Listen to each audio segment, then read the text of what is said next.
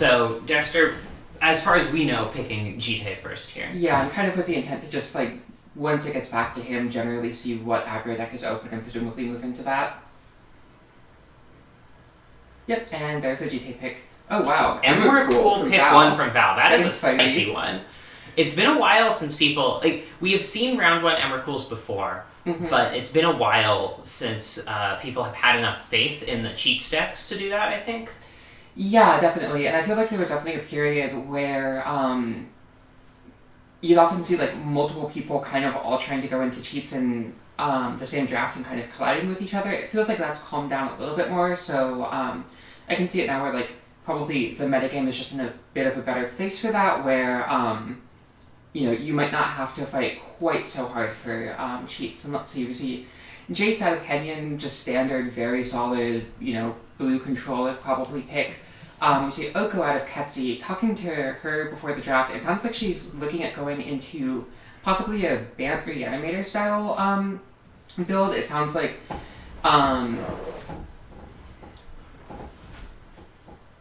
it's like a little bit unusual color-wise for Reanimator, but like the green gives you the opportunity to just naturally ramp into your reanimation targets. I mean, things like, Agent of Treachery are like already reasonably castable in like the Esper Demir versions, and Bant just even more so. I guess we'll get back to that more. Bitter Blossom is a really outre pick from Ambrose. This is his first roto draft with us. I suspect he did not look a lot at the previous spreadsheets, given the Bitter Blossom first pick. That is a card that has not gone anywhere close to first for a while, I believe. Yeah, definitely. Teddy picking Birds of Paradise. Talking to them before, it sounds like they're looking at going in a pod direction.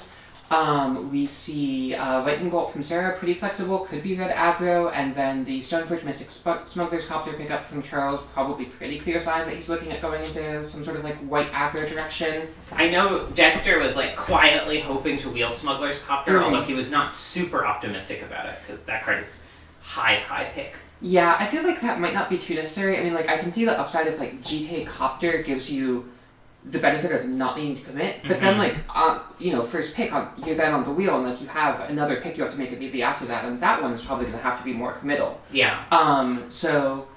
Okay. Taking Bone Crusher, the classic follow-up to Lightning Bolt in the red deck ever since it's been printed. Yeah, and also very nice of, like, those cards are both great in mono red aggro, but they do also, like, go very well in just, like, literally any red deck, so it has a lot of flexibility here, but also, I mean, like, looking at the table, we'll see what Dexter does, but if he doesn't also, like, go directly into red aggro, like, I think Sarah's more than happy to just be the only red, if she's the only red drafter at the table, or, like, red aggro drafter at the table, I think she's happily going to go into that. Yeah, I would be surprised to see Val not go red, and indeed he takes a Luca.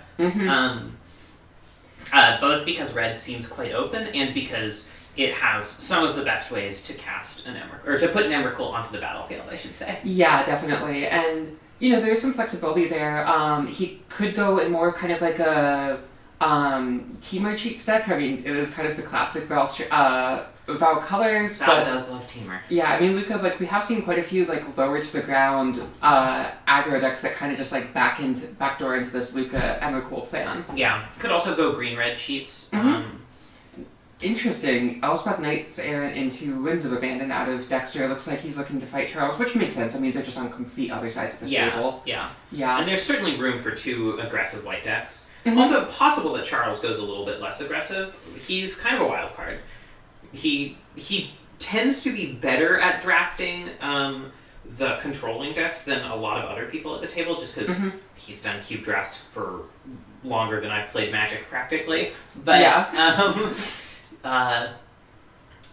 he certainly is also capable of going aggressive. The only person here who I would say would just never ever go aggressive is Kenyon, who has absolutely specifically said, "I will never play an aggro deck."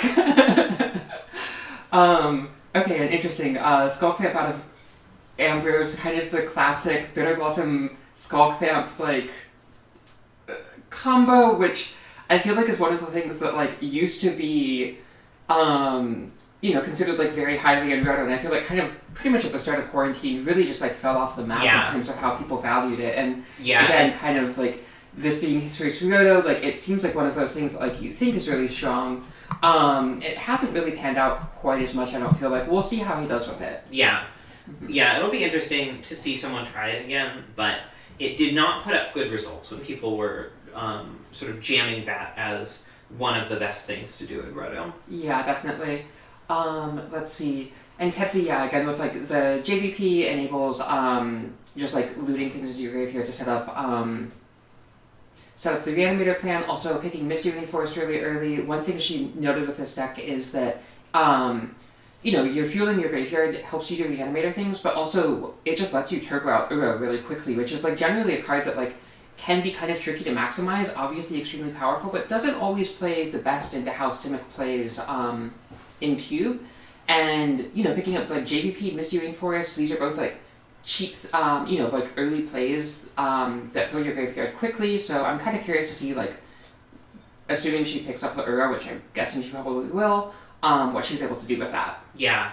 Teddy taking Elite Spellbinder is interesting, with two other people in white decks, and green-white traditionally being pretty much exclusively an aggro deck. I'm curious where they're planning to go with that Spellbinder pick. So talking to them, I think they're looking at specifically going into Pod.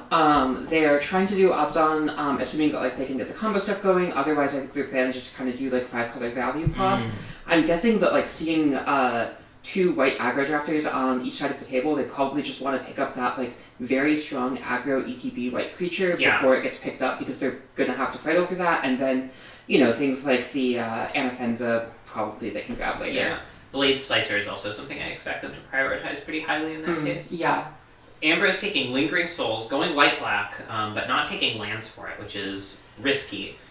You can see Dexter is taking white fetches, Sarah took a black fetch, Ketsi took a white fetch. There's a strong risk that Ambrose is going to have difficulty assembling his mana base. Yeah, definitely. Like, the Marsh Flats getting taken out from under him by Dexter.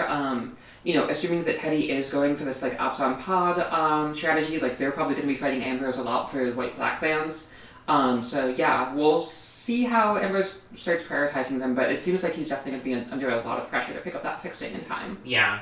It's interesting that Val is taking Luca and Through the Breach so highly. Yeah. When it doesn't seem like something that other people are super likely to fight him over, but maybe he thinks either he really wants to protect against someone taking core pieces of what he's trying to do, or he just thinks he's going to be in his own lane so much that he just doesn't even really need to spend picks fighting over cards. Yeah, I am a little more nervous about like things like the Scalding Tarn getting taken from him, which absolutely could just get like sniped by Kenyon, who like even if he's not like looking at going into like straight it's a blue fetch land, like those just get fought over. Yeah.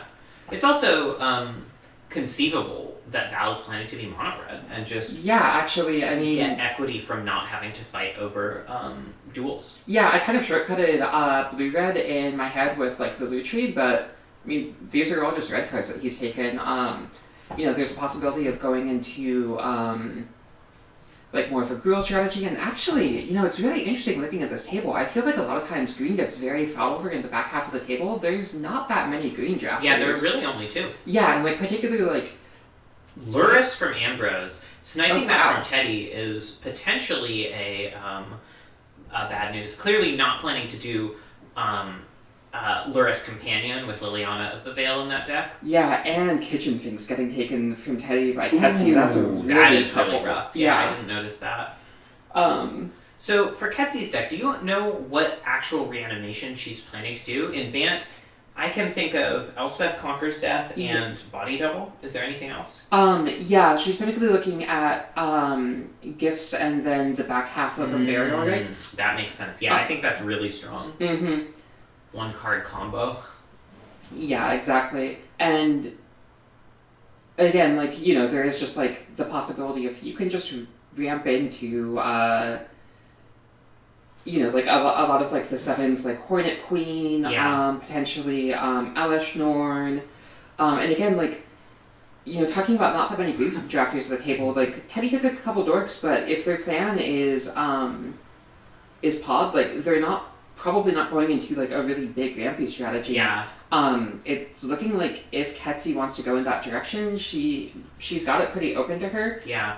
Could also see Val moving into green, since it seems like relatively underdrafted here relative to most Rotos. And it does have a lot of ways of putting Emrakul's on the battlefield. Exactly, yeah. I really like these lands from Charles. Horizon Canopy and Silent Clearing are the Horizon lands that always deal you damage when you make mana off them, but you can sacrifice them to draw a card. I think they're extremely strong in mono white. As just a way of ensuring that that you're able to continue having gas in the late game without necessarily skimping on lands in the deck. Or in addition to skimping on lands in the deck. There's a late Robber of the Rich from Sarah. Yeah, Two-Blade, it is nerve-wracking for the people who are in white now to see so many white decks. And I'm wondering if part of the reason Dexter took 2 fetches is to try to go in a different direction. Yeah, I mean, the other thing with Dexter, like, Elspeth Knight Errant, Winds of Abandon, like, these can be really strong picks in the white aggro deck, but, like, those seem great for a pivot into a more mid-rangey deck.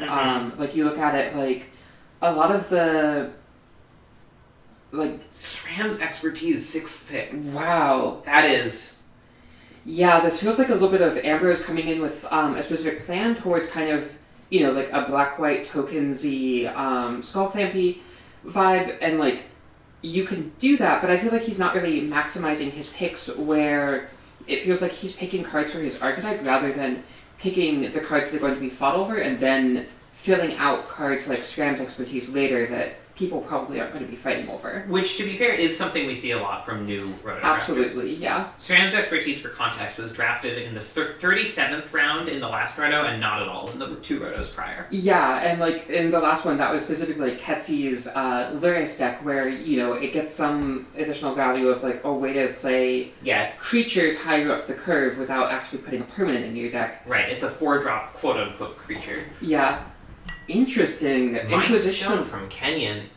And Dexter going black-white as well. Yeah, wow. Inquisition of Kozilek. I mean, I do...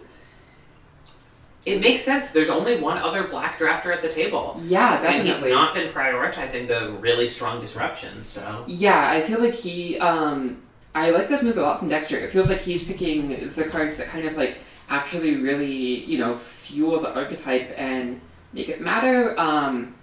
Whereas, yeah, I feel like Ambrose could just be getting a bit more value out of his picks.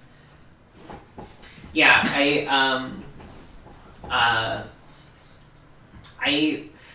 there's been chatter that maybe black-white aggro is a real thing now. I'm curious to see how Dexter makes that work. Yeah, again, I'm not sure if it needs to be aggro, though. Like, it certainly... You know, if that's the path that's open to him, that's great, but, like, it seems like he has room to go into a more mid-range strategy as well if he wants. I'm really skeptical about white-black mid-range as a competitive deck in Roto. That's fair, particularly in Roto. I feel like it probably fares, like, a little bit better in Table Draft, but the plans in Roto are just so much more focused. Yeah. Like, I think a disruption-heavy aggro deck is probably where you want to be with that. Yeah, I can see that. Meanwhile, like, Kenyon's in a really interesting seat where he just seems completely uncontested on all of the good cheap blue interaction. Yeah. It seems Ketsi does not seem interested in that. Yeah, which, I mean, makes sense. It seems like she's on a much more proactive plan here. I am curious. So like, little blue being drafted as well. Like, it seems like someone really should be fighting Kenyon. Particularly, like, one of the white drafters, really. It seems like going white-blue would be pretty... free and easy here. Yeah. For one of the drafters who are already in white. I think it would be surprising for Kenyon himself to go into white at this point. Yeah, I think for Kenyon at this point, he'll go into another color when he's forced to, but if he's just getting all the, you know... Could even be mono blue. Mono blue is a great deck if it's open, and it kind of seems open. Yeah. There's that Blade Slicer from Teddy that we talked about. Yeah, I'm also a little curious to see the direction Teddy goes in now that, like, the Finks has been taken out from them, if they are still looking at going a combo direction. I mean, you know, you can use, the 4-drop black-red hybrid that, like, pings for infinite damage that way, but it definitely, like, you lose a lot of your combo value with Finks gone, or if they do just go more value direction with it. And again, speaking of uncontested, Sarah's just like off in her own world. Cleaning up with these, a Braid, Arc Trail, Robber of Rich, all premium red cards. Yeah, I'm curious to see like what, if anything, Val starts taking out from them. Yeah, I'm guessing.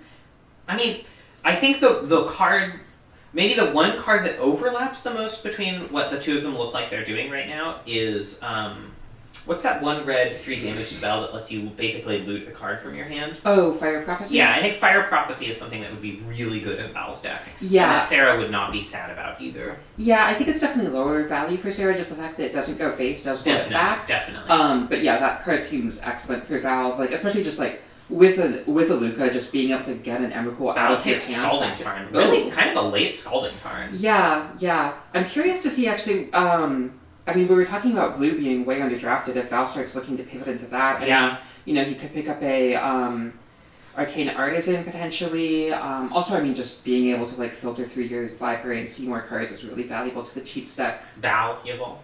Yes. Yeah, I could definitely see that. Could even potentially go sort of a little sideways into Twin. And yeah, looking at chat real quick too, Blave asking if Sarah's draft pick is the official red order. Looks pretty tight so far. I think that like for as uncontested as red is, I think so. I mean, I feel like Sarah has just more experience drafting red than like pretty much anyone else in this cube. And yeah, I mean, I feel like if you are looking to learn how to like roto draft mono red, like you can probably just look at her column right here. Yeah, and yeah, Sarah's the expert. And these are great. The Bloodstained Mire is the only one that I'm like, I don't know about that. Like, I get wanting to be able to potentially add another color later, but it really seems like they are not going to need that. Yeah, I mean, I could also see it like, looking, back 4 or 5 picks, black was definitely underdrafted then. Before Dexter went into it. Exactly, yeah. And it's fairly free, I suppose. It's not like anyone was contesting them on the red cards. So. Yeah, and it does have like some incidental upside. It can like help fuel your escape for Phoenix of Ash, for instance. Yeah, it fuels a Grim Lavamancer. Yeah. Certainly not nothing. Sarah actually just DMs me. I wanted to leave black as a potential to move into, but now there's hella people in it. Yeah. Makes a lot of sense.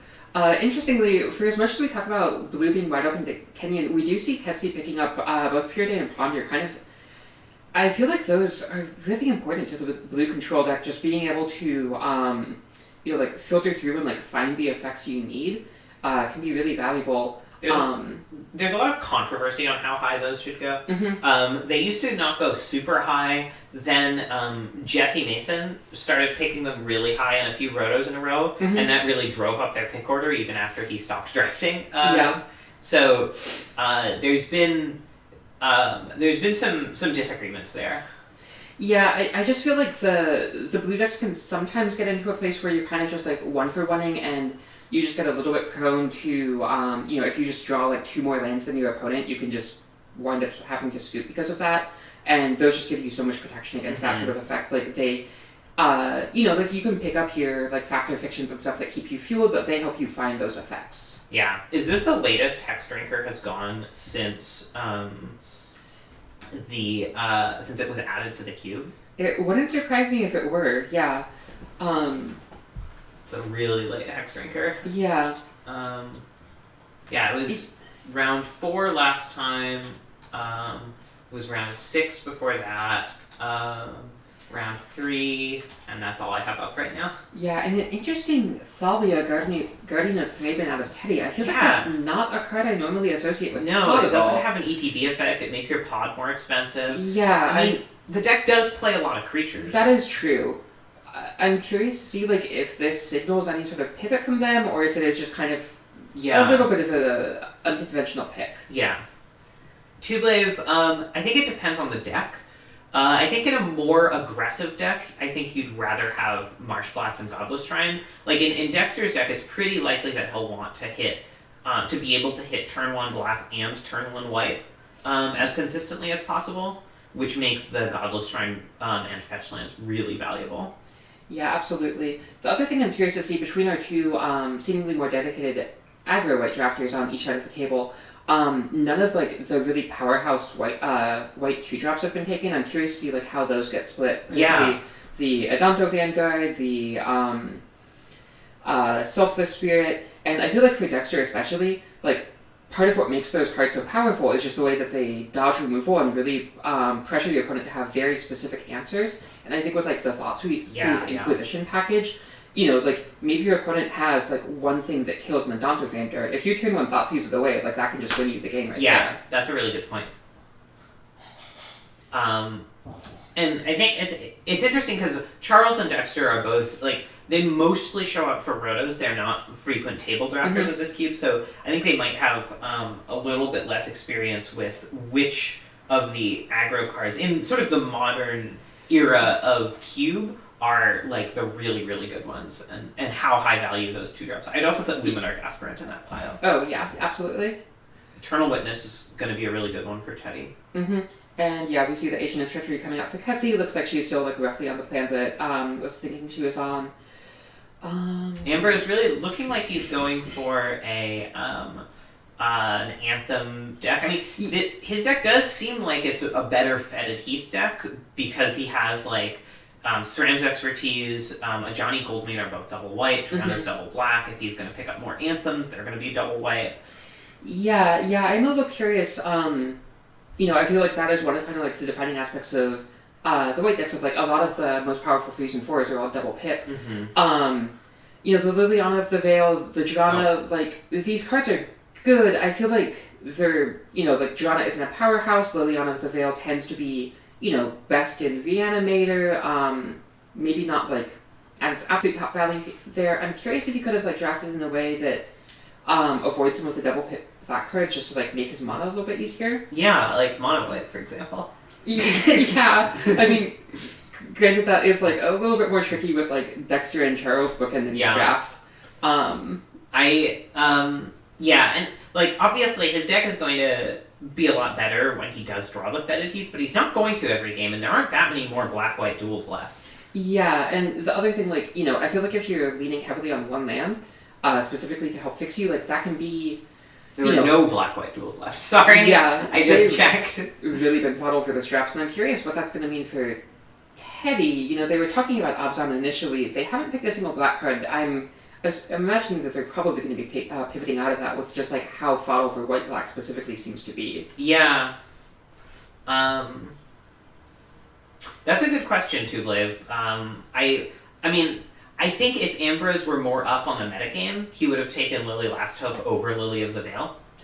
Yeah, I feel like a lot better in a deck like this. Yeah, I'm just a little unsure what Lily of the Veil is looking at doing in Ambrose's deck. I mean, like, it can clear a blocker with the minus, but I feel like when you're tokens, that's a little bit, like, if the opponent playing, like, one strong blocker is less relevant.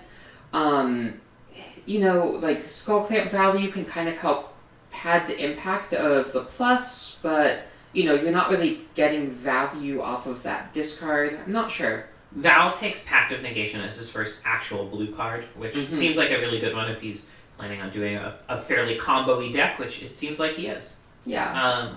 It is unfortunate for Val that all of the, or so far 2, I guess, of the 1-mana cantrips have been picked up. Serum Visions is still available. But, because those are, like, since Val is going, like, pretty much hardcore combo, it seems like, those are really useful for assembling combos. Yeah, definitely. I mean, looking at what he has open to him, I mean, there is Fire Prophecy, as you mentioned, which can, like, help take a little bit. There's also, things like Plague Dean of Chaos that's been added to the cube. These obviously, like, aren't as high rate as, like, the blue cantrips, but just thinking of, like, other ways that you can kind of, like, dig and find his effects. Plarg is pretty strong, though. Yeah, absolutely. In fact, that is kind of a cheat effect, right? Like, you pay 5 and I forget exactly how... You can only... You basically cascade into something that costs 3 or less. Okay, I forgot about the 3 or less clause. Yeah. That definitely... which is also a little bit awkward with Pact of Negation in the deck. Yeah, that is true. Um,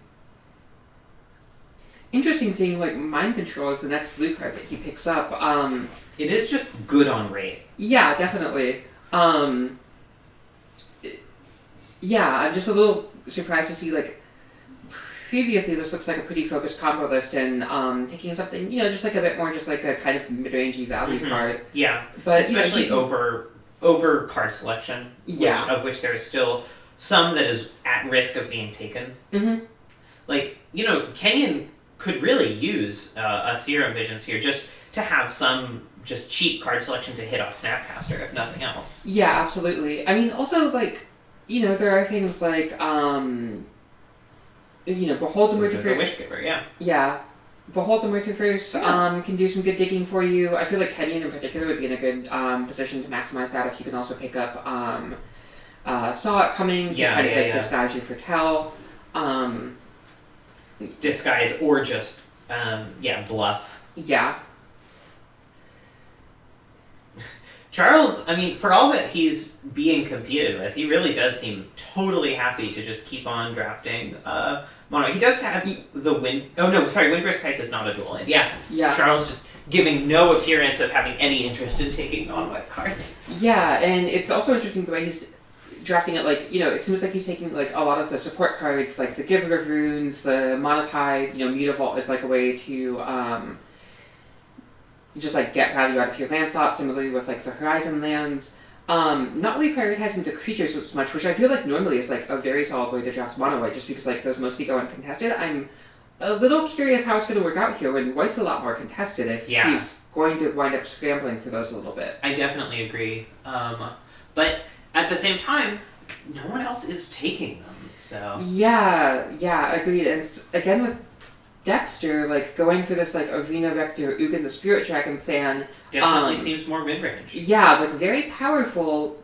Doesn't seem quite as, aggro-focused. I mean, I suppose it is, like, a bit of a way to protect against a Wrath. Like, I definitely don't like it quite as much for that as, like, just a Selfless Spirit. Mm-hmm. But, I mean, if you play out a couple of cheap creatures and drop an Arena Vector, like, Wraths look pretty bad at that point. Yeah. I do want to point out that, like,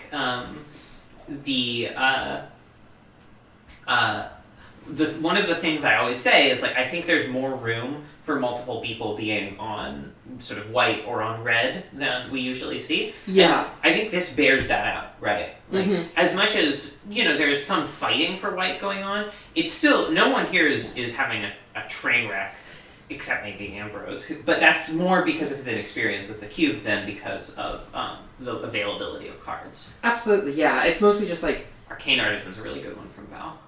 Yeah, they're having to find, like, some different ways to be leveraging the cards. Like, they can't all just be, like, the exact mono-white, like, sicko aggro deck. But there's enough different strategies there that you can kind of finesse that a bit. Yeah. Also, haven't been talking about Ketsy's draft quite as much. It's interesting seeing her just take, like, Prismatic Vista, Polluted Delta... I think Prismatic Vista's really smart. I think that card is underrated for the 3-color decks. Yeah, but also, she's picked up, like, 4 lands that sack to go to her graveyard. Seems great for fielding an Uro. I'm also curious if she, like, picks up, like, a Dig Through Time or something. Okay, Doomscar and Grizzlebrand from Dexter. Ketsy's gonna have to take that Unburial Rites pretty soon. Yeah, looks like Dexter might just be hard pivoting into a Reanimator clan. Yeah, just, Orjav Reanimator. Which is interesting. I was expecting that to be drafted for the first time in the next Roto. Yeah, with all that new support coming. Yeah, there's a ton of new, white and white-black Reanimator stuff coming in with Modern Horizons too. Yeah, I also feel like if I'm Dexter, there's Serum Visions. Yeah, if Ketsy grabs the Unburial Rites here, feel like, I think, like, knowing Ketsy's plan in advance, like, makes sense for what she's doing. I have to feel a little bit cheated of looking at her draft so far. That makes sense. That makes sense. Yeah. Because Teddy really wants Temple Garden. No one else really wants Breeding Pool. Yeah, and similarly, not as much fighting over Hallow Fountain. Yeah. I mean, on the other hand, it's not clear that Dexter would pick up Unburial Rites soon, because who else wants it, as far as he can tell? Yeah, exactly. Ambrose is a wild card bit, but Ambrose taking 2 Wraths already, which is kind of the classic I mean, I guess Dexter has 2 wraths too if you count Winds of Abandon, but that's just so good it almost doesn't count. Yeah, I mean, that's more of a Plague Wind than a Wrath. Like, I feel like it's a little strange coming out from Ambrose of, like, his deck looks more like the one that would want Winds of Abandon, where he's doing this tokeny thing. Yeah, it seems like a Wrath is actually pretty bad for him. Yeah. Yeah, but again, like, if Hetty grabs this Unburial Rites out from Dexter, that's going to be pretty brutal. I mean, like, looking at her 13 picks so far, like, you would not see from Sarah. Oh, wow. Which is something I kind of expected to end up in Val's deck, but maybe Sarah's thinking the same thing. Yeah, and, you know, I feel like Sarah is definitely the classic, how is this still here drafter of... Yeah, that is true. Yeah, and just looking... To be fair, I think Kiki Jiki and Red... Kiki Jiki plus Zealous Conscripts and Red Aggro is great. Yeah, like, I mean, Conscripts especially is just, like, one of the best finishers for the deck, and once you've got that, I mean, why not take a Kiki Jiki? Chandra Awakened Inferno also just really good on rate. Mm-hmm. Interestingly, Sarah's curve is looking a little on the high end. I'm expecting that they will go for the cheaper aggressive creatures later on just because they're just totally uncontested right now. Yeah, I mean, that's, you know, like what we saw Teddy do last time, and that worked out pretty well for them. Okay, and yeah, we see the pod picked up from Teddy. Looks like they're finally staking their claim on that. Yeah, the Verdant 2 also makes, is the first sign that Teddy is still considering going black, which does make sense because that is... Like, the sacrifice outlets are a pretty crucial part of the combo, and that's really only available in black. Yeah, definitely. And also, I mean, like, a lot of the, oh, thank you. A lot of the, like, you know, just, like, mid-rangey value ETB creatures, in black don't really seem to be fought over so far, that Teddy's really in a good position to maximize. Mm-hmm. You know, we see, like, Ambrose doing more of a tokeny thing, Dexter looks like might be more Reanimator. You know, these are both decks that would, like, play a Murderous Chupacabra, but... Oh, and, yeah, Teddy already took it, it looks like, so, yeah, definitely staying in black, but, yeah, it seems like the cards that Teddy is looking for in black don't seem to be getting fought over quite as much. Hetty taking Elish Norn over another fixing land, or a, reanimation spell, and there's Dexter taking one of the precious few... Reanimation spells Kethy has... Excuse me, I'm sorry. Yeah, I feel like particularly if he winds up taking the Unburial from Ketzy, that's really going to be a dagger. From talking... Okay, Collective Brutality, that makes sense. But from talking to Ketzy, it seems like she wasn't rating ECD quite as highly in terms of what she was looking at doing, just because it does take a couple turns to kind of come online. True. I think is kind of looking more at just their, like, compact, Gifts Rights plan, but... Man, with, like, maybe it'll work out for her, but with Dexter going into this white-black Reanimator clan, I definitely was a little nervous a couple picks ago that would get taken out from under her.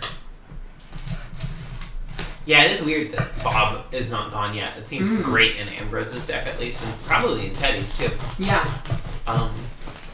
If they can get the mana good enough. Okay, and then we see the under from Tetsu. Yeah, it would have been...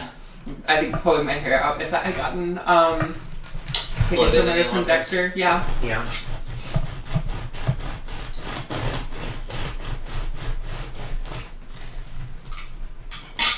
Let's see. Yeah, Grave Titan from Ambrose, you know, makes some degree of sense. It's a powerful card, but I don't know if it shores up the weaknesses. Sorry, Liz is cutting bread. Sorry. Yeah. Liz, do you think we could maybe do that in another room? Sure, I was gonna let you guys cut it up, but apparently that doesn't work, so. Okay, sorry. Yeah, but I also just think, like, with, Dexter moving into a reanimated direction, like, that's potentially a card that might be getting taken out from under Ambrose. If it is something that he's, like, rating highly, it makes sense to pick it. Yeah. Koth from Sarah, signaling again that they are planning to do more of an aggressive thing, and they're just taking the high power, potentially contested cards now. Interesting. Dauntless Bodyguard is the first one drop that Charles takes. I feel like that card gains a ton of value if you have Lyris, but without it, I feel like it's kind of in the middle of the pack as far as the white one drops. Middle to end at this point, I think. Yeah. The white one drops have been getting really good. But he does pick up the Luminarch Aspirant, which is like one of the key drops that really makes the deck go, and I'd like to see that.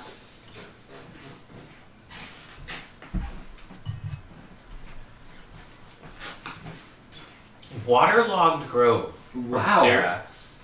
Really, apparently, interested in getting the even just a colorless Horizon Land, which I don't think is completely crazy. Yeah, it is interesting though, looking back, seeing the Sunbaked Canyon getting picked from Charles. I do wonder if, with how uncontested Sarah's been, if that like was something that they could have picked a little bit higher. Yeah, that's a good point. Yeah. I mean, Charles, again, is a little bit of a wild card. People don't know. There's Lily Lasthope, by the way. Yeah. People don't know exactly how high he's going to value things. I think, that I makes a lot of suspect sense, what yeah. Sarah was thinking is like, I am the only person who is drafting aggro who respects the quality of the Horizon Lands? Although, that said, actually, I say that, but the Horizon Canopy and Silent Clearing were taken before Sunbaked Canyon. Sarah had 2 picks to pick up Sunbaked Canyon, so I think that was just a punt. Actually. Yeah, I think so. And interesting, I like the way Teddy's handling this with her mana. White-black, as we mentioned, is very contested, so they're just leaning on the black-green side of things to fix their black mana, picking up Overgrown Tomb, and then they've got Verdant Catacombs and... They have to, because literally no more white-black lands. Yeah. Except for a couple Triomes. Yeah. And one of those is, in fact, Teddy's full Triome, so... Yeah, I have to imagine that's probably going to be a pretty high priority for one of their next picks, but... Yeah, with Windswept Teeth and Verdant Catacombs, I think this Overgrown Tomb is going to do a lot of work for them. No Triomes have yet been taken, by the way. 0 of them, which is kind of surprising.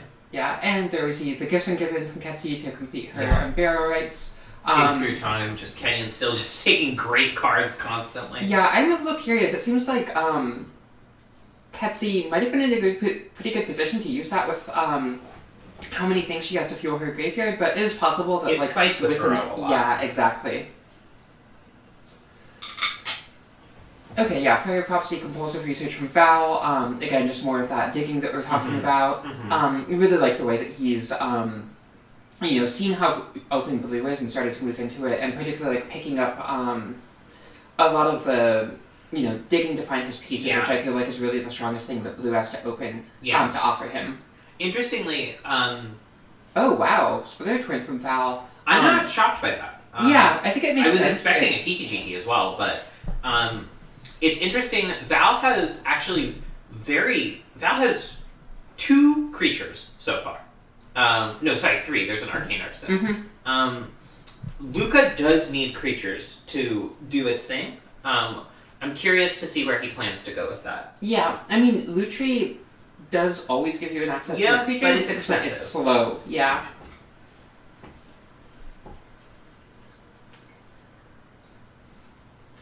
Oh, Thragtusk got from Ketsi, that's, rough for Teddy. Yeah, but also, we've talked about this a lot last time, the way that Ketsi a lot of times will pick up,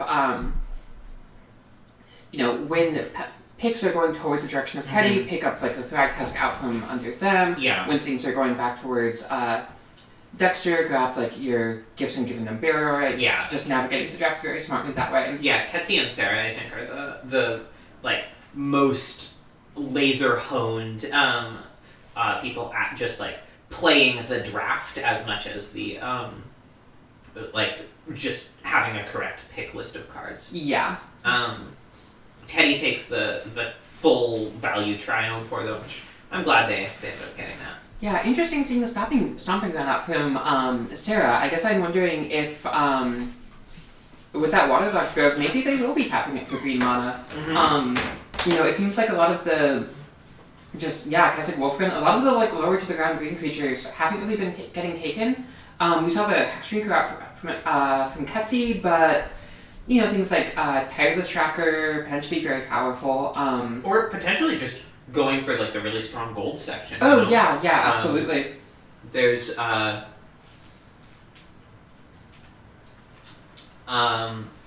of the red green gold cards have been taken except for the Keswick Wolf Run, which they just took. Voltaic Brawler, Bloodbraid Elf, both great in aggressive decks. Yeah, Bloodbraid Elf, especially when Sarah has so many strong 3s. And also nobody's really in a position to take them.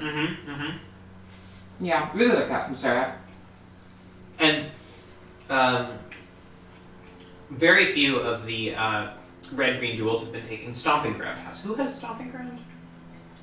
Sarah. Oh, there you go. Yeah. And Windswept Heath, of course. Mhm. Or, sorry, Wooded Foothills, of course. But, like, they probably have essentially free range to pick up Cinderglade, Copperline Gorge, Carplucid Forest, and Sheltered Thicket Yeah. at any point they want to. Absolutely, and I really like this fact of fiction out from Ketsy. It just shows like a very clear understanding of their deck of like specifically grabbing the four drop draw spell that fuels the graveyard. Let's see, Reclamation Sage from Teddy. I know Really that we had. important. Yeah, you were tearing your hair out a little bit last time. That the pod draft or the previous draft got that one taken from them when it was like a piece that deck, gives that deck a lot of outs. Yeah. So nice to see Teddy picking that up here. Interestingly, Green Sun Zenith is still available. Wow, yeah. But Teddy's really the only person who would want it. I don't think Yeah. Betsy does. No. So it makes sense. Although I say that, but actually, Hexdrinker is so strong on its own that Ketsy might just want Green Sun Zenith to find that. That's true, yeah. It's also like, potentially a two drop ramp spell if you want it. Just like the flexibility is nice. If she does wind up picking like Hornet Queen or Trastel or something as like a reanimator target, it just gives you flood protection there. Yeah.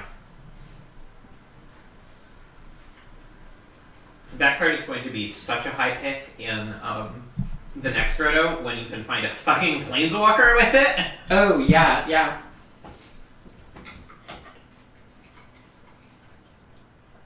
Yeah, and a couple artifact red cards out of Dexter. Cold Steel Heart going despicably late. Yeah, I'm a little bit surprised. Val took a couple really early. Val took Mind Stone over Cold Steel Heart. I'm wondering if that was before he intended to go blue, but he went blue pretty soon after, so... Yeah, it did seem like that blue might have been a little bit of a pivot, where, it was definitely underdrafted early on. I'm not sure if Val was necessarily intending to go into, at the start of the draft? Searing Blaze is a really surprising one from Val. That is a much more aggressive men controlling spell, usually. Yeah, definitely. I'm a little surprised by that. Yeah, I wonder if he might be looking at some degree of move into a more aggressive deck than we might be looking at. Like the Mind Control Arcane Artisan picks are a little bit weird with that though. Yeah. I'm not sure. Let's see. Sinister Sabotage out of Kenyon. Again, just kind of, Yeah, I'm a little bit down on that. I feel like, we were commenting on the other day where there just aren't that many cancels left in the queue, but I feel like, he maybe could be I don't know, I feel like where he's positioned right now, I kind of would prefer to see maybe a Saw coming. Yeah, I think the upside on the Saw coming is a lot better than the upside on Sinister Sabotage, especially because the Hold the Multiverse is still available. Yeah, and I think, in effect, his deck actively wants. Yeah. Excuse me. Turn Timber from Ketsy is another really strong way of putting creatures onto the battlefield. Yep. Hero Bladehold is a strong one for Ambrose, but there's so few cards in Ambrose's deck that even cost 2 or less at this point. I'm really worried about the curve. Here, we can actually take a look at the curve. Let's see. Yeah, so we... they're 3 2-drop creatures, but this is just not... 0 1-drops. This isn't really where you want the... curve to be in a more aggressive deck, and you really want to be an aggressive deck if you're playing a Johnny Drama Hero of Bladehold. Yeah, and if he were the deck with the Thoughtseize and Inquisition, I would be a little bit less worried about having some slower threats, if at least you can disrupt your opponent, slow down the game a little. But yeah, it seems like he's mostly just kind of doing his own game plan, and I worry it's just going to be too slow. Yeah. We're starting to see people take the cards that they don't think they need to fight over as much, but that they want for their own deck. So Sarah taking Goblin Guide, Charles taking Adonto Handguard, Student of Warfare, Sarah taking Shrine of Burning Rage, building out sort of the lower end of the deck that needs less fighting. fighting over picks, to be clear. Makes a lot of sense. Makes a lot of sense.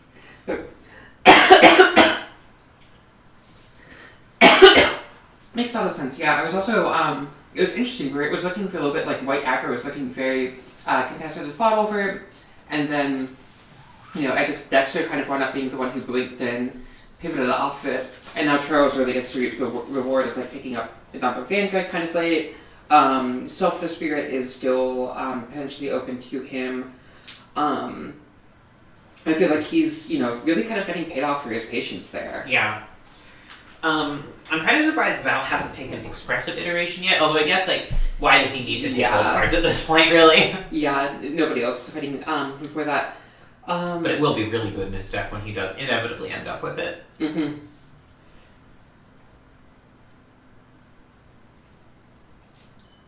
Let's see, we see Lilith's Cobra out from Teddy. Makes sense, so just in a 3-color deck, picking up a Monodork that fixes you. Alright, I'm gonna undeafen. Oh, sure. Alright, everyone, take 5.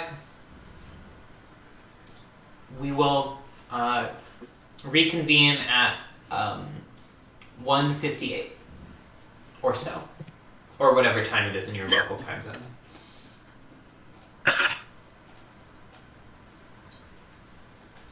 So, are we back on? We are deafened again. Okay, so now that we're at the halfway point, what do you think of the different decks? I guess we've been talking about this a bit, but are there any decks that really stand out to you as being some of the stronger position decks here? I think Kenyon has his work cut out for him. I think the mono blue deck is really strong if you play it well, mm-hmm. and it's super super open. So it's Kenyon's draft to lose at this point, I think. Yeah, definitely. I am a little bit worried.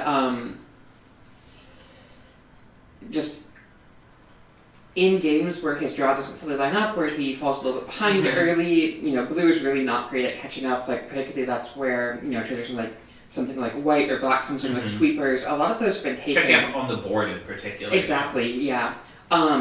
A lot of those have already gone.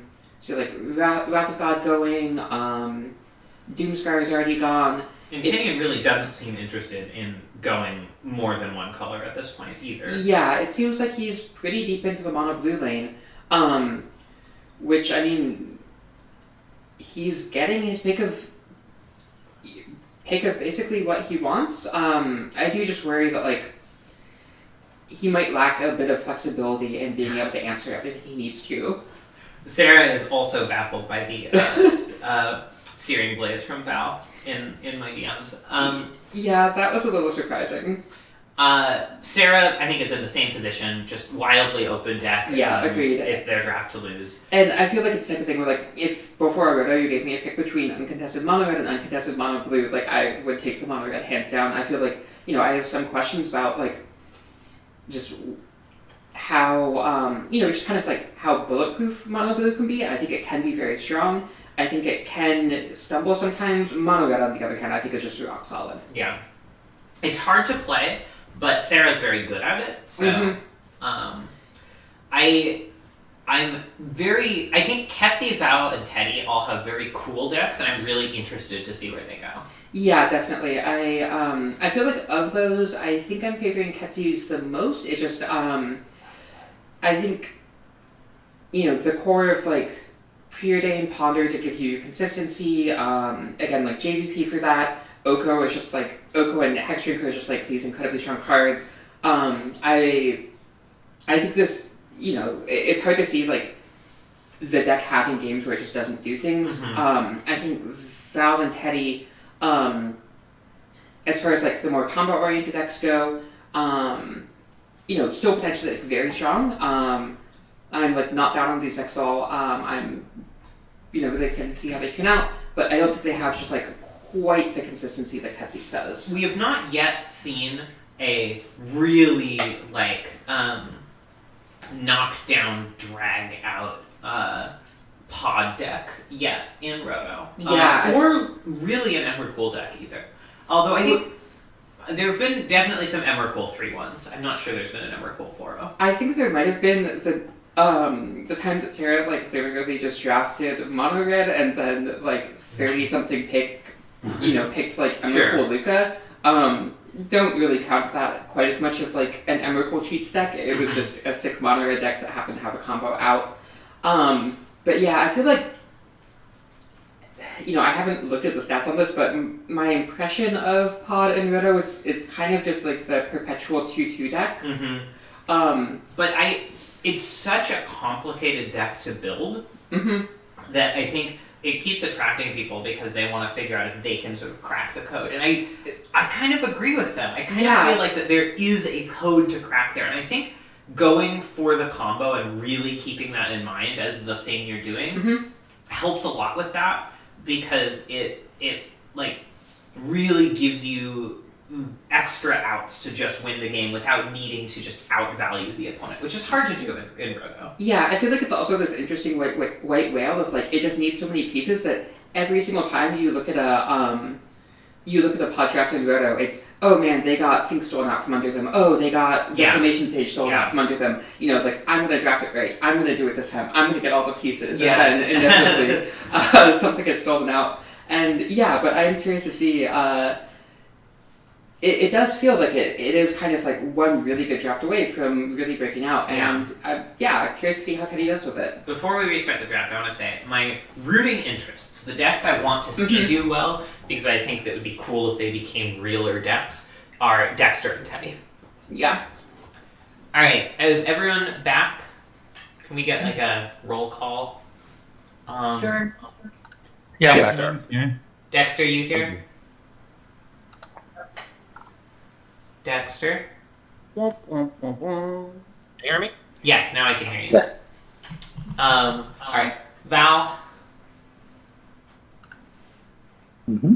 Okay. Yep, I'm here. Kenyon? Yep. Ketsy? I'm here. Ambrose? Present. Teddy? Here. Sarah? What's up? Charles? Here. Great. Alright, you may re-begin. At some point, we should also start figuring out what we want to do for interviews. Oh yeah, definitely. I feel like that. Last like midpoint recap gave us a bit of an idea for that. Like it sounds like Teddy we're pretty interested in. I think Dexter could be interesting as well. Maybe Ketsy.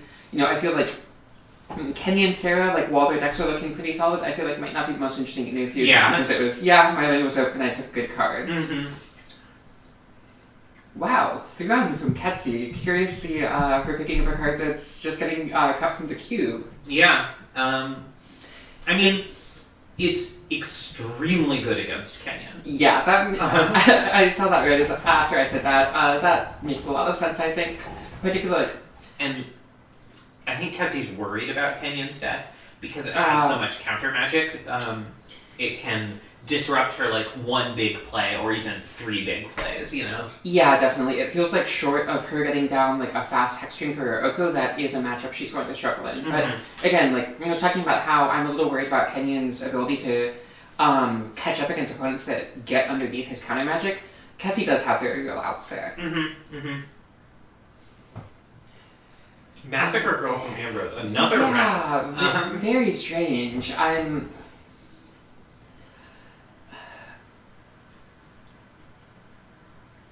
Yeah, that's a little bit odd. It would if he were looking at.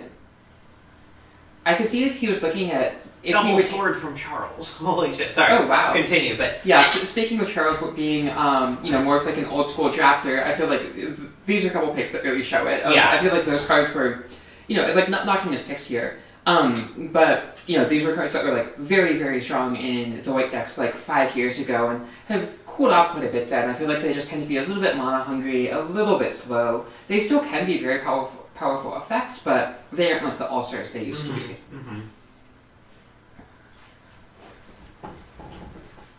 Yeah, and the guy from Ambrose, like a carrying feeder, looks like he's still on kind of this aggressive tokens plan.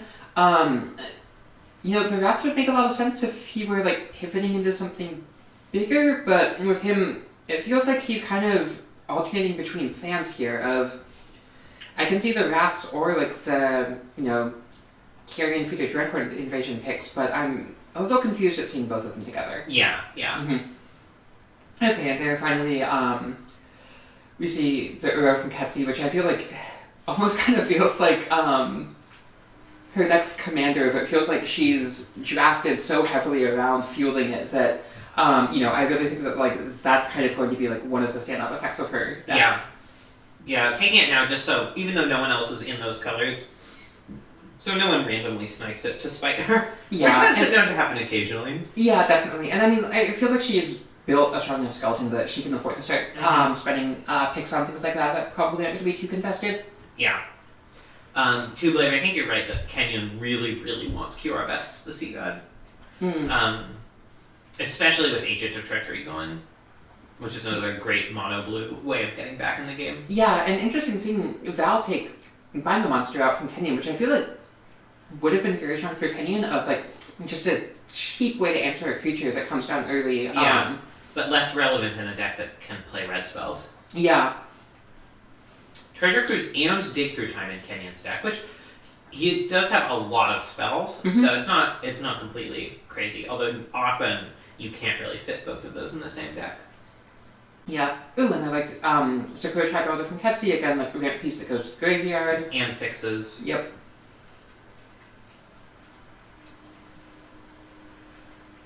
Heartless Act. I mean, one really nice thing about black decks is they do have great creature removal, which is something that's really valuable in this cube. Although it's interesting, one thing we talk about a lot is that in Rota particularly, the black removal that also hits planeswalkers can be very valuable. It feels like that hasn't been prioritized quite as much. Yeah, or the white removal, honestly. Yeah, I do like that Dexter picked up Blood Chief's Thirst a couple picks ago. That's a nice way of doing it. But yeah, I feel like Ambrose, I might want to see more, and I mean, for Dexter as well potentially, you might want to see more of, like Heroes Downfall. Yeah, exactly.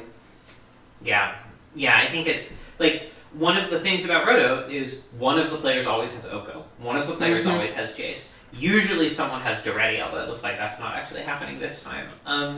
But there are a lot of really strong planeswalkers out there. Royal Science is also one that I expect Val to pick up at some point once he starts actually taking the gold cards. Speaking of ways to dig for combo pieces. Exactly.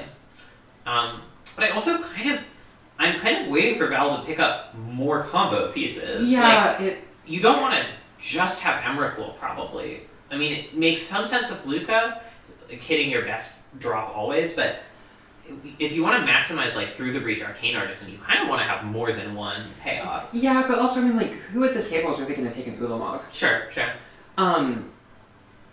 Yeah, it does seem like Val spent the last 10 picks or so just picking up a lot of the interaction, but it does seem like his deck's game plan isn't quite as crystal clear as it was earlier in the draft, which he can shore that up. Yeah, it's not a finished deck yet by any Absolutely, yeah. Whisperwood from Sarah is kind of surprising. Going a little bit higher in the curve with Vivian and Whisperwood. I'm not... Yeah, I think those cards are very strong. I feel like having a focused low to the ground deck is going to be good at punishing people here. Yeah, especially with just how that land's completely open to Sarah. I do feel like she's one of the drafters who tends to lean towards more just if there's a good card available late, she'll grab it, and I feel like that might be a certain degree of what's going on here. Yeah, I think you're right. Yeah. And I mean, Vivian is a really good card, don't get me wrong. I'm just not exactly sure if it's what her deck needed, but we'll see. I mean, she's very good at drafting these aggro decks, and Whisperwood as well. I think Whisperwood's great. I think you want, 2 5-drops in these decks. Maybe 3, and she already has Kiki GQ Dallas conscripts. Yeah, that in particular. And I think Thundermaw is actually a better card than Whisperwood in a deck that is just trying to kill the opponent fast. Yeah, I agree. But I also wouldn't take that here. Double Liliana this round.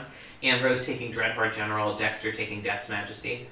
I really like Revelark from Teddy. I think that card is underrated as a combo piece.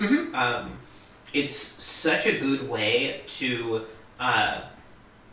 just guarantee you get into, like, if you have two creatures that you need on the battlefield at the same time, Revelark is a really, really good way to make that happen. Yeah, absolutely. One thing, looking at Dexter's deck, I see the Collective Brutality. How many ways does he really have of getting things into the graveyard? It's a good question. I feel like I haven't been paying super close attention to this, but I feel like he might be a little bit short on that. I mean, there are more in the cube, Yeah. and no one's really competing for that. Although, again, Ambrose is kind of a wild card, but... Well, nobody is competing for that, specifically in black. Ketsy's Right. been taking a lot of the blue ones, which, normally we do see, Esper Reanimator be a thing, but Dexter's kind of just cut out of the blue because Ketsy's been taking all of the key cards for that. But, Pack Rat, the one Hit drop that Breaker. discards to... Yeah. all of those are things that Dexter could pretty easily pick up late. Mm-hmm. That's fair. Teddy really does need to take a sack outlet pretty soon. Yeah. Because it's just so plausible that Ambrose could take it at any moment. Yeah. Ambrose already took Carrion Feeder, which is unfortunate because that's one that's Revelarkable. Unlike Okay, there we see the Road Road Strider. But Road Strider's easier to pod, so, Mm-hmm. Yeah, and I think that makes a lot of sense. For the combo deck, there's something to be said about, having cheap pieces, but, the fact that Road Strider is too doable, or Carrion Feeder, unless you're making tokens, isn't. Ironically, Road Strider is one of the things that lets you pop into Carrion Feeder. But, now that's a combo. Yeah. But, it can be relevant where, if they kill your Road Strider, you've got a goat left over, you can go get your Carrion Feeder. Yeah. Or you could just escape Road Strider. Yeah, fair. There's the Blood Braid from Sarah. I do really like that. Yeah. Also conceivable that Sarah is drafting towards a sideboard. Charles took Anafenza! Oh, wow. Oh, Brutal. damn! Oh, no. That's so bad for Teddy. I mean, it's not the end of the world. They do still have Broodmoth. Yeah. Which does still let you combo, but the fact that it costs 4 and not 2 is very, very relevant. Yeah, absolutely. And just And it's losing the redundancy of it. Yeah, and Revelark is not Broodmoth is not Revelarkable. Mm-hmm. That's really brutal. Sarah continuing to take mid-range green cards, which I think Tireless Tracker is an excellent card, but I think red has so many excellent 3s, you just don't want any green 3s. Yeah, and also, are you really spending mana to crack clues? Yeah. It gives you flood protection, I guess, but... It just...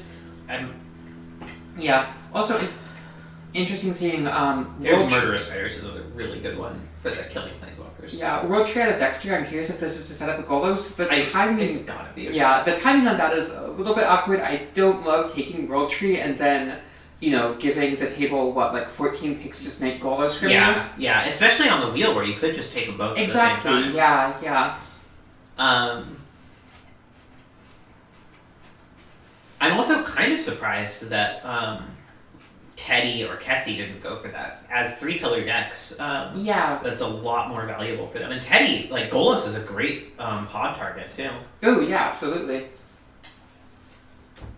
Also, Does Dexter just not realize the combo with Golos? It's possible. You did mention that he tends to mostly draft just rare, not table draft as much. And he doesn't keep super up on the Magic latest and greatest, so... Exactly, yeah. It is curious to see him take World Tree rather than Golos, where I feel that World Tree tends to be the more underestimated set half of that combo. I feel a lot of times we see people take Golos but not the tree. Yeah. Even though I do think the World Tree is just a good fixer in its own right. I'm a little less sure in a 2-color deck. Yeah, and I think it's pretty awkward in Dexter's deck in particular. Yeah. But I think in a deck that is 3 or more colors, the World Tree is really good, especially if it's green. Yeah. Wow. Very late lyrical Ilcore from Ketsy. I'm a little surprised by that. It seems like such a solid card for her plan. Yeah. It also seems like the sort of thing that Val or maybe even Kenyon might have taken. Yeah, I'm a little curious, like, it seems like that one kind of just, like, got collectively forgotten. Yeah, it's possible, and that does happen in Rotos. Yeah. Okay, so we see Murderous Rider coming out from Ambrose. Like we said, that, just the removal that hits Planeswalkers is very valuable. Yeah. And it's nice to see him grabbing that, especially in kind of, like, a slower deck where, if you're getting, like, on the board with 1s and 2s, sometimes you can just attack down a Planeswalker. Maybe a little trickier with Oko, but, since his curve is a bit higher, having those outs to Planeswalkers is really nice. Yeah, for sure. So the one thing Teddy is missing now is a persist creature. So Murderous Redcap is, I guess, the main one. Yeah. Persist creature with an ETB to buy back infinitely with the combo. Yeah, which I don't think anyone would be looking at taking it. I mean, you never know if, like, okay, well, there we go. Yeah. Murderous Redcap. But yeah, that early fixed grab from Ketsy is definitely rough for Teddy. I'm a little curious. So much redundancy lost. They lost the redundancy on the persist, they lost the redundancy on the sack outlet, and they lost the redundancy on the Anafenza side of the combo. Yeah, and I feel like this kind of just comes back to it. If there's just so many pieces that the pod deck needs, also, like, it's 3 colors, you have to fight over your lands, it just seems impossible to get everything. Yeah. And, like, honestly, just the fact that, like, Teddy got at least, like, a piece from each spoke of the combo, I think in some ways that might just be the most you can hope for. I feel like you want redundancy in at least one spoke, if not 2. Ideally, redundancy in all 3 is probably a pipe dream, but... I mean, ideally, but, like, you just can't get everything. I mean, there's on the flip side of, like, we talked about how it was nice that they were able to grab the Reclamation Sage of, like, like, sure, maybe you get, like, redundancy in one spoke, but at the cost of, like, having a weaker toolbox. Yeah. I think that, to some degree, you're just going to lose picks in the deck. Sure, but I think also if we look back, there are some picks here that are really not mandatory. Like Thalia, Charming Prince, Solemn Simulacrum, even Metamorph. Like, Metamorph is good in this deck. I don't think it's as important as the sort of core of the combo, Yeah, I'll definitely give you the Thalia pet guide. Yeah, I'm a little confused about that one. The other thing, I'm curious to what degree Teddy got daggered on this. I feel like a lot of times we see when someone is, like, clearly going into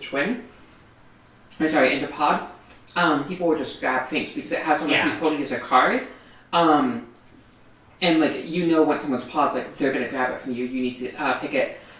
I think Ketsy in your DMs was kind of terrified of just, like, the Sarah uncontested mono red deck of. Yeah. I'm curious if, like, that was even something Ketsy had her eye on as, like, Teddy's going twin, or is it just, like, Sarah's mono red, I just need things.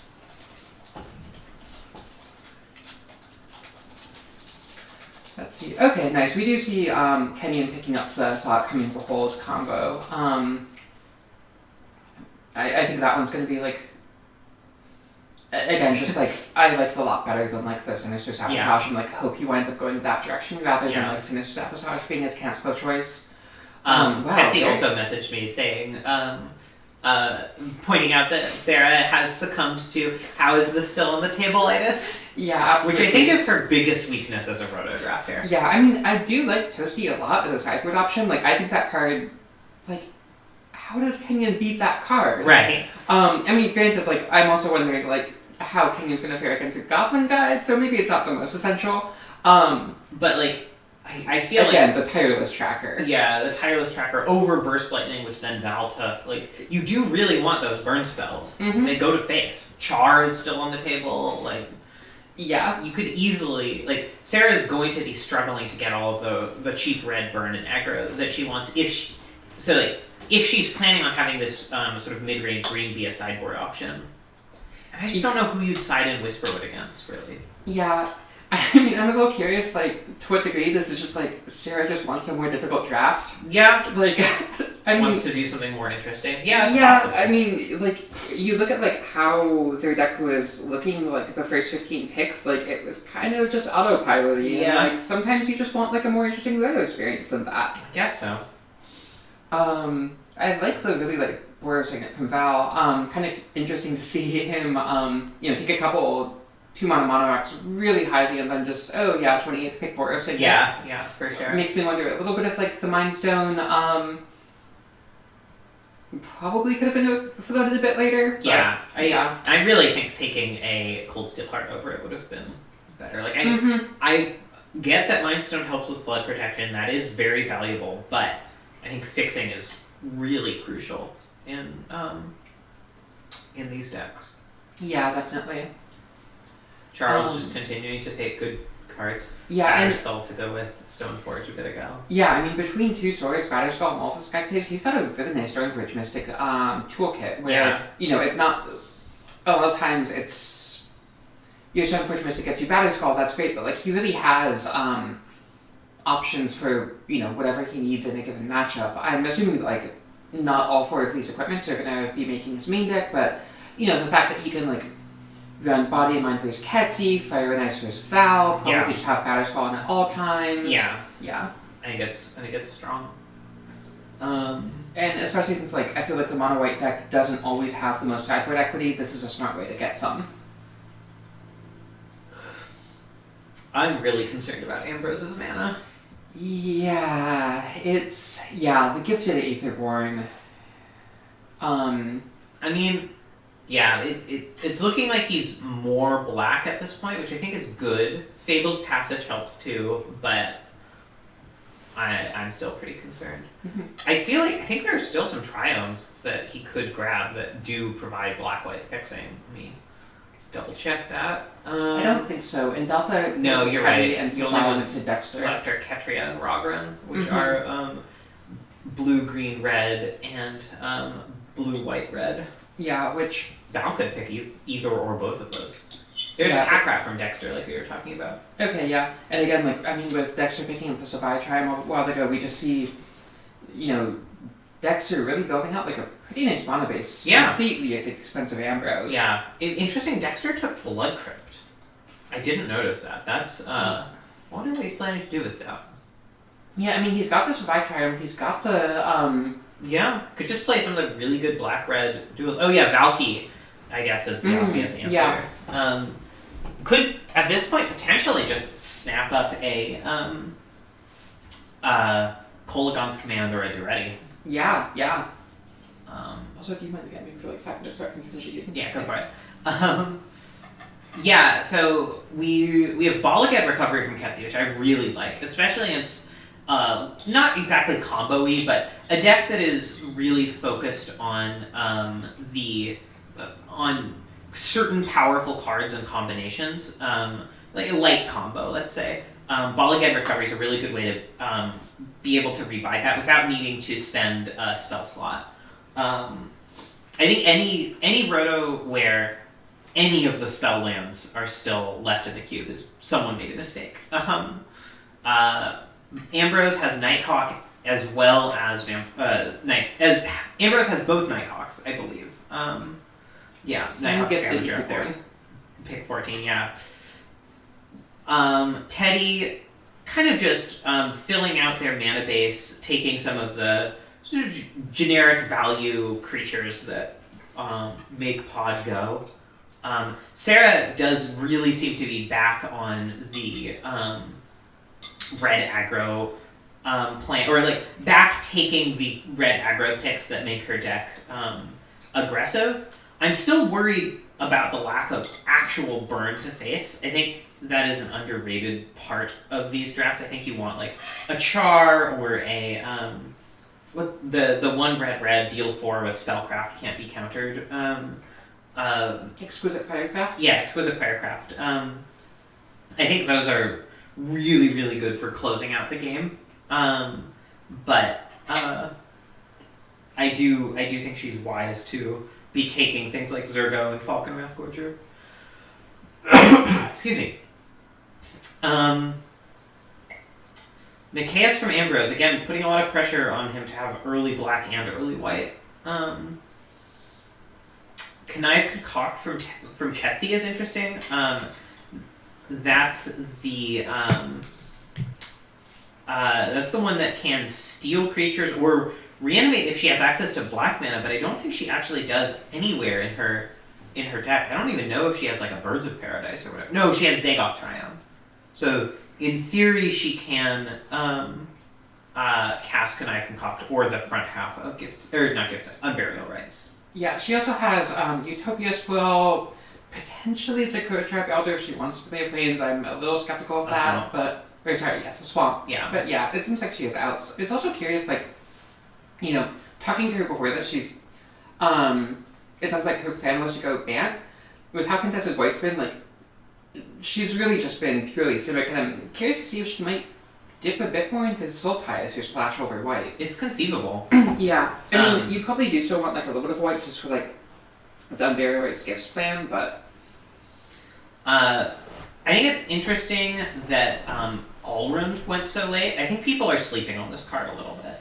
I've been extremely impressed with it. Like, Magic has a lot of, like, 5 mana stars for cards in hand that draw you cards somehow, and they're never great. I think having the 2 mana 2/3 flyer on the front on the back makes it like actually an extremely good card. Yeah, I do think. I mean, it seems like the other decks that would be looking to play it, like Val and Ketsi. Ketsi just like has other early plays of like she wants to be ramping. Val does have like a lot of red removal, which like probably makes the 2/3 a little bit less essential. Yeah. But it also like the scry is very real. Yeah. Like in a lot of ways, it's sort of vigilance scry. If you can afford the mana. But like it's good flood protection is what I'm getting at. Mm-hmm. Let's see. Yeah, I feel like we've been a bit down on Ambrose's draft. It does seem like one upside to it of I can see him having a pretty favorable matchup against Sarah. Just tokens to come up the ground, wraths, your like gifted Etherborn, Nighthawk, both Nighthawks. I can see that if he doesn't stumble on mana. Yes, that's true.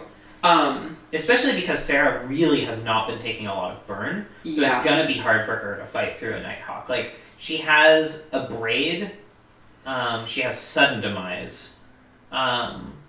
Shatterspell Smashing is a little too expensive to make that work. Arc Trail's a little too small to make that work. Bone Crusher doesn't really kill 3 toughness creatures. Bolt is good, but like it's really kind of a Braid, Bolt, and Shatterskull Smash, and a Sudden Demise, and that's kind of it. Mm-hmm. Grey Merchant does seem good here. I think Ambrose's deck would have been a lot better if it was just mono black, though. Yeah, I agree. I feel like definitely could have drafted this with a more focused plan. I do like his aggro matchup at the very least. Yeah, no, I think you're right. Yeah. I think he'll probably be pretty good against Charles, too. Is 34th pick the latest we've ever seen Breeding Pool go? I feel like it might be. It might be, yeah. I should create a spreadsheet that just lists every card name and... the latest it's gone? Just like all of the picks across all of the rotos. Yeah, that would definitely be interesting. Let's see... Val steals Kioribest the Sea God out from Kenyon. Wow. That's pretty bad for Kenyon. Yeah. I'm not sure Kenyon realizes how bad that is. Yeah, I mean, he does have the Sublime Epiphany Gearhawk combo, but I feel like that and Kioribest the Sea God are like really the 2 ways that the blue deck has to like put games out of reach. Yeah. And losing one of them is rough. Yeah. Hero's Downfall finally being taken by Dexter here. Mm-hmm. I'm curious. Also, yeah, kind of like the Callous Bloodmage pick up for him late of just, potentially I think they're deciding Dagger Ketsi's Graveyard plan. Yeah. Urza from Kenyon, also pretty late. Yeah. I mean, this cube, it doesn't lend itself to building around Urza the same way like older cubes with a lot more artifacts do. Yeah, it does seem like Val would be in a pretty good place to use it, though. He's Yeah. got lots of 2-mana mono rocks. He's got things that he can, He has like lightning greaves or whatever to boost it. Yeah, I mean, like, he's got, like, an Emrakul that he can, hit off the 5. Well, we're at the point now where it's really surprising that Val has not taken any more hits off of the cheat plan. Yeah, I'm a little curious, like, is he still planning on going for the cheat Yeah, plan? it's also with only Deceiver, Exarch, and Pestermite as creatures since the last time we talked about it. It's like Luca is just not gonna do a whole lot. It's gonna be really hard for Luca to even activate. Yeah, I mean, he does have Breach, but I mean, like. But Breach is particularly good when you consistently have a big monster in hand. Yeah, definitely. Which, I mean, like, maybe he picks up a couple more with his last couple picks, but yeah, it does seem like. And, I mean, like, he does have the Twin Plan as well. Did lose Kiki this era, which is rough. But, yeah, it does seem like he's, kind of, like, built a lot of the framework of just kind of, like, a solid blue-red deck, but hasn't really, just doesn't really seem to have quite as supportive as a combo plan as I would have hoped from the early picks. Day of Judgment is a surprising one from Charles. Oh, wow, yeah. I'm not sure where he intends to cast that spell. Yeah, I mean, but also, like, he's mono white, it's pick 35, Yeah. he's only had to pick 3 lands. It like, could just be a hate draft. Exactly, yeah, that's what I'm wondering. Like, it seems like his draft seems pretty close to done at this point. Yeah. I mean, the thing about it being a hate draft, though, is, like, Ambrose already has infinite wraths. Yeah, yeah. Dexter has 2. Mm-hmm.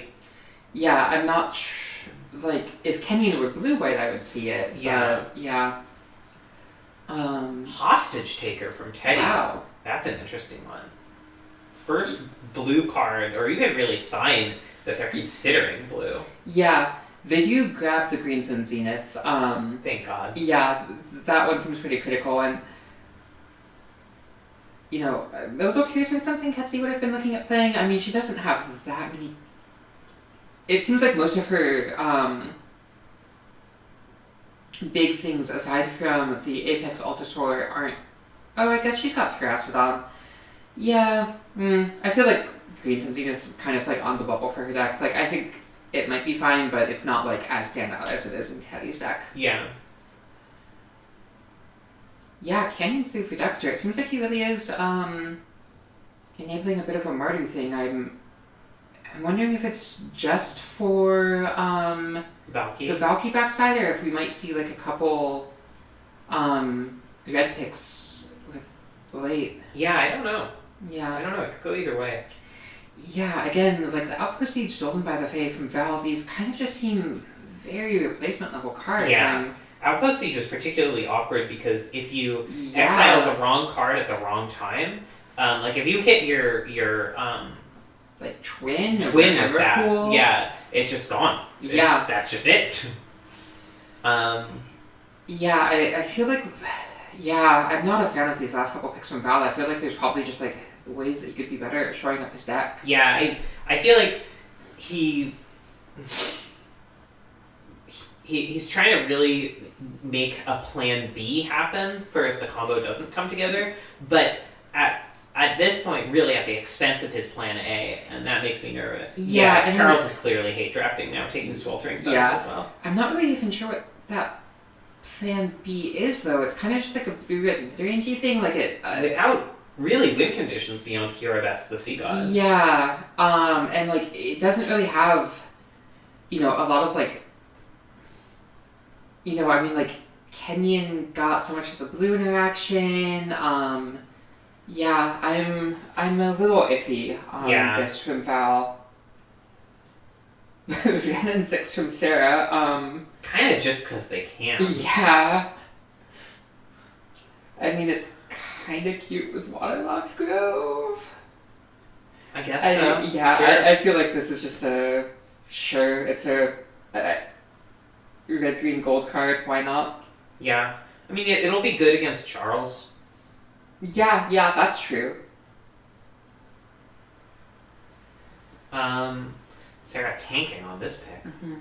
Whatever it is.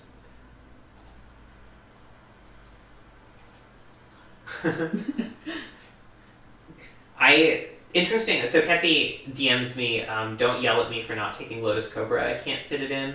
Oh yeah, I guess. Yeah, I fucking Hetty hate did get that one. Yeah. I hate Clothis Tublave. I really just dislike that card and how it plays. Yeah, the Incidental Graveyard hate is kind of rough. Yeah, just being like a completely uninteractable just thing that sits there and does weird things and incidentally hates graveyards and like I just really, really dislike it. Yeah, but actually, now that I didn't really pick up on this, but now that Ketsy mentions it, Lotus Cobra would have been sick in her deck with like 4 or 5 fetches. Yeah.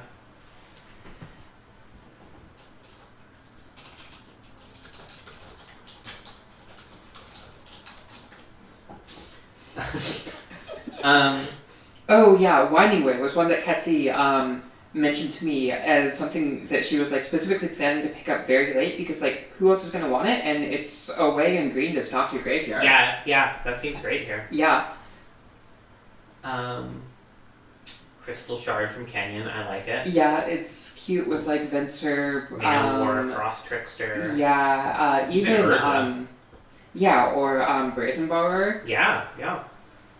Quicksilver Amulet. I like that one, but again, you can't just have one card to do something with it. Even 3 cards, even if he spends his last 2 picks on big monsters, like probably what I would have done in that position would have been taking like there's the Ulamog. Quicksilver Amulet and Ilharg. I mean, and 3 more big creatures to do stuff with. Yeah, I mean, like I like that he's taking these. I prefer these to the Outpost Siege Stolen by the Fae, but it feels like he needed to be dedicating like 5 or 6 picks to this late plan, not 3. Yeah.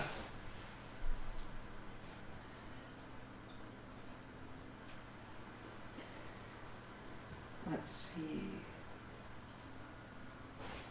Yeah, Abyssal Persecutor's kind of the set of Dexter's deck. I feel like he has, so many ways to remove it. It just seems like, just like a really great red block against like Sarah, for instance, that she's really gonna struggle to answer.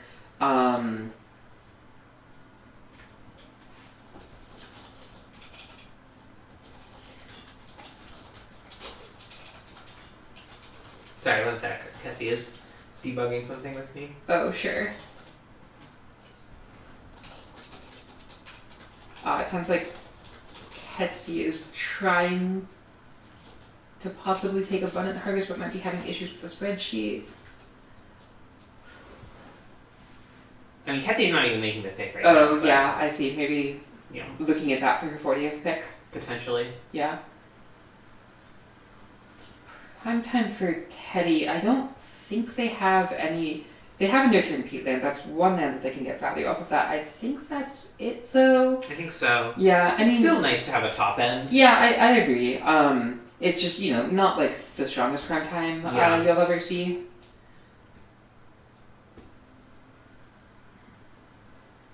Oh, we should lock in interviews. Yeah. Dexter is the one I want to talk to most. Yeah.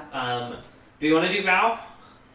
I feel like it might be a little chastising. Yeah, I worry about grilling him. I'd be a little interested to hear Teddy for sure. Yeah, I think Ketsy could be interesting. Yeah, I mean, I'm not against the Val interview. I think it's mostly just like, let's do Val last. Sure. Let's be cognizant of how we approach it. Yeah. I'm gonna roll teams.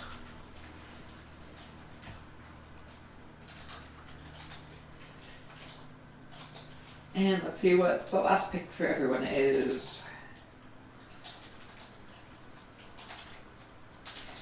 Ooh, yeah, love to see a Shrine of Allegiance 39th pick for Charizard. Yeah. It's just like such an incredibly powerful card. I mean, like, was absolutely free for him to...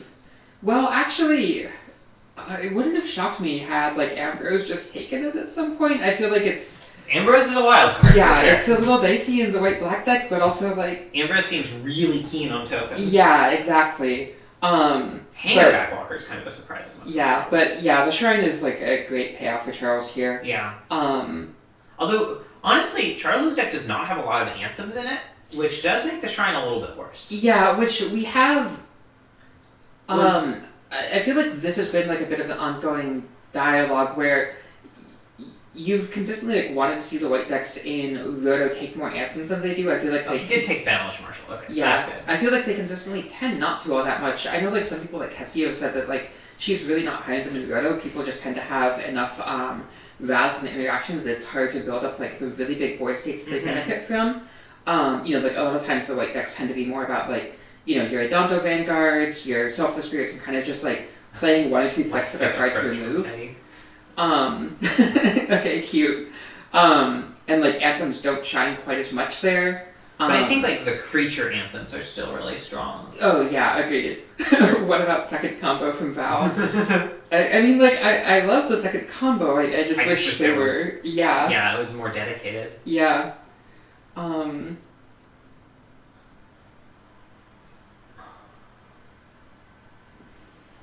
Ooh, wow, Ruinous Ultimatum, last pick from Dexter. Interesting. Yeah, so I mean, spicy with all the late red lands. Alright, I'm gonna go off Deafen. So many counter spells. Alright. Folks, I have I teams for you, and I have interview requests. So team 1, who has table, by the way? Sarah. Sarah. Okay, team table, Dexter, Charles, Val, and Sarah. And team should have called table, Kenyon, Teddy, Ketsi, and Ambrose. So Please happy. consult with your team and no. come up with a team name. We are looking for interviews at first from Dexter, Ketsi, and Teddy. If the three of you would send us screenshots of your decks as soon as possible, we'll let the first one of you to send it come join us in the interview room. You want decks or just the card pool?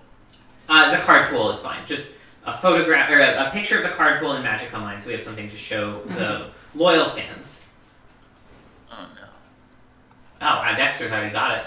Okay. All right, Dexter, you want to join us in another match channel? Yeah. All right. Can you start off the interview? I gotta Sure. fill out Hello? teams and stuff. Hey Dexter. Hello. So we talked about this a little bit at the beginning of the draft. It sounds like Nat mentioned that you were looking to start off on GK going into potentially some sort of aggro thing. Was that what you were looking for? Yeah, I pulled up, I thought it would be fun to copy hashtag teammate Ketsi, lifelong teammate Ketsi's last draft. I was like, I was looking at, I was first seat, and so I just looked at the last like 5 or 6 drafts and saw that I was supposed to take Umezawa's Jit first, and then I joked to Nat, I was like, it looks like I'm going to take Jit first and then go 2 and 2, because that's like overwhelmingly the result of the last like 5 or 6 drafts. And then I thought, well, I'm doing that, it would be kind of fun to base the draft off of Ketsi's last draft in Seat 1, where she was able to play an aggressive white deck pretty well. Yeah. So that didn't really work, did it? Everyone else drafted. There was a lot of drafting of some aggressive stuff. Sarah dove right into red. And then you see like Charles. I mean, honestly, the last 3 seats, Charles, Teddy, Sarah, were all taking the low to the ground stuff. Yeah. And that scared me off of it pretty much right away. I mean, you see, I start with Umezawa's Jite, and then Teddy takes two mana elves, not a huge deal, but then like Lightning Bolt and Bone Crusher Giant, and that obviously scares me off red a little bit. But then Charles taking Stoneforge and Smuggler's Copter, which were like slated to be my next 2 picks, was definitely a red flag. So I took the next 2 white cards I wanted to take, which are Elspeth and Winds of Abandon, to try to signal that I wanted to be in white too, but that didn't work either. Then Teddy takes Elite Spellbinder, which is further down my list. We lose Flooded Strand, Lingering Souls, Windswept Heath, Figure of Destiny, and Path to Exile before it comes back to me. And then I'm like, okay, well, now I don't know what to do, so I'm going to take 2 fetch lands. Marsh Flats and Arid Mesa. And then by the time it came back around to meet it again after the fetch lands, it looked like black was a little underdrafted at that point. So I started committing to that as kind of a different strategy. I'll actually I can send a funny picture. Are there pictures on the stream? Yeah, yes, there are. are. I have a funny picture for you that I can send, but if you've got another question, I can answer while I'm sending this. I'll send this to Nat. Thank you. Yeah, so I guess I feel like that wound up playing out pretty well then, because one thing we commented on earlier was like after you took the Elspeth Winds of Abandon, like those are obviously both like great cards in aggressive white decks, but like also do, you know, play well a bit higher up the curve, like in more mid ranges. You see this picture? Yeah, that really feels like the story of your draft. So you can see that in this picture. I've got like the pink cards I've drawn pink boxes around the cards I think other people are likely to take. So anyway, Elspeth and Winds, exactly. They keep me a little more open since it looks like maybe aggressive strategies are not going to work out potentially after the Stoneforge and the Copter get taken. And then, and then I'm wondering, like, you know, you mentioned identifying the black seemed open and moving into that, and then it seemed like a little bit further down the road you pivoted specifically into Reanimated. Was there like anything that sent you into that specifically, or was it kind of just figuring, you know, well, I've got some black cards, I've got some white cards, like what can I do to kind of form a strategy out of this? Like how did that decision get made for you? Yeah, that's an interesting question. Yeah, I mean, I know I'm still kind of getting the feel for all of the various cheaty strategies that are present in Moddy, and it's definitely not my comfort zone. So it's kind of that I would say my comfort zone is like aggressive, like more standard aggressive mid range, even control decks. It's really the combo decks that are really probably my least. My weak point as a drafter. So I'm always a little hesitant to go into stuff like that, but it's so prevalent in Moddy that I feel like that I wanted to get a little piece of that pie, especially in black, which has a lot of reanimation effects. So yeah, you can see it takes me a while. I mean, I always like Arena Rector. I always think Planeswalkers are quite good in this cube. And then I thought, I mean, honestly, it was motivated. It was like, okay, I'm in black. I have this Arena Rector. What's kind of a fun thing to do? I filtered sacrifice for cards that said sacrifice on them on Cube Cobra, and sort of started piecing together that maybe I could reanimate some stuff. Arena Walkers, team up some creatures. What's Arena Rector Blood for Bones is kind of a sick one. Yeah, and I was looking at a bunch of stuff. I mean, even Abyssal Persecutor here at the end. I was like, I've got a lot of ways to get rid of this thing. I could play this card. That I might have been. So it was a pretty fun draft. I totally went off the plan, but in a fun way. Yeah, it definitely seems like you did a good job of pivoting with it. The one other thing I was wondering about, you know, we saw you starting to pick up some Murder Lands late. At first we were wondering if it might just be for the back half of Valky, and then, you know, you had that, I think it was 40th pick Ruinous Ultimatum. Are you like looking at main decking that? Is it just for specific matchups? Yeah, I was looking at all the splashy multicolored cards that I could take, like an Ashen Rider in my colors, basically. Between Ashen Rider, I took a Super Hedge, the World Tree, and I have Coalition Relic. So I thought it might have been better to pick up like a Nicol Bolas Planeswalker or a Gideon Jura. Both of those I think would have been because they go with maybe Rector. like more solid picks for the 40. But I haven't played with Ruinous Ultimatum, and it's fun to play with Ultimatum, so we'll see if it comes in. I doubt I'll main deck it. I haven't really looked at my teammates' decks yet. There's quite a few aggressive drafters that I'm not sure it'll be able to come out against. Honestly, my deck is really good against, I think, in a lot of ways, because I'm like looking to develop mana rocks and planeswalkers, and I don't think that's going on with other folks. There's like Val's doing like a combo thing, and got mono blue. So yeah, it's probably not a super strong pick, but I definitely was taking these red cards as like as a way to kind of complement my Arid Mesa and anyway, that definitely the back half of Valky is like the strongest reason for it. Yeah, definitely. I was like, what's the flashiest red card? You know. Yeah, and it definitely is a sick one. Yeah, totally. Like, am I gonna just play Duretti? So, you know, I'll probably miss that I didn't pick honestly Gideon Jura, or probably Gideon would have been the most solid. guy left in the The pool. card- Given the what's that? The card I was most surprised you didn't pick after the World Tree was Golos. Yeah. Yeah, Golos. He's the artifact, or it's the artifact that lets you kind of shuffle and cast stuff off the top. But most importantly, it tutors up any land onto the battlefield when it ETBs. Yeah, and Oh, because that's interesting. I didn't know that about Golos. That as you I think as you both know, I'm still kind of getting back into the game, and there's a lot of new cards. But that one would have been pretty fun with all the planeswalkers and the big creatures and stuff. But also Yeah. with the World Tree, it's sort of a one-card combo because you get the World Tree, and then the World Tree lets you pay Wooburg for the activation. Yeah, that's great. That's a great. Where were you? Where were you 10 minutes ago? Yeah. I think it was still in the pool. Even I probably could have just sniped that up 40th pick. Yeah, Yeah. lamenting that you hadn't taken it is where we were. yeah. Totally. Well, I won't lament, but I'll roll my eyes at it. I'm sure there would have been some sick plays. Sick plays only. Live and learn. Live and learn. Yeah. So we'll see how this goes. I'm definitely comfortable with like the white-black aggressive planeswalker part of this deck. I'm less comfortable with the reanimation part of this deck. So we'll see how it turns out, and I hope my teammates will be helpful in that regard. All right. Well, good luck to you. We'll let you get back to deck building. Yeah. All right. Thank you. All right. I have summoned Ketsi. Okay.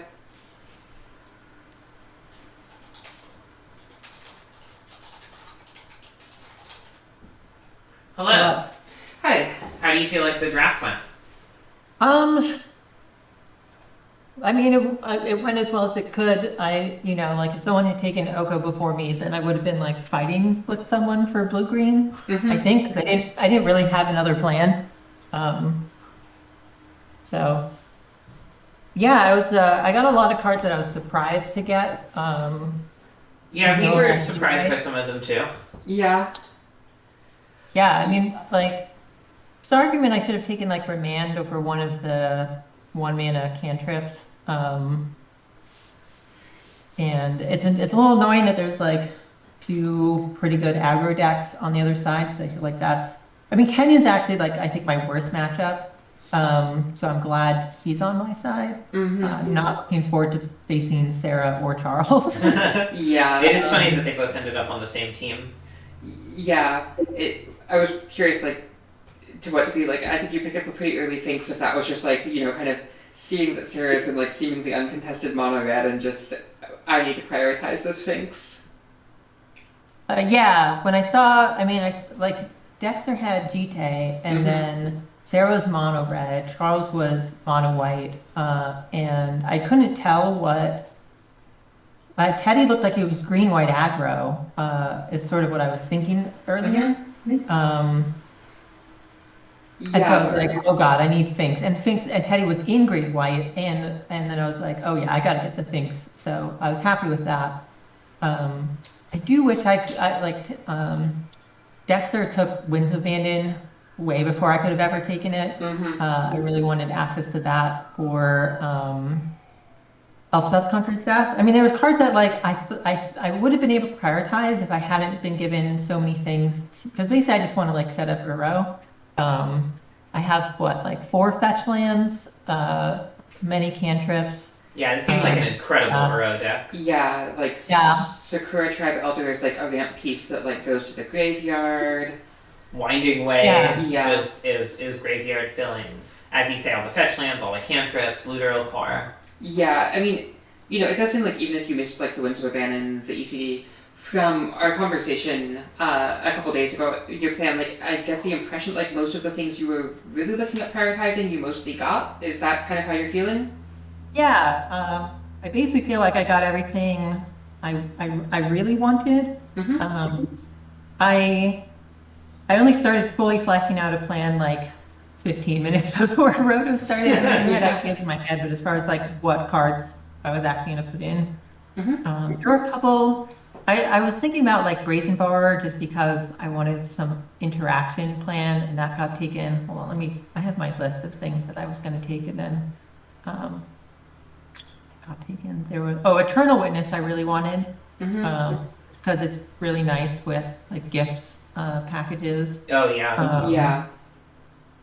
yeah, I got all those. ECD got taken, that was one thing. Wins. The charter course got taken late. I sort of deprioritized that because I was like, oh, I'm not attacking. But then I was like, after Val took it, I was like, wait a minute, I want the discard. I don't need the attack. Yeah. There are a couple cards that I had that, like, I was thinking I was going to take Champion of Wits, and then I just felt like I didn't have picks for it. I felt like I just wanted to take, like, Excellent Mana over cards to put in the deck, and I'm pretty happy with that because I have to cut cards, and I don't want to. I've, like, cut cards from this deck. It seems like it's paid off for you. You know, you're always going to have to cut cards, and in Roto, you can always plan to, like, if a card isn't going to be, like, a decidedly applicable sideboard card, and it's not mana, you probably shouldn't take it. Yeah, and I mean, you know, the fact that I haven't counted them, but we're looking at, like, 10 or something, like, relevant fixing lands for your 3-color deck seems, you know, a great place to be. Yeah, I guess one thing I'm a little curious... 0.5 color deck. Sure, yeah. One thing I'm a little curious about... I had a brief plan of taking, like, a late Ketria Triome in red and 6, and then when Sarah went into red, green, I was like, yeah. I mean, I think having the Zagoth Triome and just having a few black spells that you don't need to spend black on, but you can for value is pretty nice too. Yeah. One thing I'd be a little curious to hear about, you know, kind of like the top end reanimation targets that you prioritized and like what you were specifically looking for in them.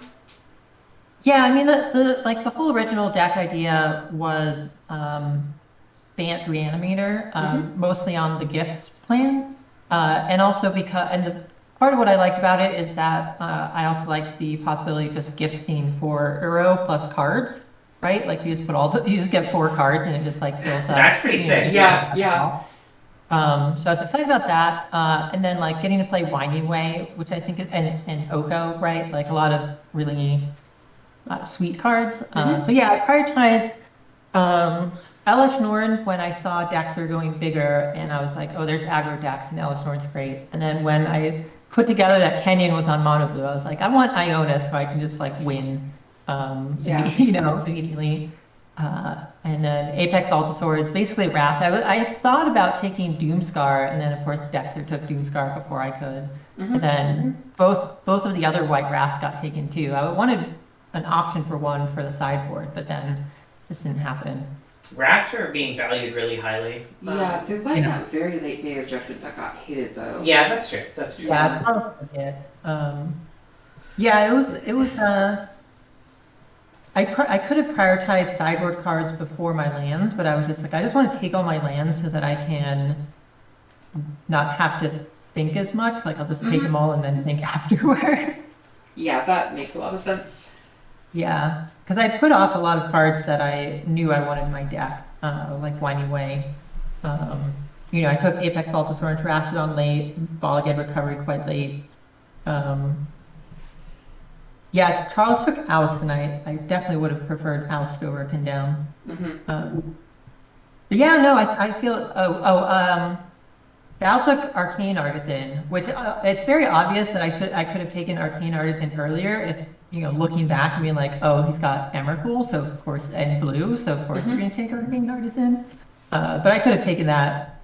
It was just, I didn't want to spend too much time thinking forever during the draft. And it was a strange one, because the thing is that when you're not really fighting with anyone, it gets much harder. Yeah. It's like a big end card. Like Prismatic Vista over Polluted Delta, which, I mean, there's argument for that, I guess, but I didn't even think that Polluted Delta was still in the... Yeah, well, he wound up with it anyway. Yeah. No harm, no foul. All right. Thank you, Ketsy. Would you send Teddy over when you get back to your chat? Thank you. Sure. Yeah. Good luck. Yeah, good luck. Where's Teddy? There we go. Okay. Hello. Hello. Hello.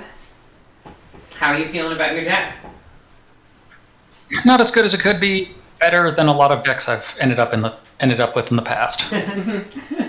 it was interesting watching each part of your sort of 3-part combo having one of its 2 options sniped. Mm-hmm. Yeah, that was unfortunate. I mean, you got the other option for each part, so there's that.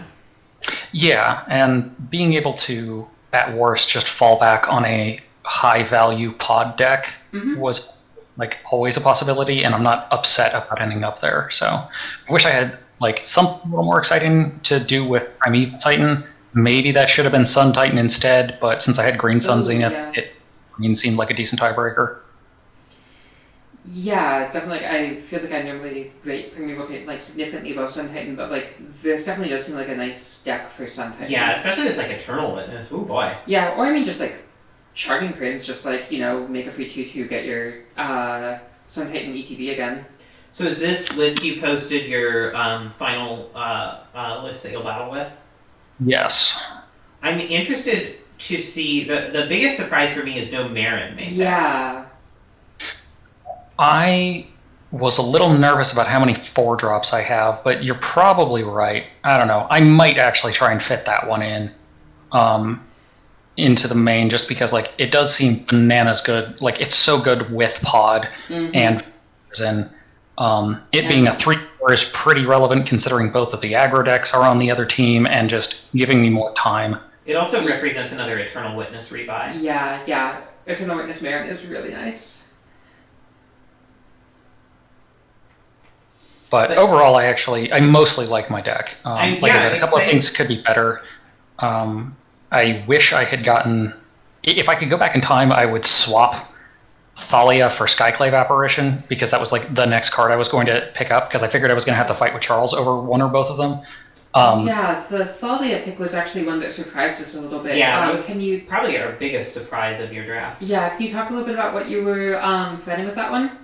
Yeah, so the idea there was essentially like, yes, it's not great with pod, but given where everyone else had ended up, having Thalia around to either buy me a little more time to go under, like since at the time I didn't know Kenyon was going to be on my team, buying me a little more time to go under the control decks, or a first striking blocker that maybe slows down the aggro decks a little bit, was really relevant, but it should have been Skyclave Apparition in the end. That effect is so good with Birthing Pod. Yeah. And it's good with Birthing Pod for the same reason that Elite Spellbinder's good. Like, even if I sack it to go get another pod thing, they don't get the original card back. Yeah. So, like, I really, really hope I get to Elite Spellbinder Emrakul out of Val's hand. That's one goal for these 4 rounds. It's always interesting to see each new iteration of pod, because I think each one learns from the iterations that came before it. But we're still sort of we are all collectively trying to find the right way to draft pod. And I think this is a little bit closer than previous attempts, but probably not quite there yet. Yeah, a couple of, like, if I had gotten Kitchen Finks and Anafenza and Skyclave Apparition, maybe. Yeah. I'm really not that sad about like Carrion Feeder as the other sack outlet.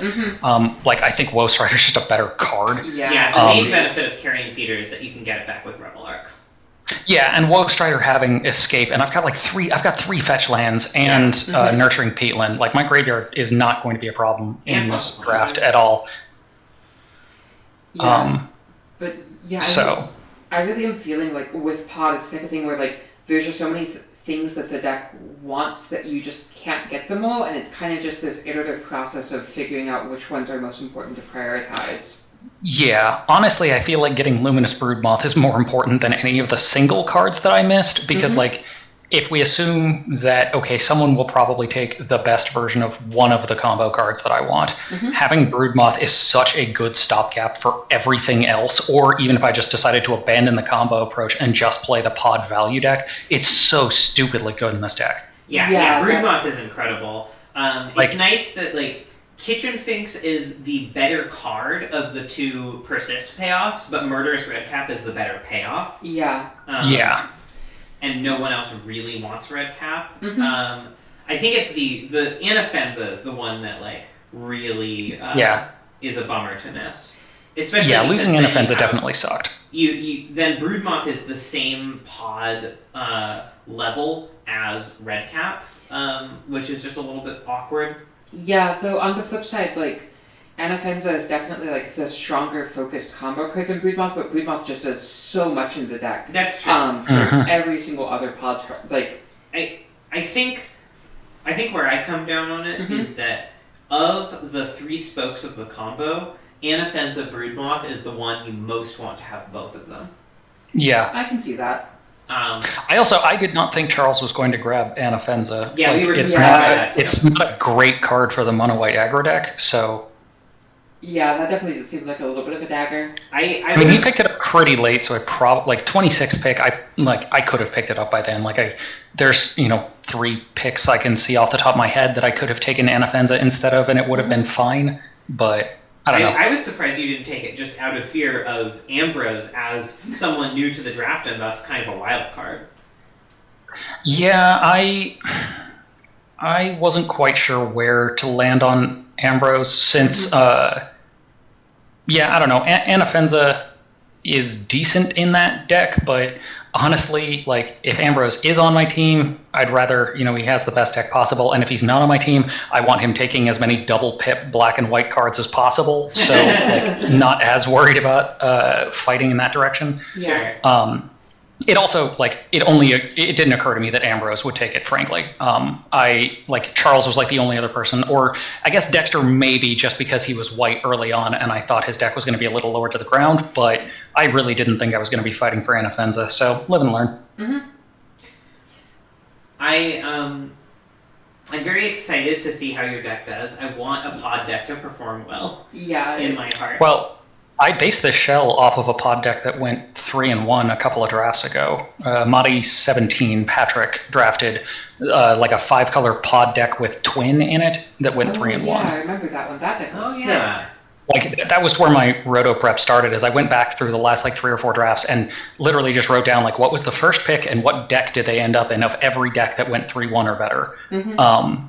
And Patrick's was the only one that happened anywhere near my seat, because the rest of them were all in seats 3 or seat 7, and I knew I wasn't going to be able to get away with the same level of nearly wheel card bullshit that you can in seat 7. So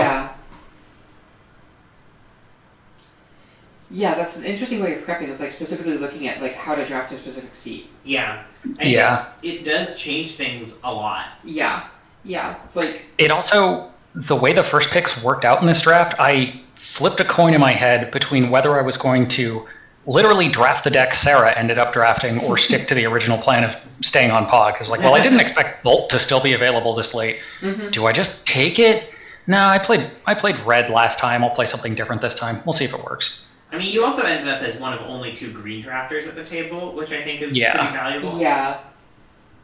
Yeah, green was pretty surprisingly open this time before it's been 2 green drafters and both of them 3-color. Yeah, although it has seemed the last couple rotos, green has felt overdrafted. For sure. I'm not surprised that there's been a bit of a reaction. The fact that nobody took, nobody was interested in playing the green ramp shenanigans this time, what happened in the roto last month. So nobody took Craterhoof or Avenger of Zendikar as far as I'm aware, or Hornet Queen for that matter. Yeah, I mean Ketsy has some of the top end, but I mean she's playing the reanimator deck. She's playing the good reanimator targets, but Craterhoof's not good in the reanimator deck. But nobody else, I'm not ambitious enough to grab a 6, a 7, and an 8 to keep potting into Craterhoof Behemoth. Although sacrifice primetime to Birthing Pod to go get Avenger of Zendikar is an incredibly tempting line of play. Avenger of Zendikar, notably really good when primetime is not on the battlefield. Absolutely. Look, it doesn't matter if you get any landfall triggers. If next turn you're turning Avenger into Craterhoof Behemoth and you just hit them for 100. That's true. Yeah, if you want to go full ambition on it, that is pretty sick. The other one I'm a little sad I didn't get, mostly from lack of time, was actually Duplicant. Because it's another 6-drop pod target that, again, if it dies, doesn't give them the card back. So yeah, that makes a lot of sense.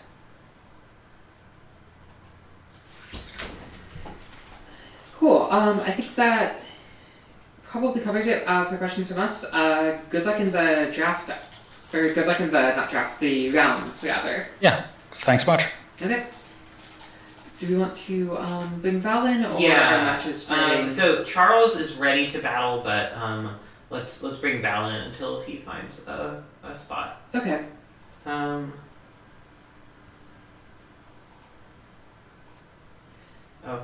Val. And I forgot to get a Prismari command for the cube, so I need to buy that for Liz. Okay.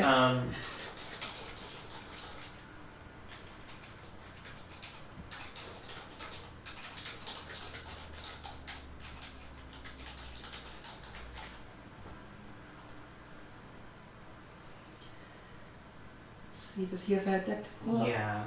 Let's see. Then should have. I think. Oh, am I wrong? Is that right? Oh, okay. Yeah. Here we go. Val deck. Yeah, so like, Sorry. So I will say, I know we've been like a little bit down on his combo plan. The one thing I do like about this is he has like a few different 3s plus Lutri and then nothing higher than that. So like Lucaing a 3 does guarantee hitting either Emrakul or Ulamog. It does seem like, you know, we mentioned the fact that he doesn't have Kiki, but I'm here. I mean that does play. Or is Val in here? No, not yet. Oh, okay. Oh, yeah, he yeah. is. Yeah, I Hi, thought I Val. heard some noise. Val, can you hear us? Yeah, I can hear you. Can you Great. hear me? Okay, cool. Hey. Yeah. Hey. So can you talk us through a little bit of kind of your mindset for the draft? Like, were you specifically, you know, obviously starting on Emrakul Luca, looking at doing a cheats plan, were you looking to go into blue red from the start? Did you kind of pivot into that based off what was open? Yeah, that's exactly it. I pivoted into it after seeing what was open. I really went in with like no plan. Yeah, I knew I wanted to do Emrakul, Luca, Lutri, all those together, basically turn Luca into a 1-card combo. Effectively a 1-card combo. And yeah, I just wanted to see what was open. You know, I was maybe thinking, well, if I go into white, I could probably do like the white-red combo, but that kind of messes with Luca. I ended up going with the blue-red Splinter Twin that I did because, you know, it kind of combines both the Luca plan of sacrificing a 3-mana creature to go get Emrakul or Ulamog, but also, you know, those 3-mana creatures can combo with Splinter Twin. So it's kind of like a double combo plan. Yeah, it would just kind of be. It was fortunate that blue red was pretty open, and I was able to secure it pretty quickly. I lost out on a lot of really good blue and red cards by like having to go after lands, and some of my picks were not optimal because I didn't really put in a whole lot of planning. I was just kind of hoping to wing it, and so there were some misses, but I think overall I'm pretty happy. Yeah. I think toward the tail end of the draft portion, we're questioning like a little bit of whether you had enough kind of like dedicated pieces to the combo. Like looking at your deck list now, I'm kind of like appreciating how it plays out a bit more. Of like the twin pieces give you 3-drop creatures to Luca into, and like where, you know, I feel like a lot of times in the past we've seen the Luca Emrakul plan, like I think Teddy did this last time with basically drafting like black-red aggro and then being able to like Luca your 3s, but because that, you know, plays a lot of creatures, but blue-red combo doesn't tend to as much, so like by going twin you get some extra creatures in there. It also seems like, you know, at first we were a little unsure of missing the Kiki, but now I realize like, well, we don't necessarily want to be putting a 5-drop creature in your Lutri Luca deck. Yeah. Sarah actually made it very easy for me by picking up Kiki and Zealous Conscripts.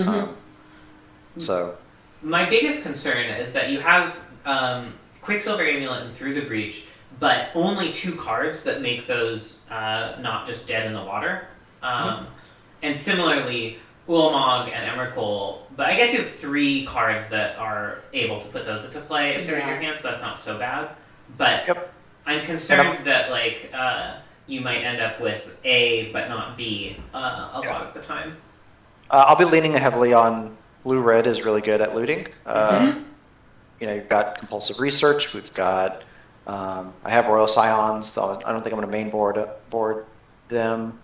Fire Prophecy, Chart a Course, all these kind of things let me cycle through my hand and put together. I mean, the card selection definitely does help. Yeah, and it does seem nice that, as far as I can tell, I don't think you have any graveyard synergies, so the Emrakul Ulamog reshuffle almost kind of just becomes upside, where your discard just gets them back into your deck, and the fact that you're nuking your graveyard I don't think matters in this deck.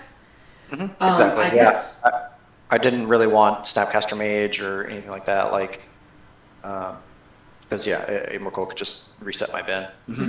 I guess I am a little bit surprised to see the Royal Scions in the sideboard. Can you talk a little bit about that decision? We should actually cut here because Charles and Teddy are battling. Oh, okay. So thank you, Val. We will let you get to it. And good luck in your Liz rounds. should have a Prismari command for you shortly. Sure thing. Bye. Bye. Hey, Charles and Teddy, can you all both stream? Sure. Are we wearing the same brand of sock? We both have these like bullseye patterns on them. Yeah, I actually have those exact same socks. That makes sense because they're Ferns themed. Exactly. I wore them because I was like, I'm gonna hang out with Ferns today. I should wear my Ferns socks. Nice. Can you see that? You gotta stream the screen, not the window. I'm actually gonna step out for 2 minutes. Go Okay. for it, yeah. The screen, right?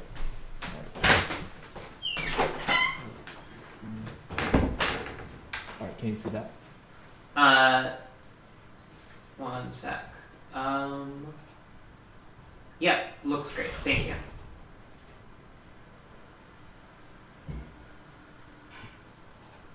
Alright, so Teddy's starting out on a Multi 5, although it's a pretty decent 5, especially like a turn 2 Blade Splicer will probably do a lot to help them stave off early aggression from Charles. We've got one team name, Team Bread. That is the team with Dexter and Ketsy.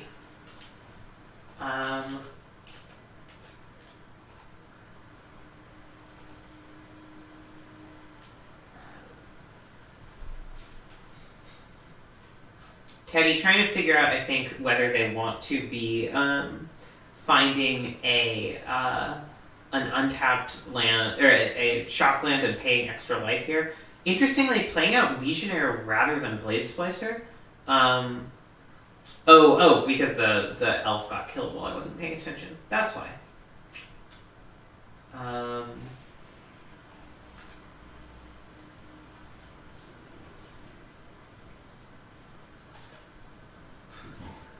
Sorry, the team with Dexter, Charles, Val, and Sarah is just Bread. It is not Team Bread, it's just Bread.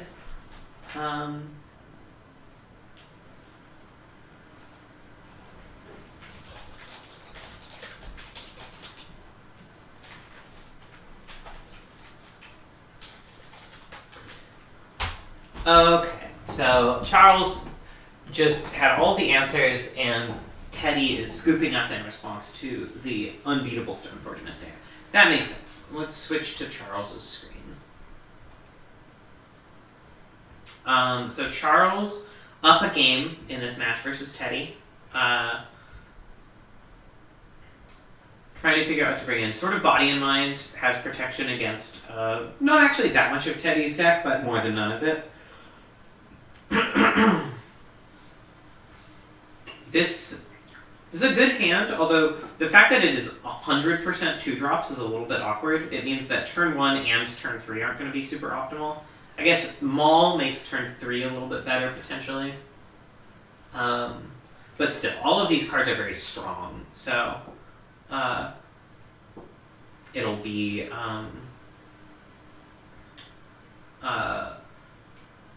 just a question of how Charles wants to sequence this. Drawing Usher of the Fallen immediately after turn 1 is pretty awkward.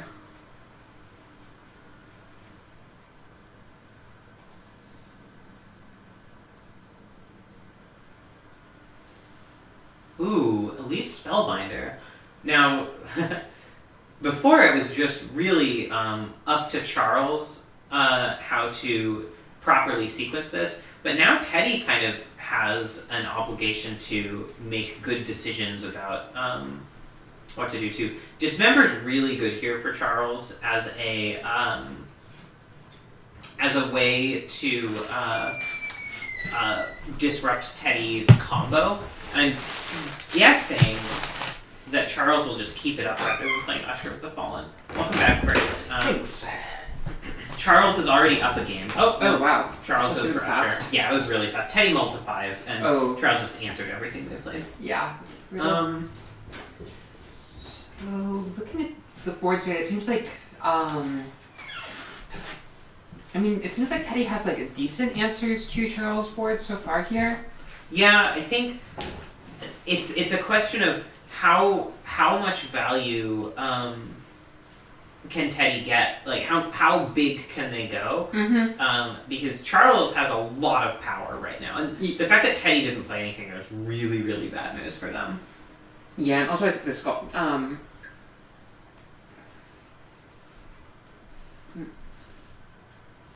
yeah, the Selfless Spirit here, just protecting the Smuggler's Copter is really going to be tougher. And Teddy, the fact that like he now effectively has to deal with like not 1 but 2 copters. Yeah. I think is going to be a little bit of a struggle. Yeah, actually, they just messaged me and said they forgot they had a second main phase. Oh no. Yeah, so it looks like a misclick for them. I'm guessing they are not actually out of gas. They just Yeah. Well, at least that bodes somewhat well for them. Like they probably will have help-up plays, but that puts them pretty far behind. Yeah, I think they really need to just kill this copter. Mm-hmm. And even then, like Charles can crew it with Selfless Spirit and then sacrifice the Selfless Spirit to protect it. Yeah, exactly. I mean, Primetime is a powerful one, but I'm not sure if it's going to be fast enough to erase. Yeah, especially if Charles just kills the Spellbinder so it can't chump. Yeah. He can then crack in for 8 in the air, which is pretty brutal. And Teddy is nowhere near assembling their combo. Yeah. Yeah, Primetime is a tall boy, but does not have reach. No.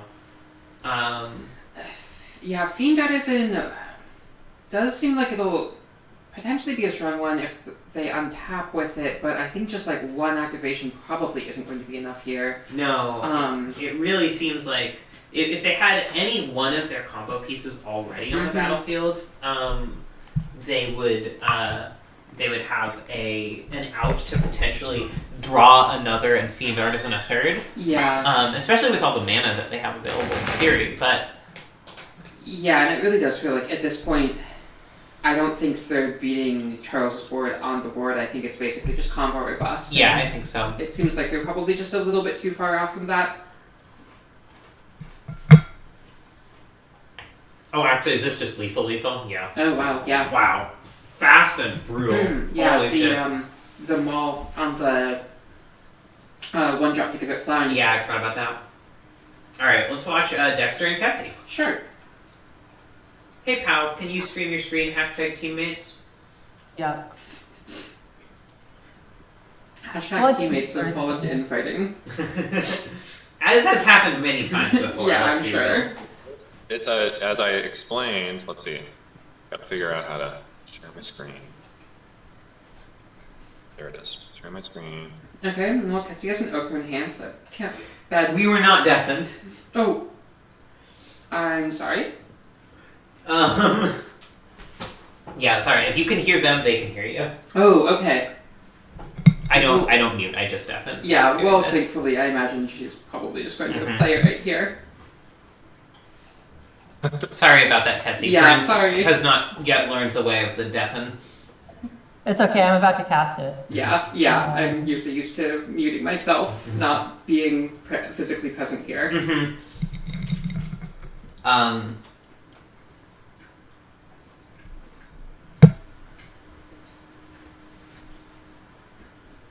And crucially, we are muted now, right? Okay. Crucially, the Blood Chief's Thirst, one of Dexter's ways answering planeswalkers already in the graveyard. That killed the literal core, I guess. Mm-hmm. Yeah, it seems, if I were Dexter, I think I would probably be holding on to Blood Chief's Thirst, at least until Oko had a chance to be cast. Yeah, though I am curious if that, maybe he has another piece of redundant removal, given his willingness to fire that off. Mm-hmm.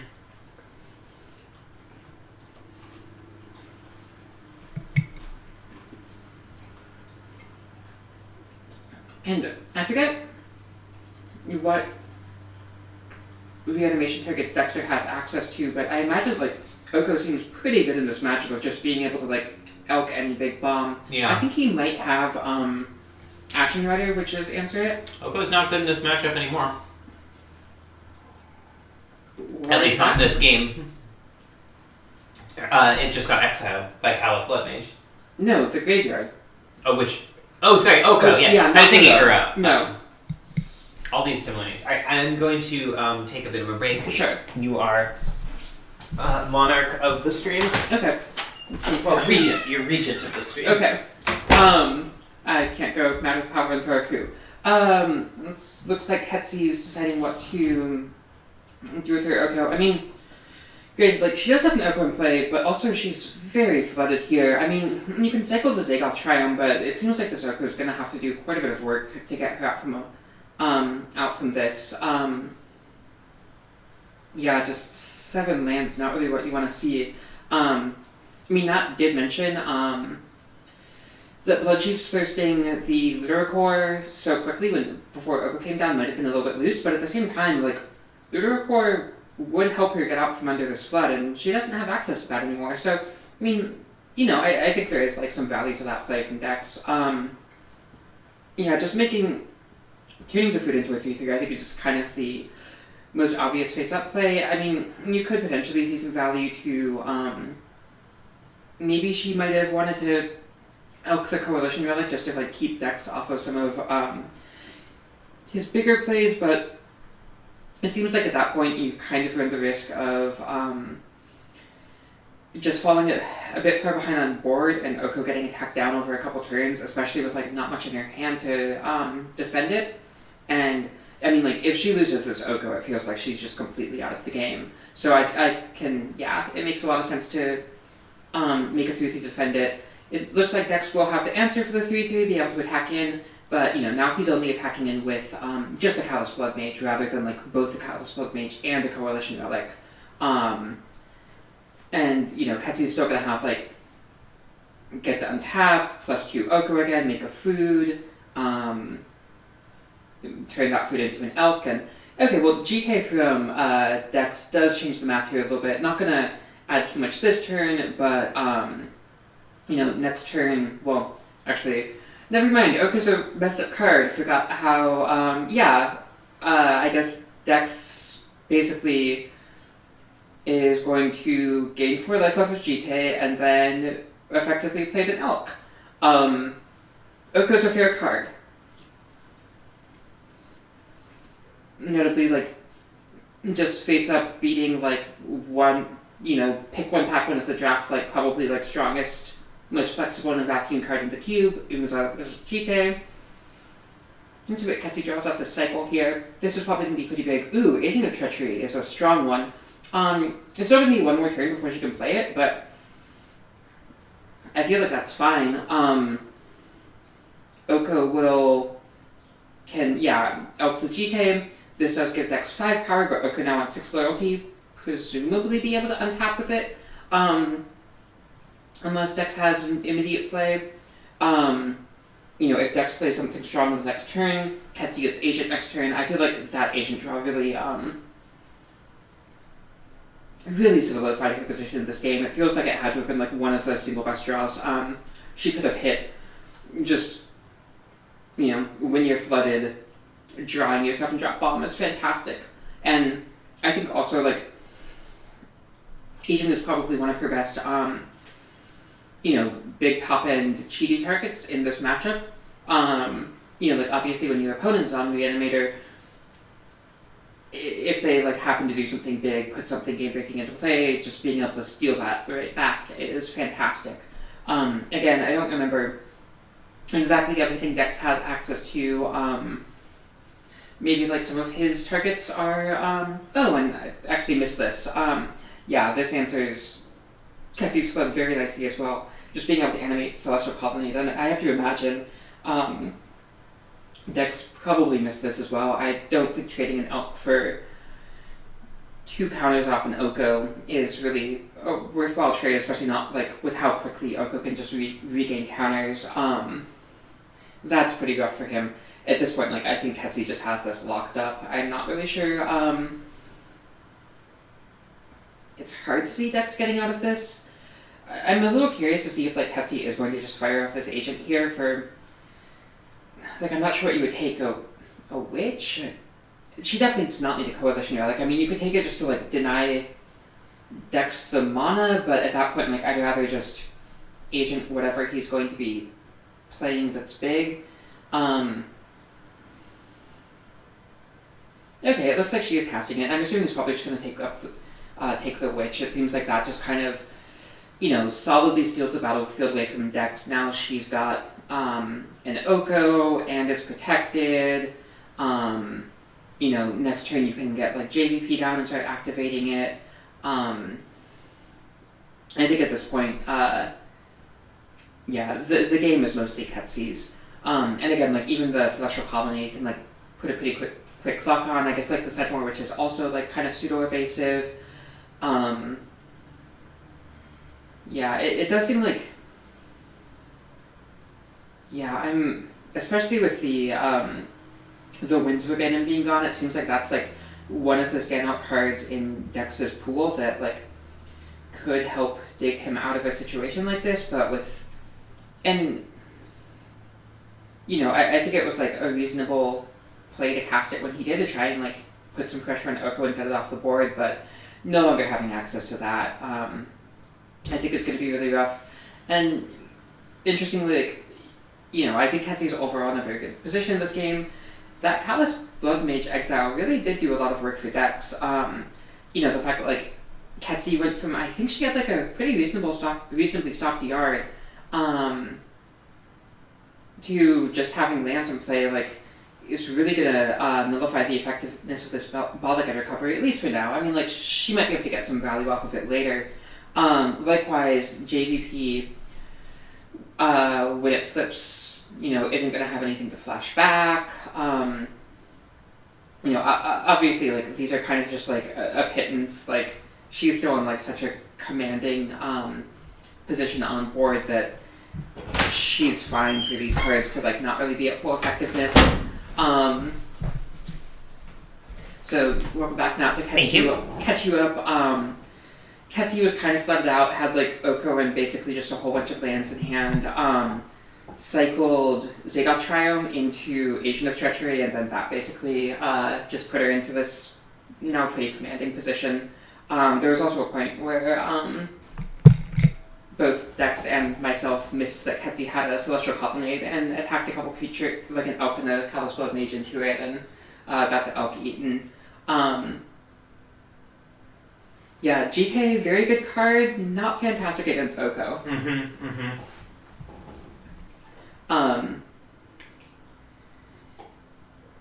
At this point, I'm kind of struggling to see how Dex comes back. It seems like if he were on like a couple more mana, like maybe an Ashen Rider hard cast or something.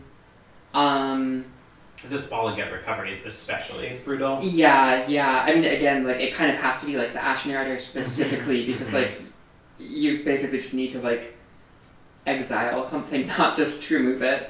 The problem is Dexter doesn't even realize this, but if Ketsi ever gets the Agent of Treachery into her graveyard, yeah, exactly.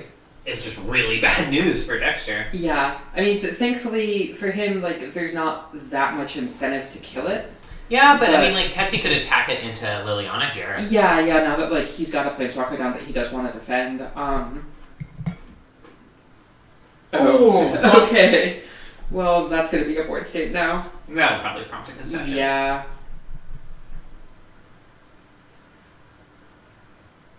I feel like it might not if it were like the tables were flipped here, just like how like stalwartly never concede Ketsi is. I'm not really sure like how Dexter comes down on that line, if he's like as stubborn or if he's just I mean Ketsi could just attack Dexter for lethal here. She does not seem to have done the math, 7, or 11, maybe she wants to play it safe. Yeah, but she has exactsies. I guess. Yeah, I mean, it's hard to see like even if. Okay, did she? If Dexter has a removal spell for Elishnorn, yeah. then going for the lethal attack would be not great. But even so, like. Yeah, I feel like she's still ahead enough, because that puts Dexter to 0 hard. hellbent. Yeah. And then like there's still like an Oko, a JVP, Ball like get a ball, recovery for Elishnorn potentially. I'm a little surprised Ketsi's not playing out this breeding pool, given that like ball again recovery into 7-drop is something that could feasibly happen. Mm-hmm.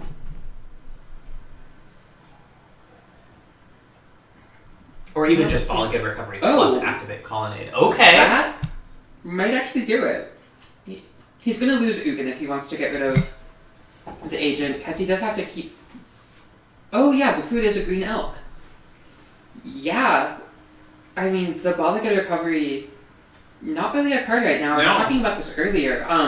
The Callous Blood Mage Graveyard Exile has actually been huge this game. It got like an Uro out of Ketsi's yard. And, like she only has lands in her graveyard, and like Ketsi being punished pretty hardcore for not going for lethal there. Yeah.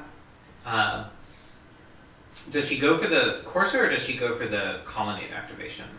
Looks like Colonnade. Mm-hmm. Yeah. I guess that having the Colonnade in hand, like she still is pretty far ahead on this board state. Dexter's gonna need to find like an answer to that pretty fast. But you know, it's looking a lot more doable for him now than it was a couple turns ago. And Dexter has some, big hits with Ashen Rider and reanimation spells potentially. Yeah. Oh, I guess of course, your Alpha Vigilance is pretty cute. Yeah. Well. Okay, that's gonna be pretty rough. Yeah. The fact that like. Or fiction. Thanks. Like not only is Ketsi going to get to refill, but also whichever pile she doesn't choose, she's just going to get the best card from it with his Malikat recovery. Yeah. I think. Okay. Man. Well, Dexter gave himself a shot to win, and he really came close. I'm impressed. Yeah. That definitely wound up being closer than I would have expected. Is that the match? Oh, or are we just Was that match? No, that was game 1. Dexter, you stopped streaming. Yep. Answering some texts. Oh, I see. Well, we'll come back to Dexter's stream once it's available. Yeah, switching perspectives between games. Yeah. Yeah.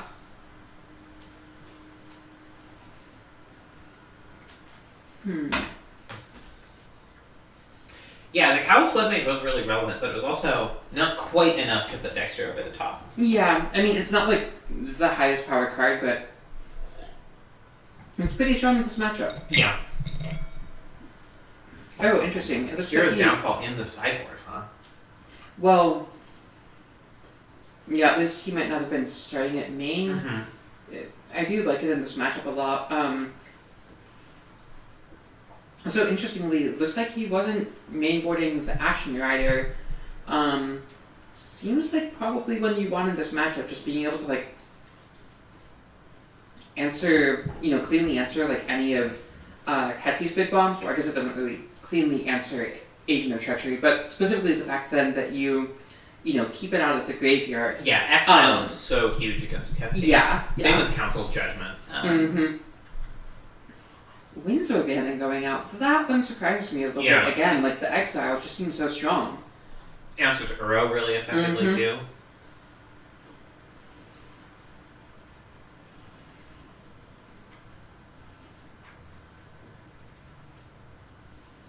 Yeah, Deck's doing a lot of sideboarding. GT going out, I mean, like, I guess, it's not good against Oko. That feels like it might be a little bit of an overreaction. Yeah. It does clean up, like, Ketsy's Monodorks really nicely. It really forces an Oko minus, which is valuable in and of itself. Like, nothing's great against Oko, right? Yeah. Like, Ashen Rider's not great against Oko if Oko comes down afterwards. Wormcoil's not great against Oko, but they're still good cards, right? Yeah, absolutely. And also, I'm not sure about how I feel about despising this matchup. It does hit Oko, but I feel like that's really the only great hit for it, because like I really don't want to be discarding a lot of Ketsy's creatures in this matchup. Yeah. Oh no, you don't want to be cutting that Hero's Downfall. I mean, like, I guess there's kind of two sides to it, of like, it's an Oko answer, which is extremely important, but also destroying Ketsy's creatures isn't great. Like, that's you do right. And like, I mean, destroying like Elishnorn is really good. Yeah, but also like, she can buy it back. I think certainly it's less good than Council's Judgment. Yeah, I think it's the type of thing where Dex just had, like, he's white-black. He has access to all the spot removal he wants. He probably has, I mean, like, ECD, English Unmaking, Council's Judgment, like, he has access to plenty of answers to Oko. I guess now that I'm thinking about it, I can see getting rid of the, Hero's Downfall yeah. a bit more. Just that, like, exile is so important in this matchup and, like, he has a lot of exile removal. Yeah. Yeah, I think ECD will be really good for him here. Yeah. This is a strong hand. If Ketsy doesn't come out super fast, like Coalition Relic into Elspeth into ECD is just a strong start. Yeah. Arena Rector plus if Dexter can find a removal spell or a sack outlet. Yeah, I guess Arena Rector is like a little bit worse in this matchup with like Ketsy's generally not going to be destroying it. He's going to have to do that himself. But yeah, the rest of the hand is just so strong that I like it quite a bit. And again, Catapult Mage just like a nice role player in this matchup. Yeah, for sure. Especially like, if Ketsy like Uro's here, just being able to like next turn get rid of that forever. Yeah. Literal Core. But no land drop yet. Is Ketsy sandbagging it? Okay. Yeah, she is. Yeah, makes sense with playing the tap land. Dexter considering whether or not to crack that fetch. Yeah, I like cracking it. Yeah, I guess like because it lets you get a tap land, but you do kind of want to draw more lands here. Oh.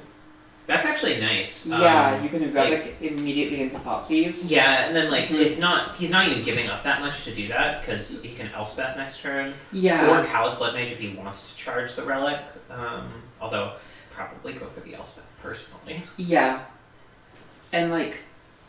Ooh, Wilt is an interesting sideboard card from Ketsy. Probably bringing that in against the Jite which came out, but it'll certainly kill Relic if Dexter leaves it in hand. Yeah. Body double powerful, but not really doing much in this hand specifically. Not yet. It's I mean, scary with the Uriel Core. Yeah. And Ponder to potentially, Ponder's good at finding cards, right?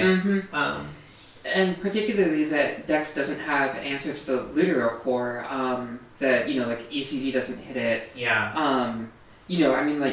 Dex can potentially ECD whatever Ketsy body doubles out, but if it's Agent of Treachery, that's not a good exchange. Yeah. You kind of priced into it just to get it gone. Getting Agent of Treachery reanimated twice is just lights out, but there is the upside here of if Ketsy does go Ponder into Fatty, discard it to Looter with the plan to body double next turn. Dexter can just Blood Mage it. Yeah, that actually changes how that plays out quite a bit. And then charge the Relic to potentially ECD next turn, or just Elspeth Knight Errant. Yeah. EKE. Yeah, having Callous Blood Mage in hand really gives him a lot of breathing room. Yeah. It'll get a little dicier once Ketsi gets up to, 5 mana, but for now... She did not, interestingly, discard a big creature. Yeah, even after the Ponder, it looks like she did wind up shuffling on that Ponder, so... Yeah, I guess that makes sense. I mean, I would probably shuffle, unless there was a big hit, I probably would just shuffle by necessity. I agree, especially with, the body double in hand. Yeah. Elspeth is kind of nice here, in that it presents a target for a not super dangerous target for a Agent of Treachery? Yeah. Yeah. What is the brand of these socks, by the way? Liz got me them for Christmas one year, so I don't actually know. I'm not sure. I can later check my order history. Liz. Yeah. They're really good. Mm-hmm. Lots of patterns. Thrilling Roto commentary. Come for the Roto, stay for the socks. Yeah, for all of you listening at home. Let's see, it looks like... Okay, Ketsi's attacking. So, crucially here, if she does have untapped land in hand, she could potentially... discard Agent of Treachery, or just reanimate. Any big target she hits. Yeah. But no, looks like another miss. Just a Botanical Garden into the graveyard. Yeah. Dexter's kind of hoping soon that she'll play something for ECD. Although, I guess it's a little bit weird because you kind of want to ECD when you have something to get off of it. Yeah. And not really having anything for this no piece of ability either. I mean, he will get 2 Callous Blood Mage away. Uro, which is really nice. Yeah. Especially now that Ketsi can just discard and body double in the same turn. Yeah. Holding up that Callous Blood Mage isn't really getting as much value. So that's definitely gonna be nice here. Yeah. Ketsi's shocking in. What does she have here? Ooh. Well, I mean, there aren't great Oko targets, and Dexter can jump a soldier a few times to seriously pressure it. Yeah, he can also just... ECD? Yeah, I mean, Callous Blood Mage this turn to answer Uro, let Ketsi get, 1 elk off of her food, and then ECD the next turn. Yeah, it's not terrible. Yeah, but it really does seem like you probably need to stop that Uro this turn. Yeah, the same turn Uro and Oko is pretty brutal. Yeah. I mean, Uro is theoretically ECDable, but... I mean, then you don't have an answer to Oko, Ketsi's getting another trigger. I think you probably just need to get rid of the graveyard here. Yeah. Yeah, I mean, the only reason Uro would survive is if Oko's getting ECD'd, and then ECD is not an answer to Uro. Just because it's already been played out, you mean?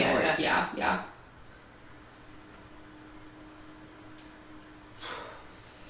Oh, for a Flicker Wisp. Yeah. Yeah, Dex taking a little bit to figure out his play here. I'm curious what he's going to do. Either line is pretty reasonable. I think I would go for the Blood Mage. I think I agree with you. Yeah.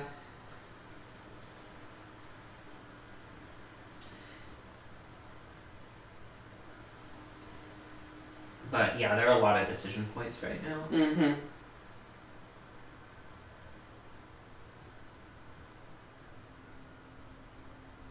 Might also just be doing some math on if he gives Ketsi, a turn or 2 with Oko, does that mean that Elspeth's going to get pressured down?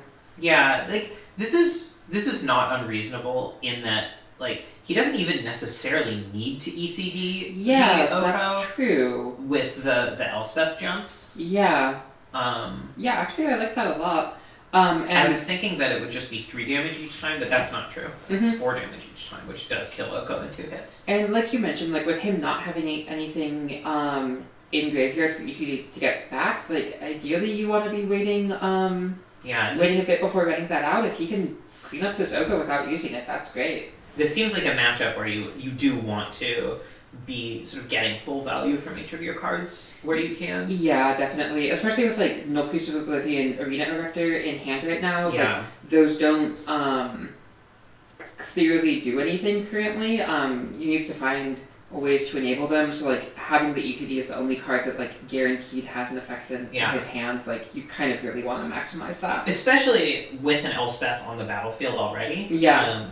You also do get +10 style points if you ECD Elspeth Knight Errant. So yeah, I feel like it's like if you can arrange it so that you get to Elspeth Ultimate on the same turn that, or I guess it would have to be the next turn, but you ult Elspeth.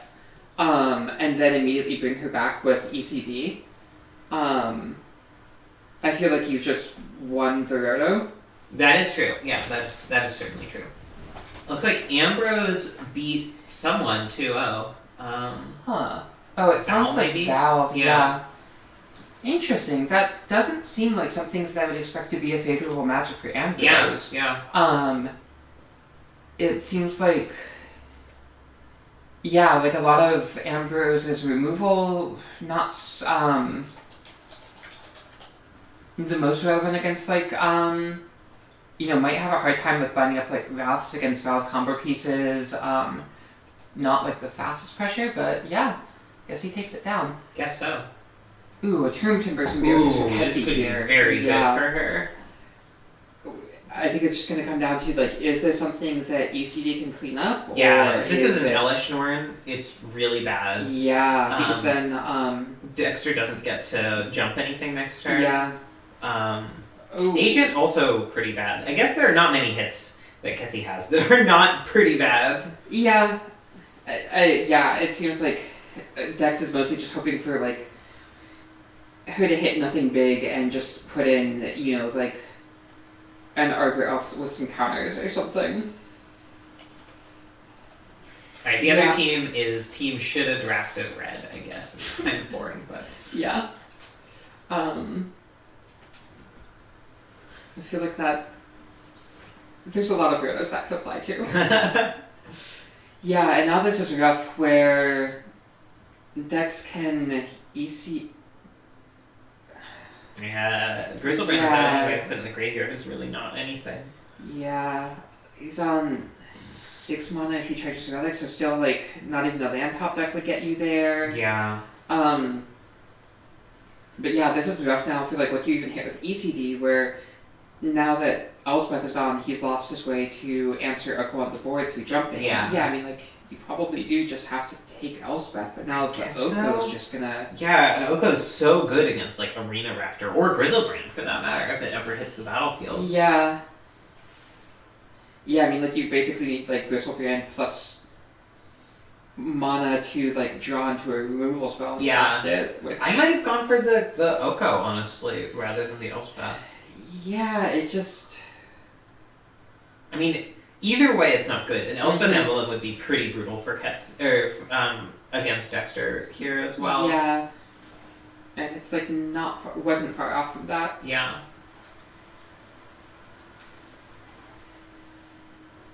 Let's see, Ketsy with 2 cards in hand, tanking a little bit. Curious if she had... Oh, yeah, just Oko always having, like, a million options for what to do with it.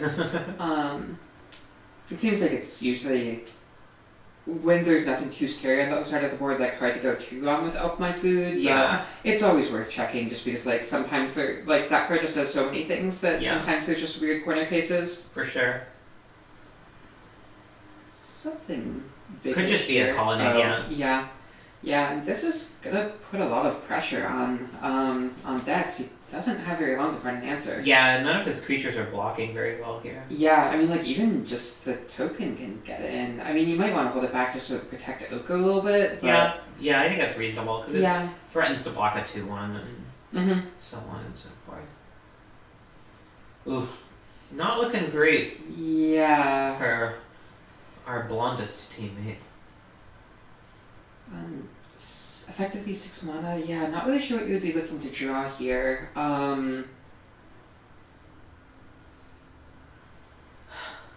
Ketsy did do a really good job of just drafting a bunch of, like, the notoriously busted cards in the cube. I mean, really, Agent of Treachery and Oko. Yeah. But Agent went really late. Yeah. No one was really interested in that. Yeah, I'm honestly curious if that could have been one that Kenyon could have leveraged. I feel like it nowhere near as good in his deck as it is in Ketsy's. No, of course not. But it's still just a gross card. Yeah. Even if you just sort of are fair with it. Yeah. I mean, like, you know, it does have a Sublime Epiphany. Subliphany. Let's see what the top All deck right. is here. Red is up one match. That's the Dexter, Charles, Val, Sarah? Yeah. Okay. Well, it looks like Ketsy might be eating it up here. I'm not really sure if Dex has, I mean, maybe like no priest reanimate blood mage keeps you alive, but that just... Yeah, it's so marginal. I mean, I think the alternative is just being done on board. Yeah, that is true. And, you know, can't play Arena Rector for block or whatever without just Yeah. an elk. Well, I guess an elk is also a decent blocker, Yeah. but it's not a game-winning play. Mm-hmm. And Ketsy still has Colonnade. Exactly, yeah. And an elk that's becoming a food. Is Dex even... Does this even keep Dex alive? I guess it's 2 blockers. And one of them has lifelink, so, like, Yeah. Ketsy only has 5 evasive power. Yeah. So I think barely. Oof. Yeah, and, like, if Dex draws a land next turn, he can Grizzlebrand, but he can't pay the 7, so then it just gets elk. Then, yeah, this is rough. Oh no, can't draw a card. Pest is actually pretty Yeah, decent. yeah, I think that's probably what you go for here.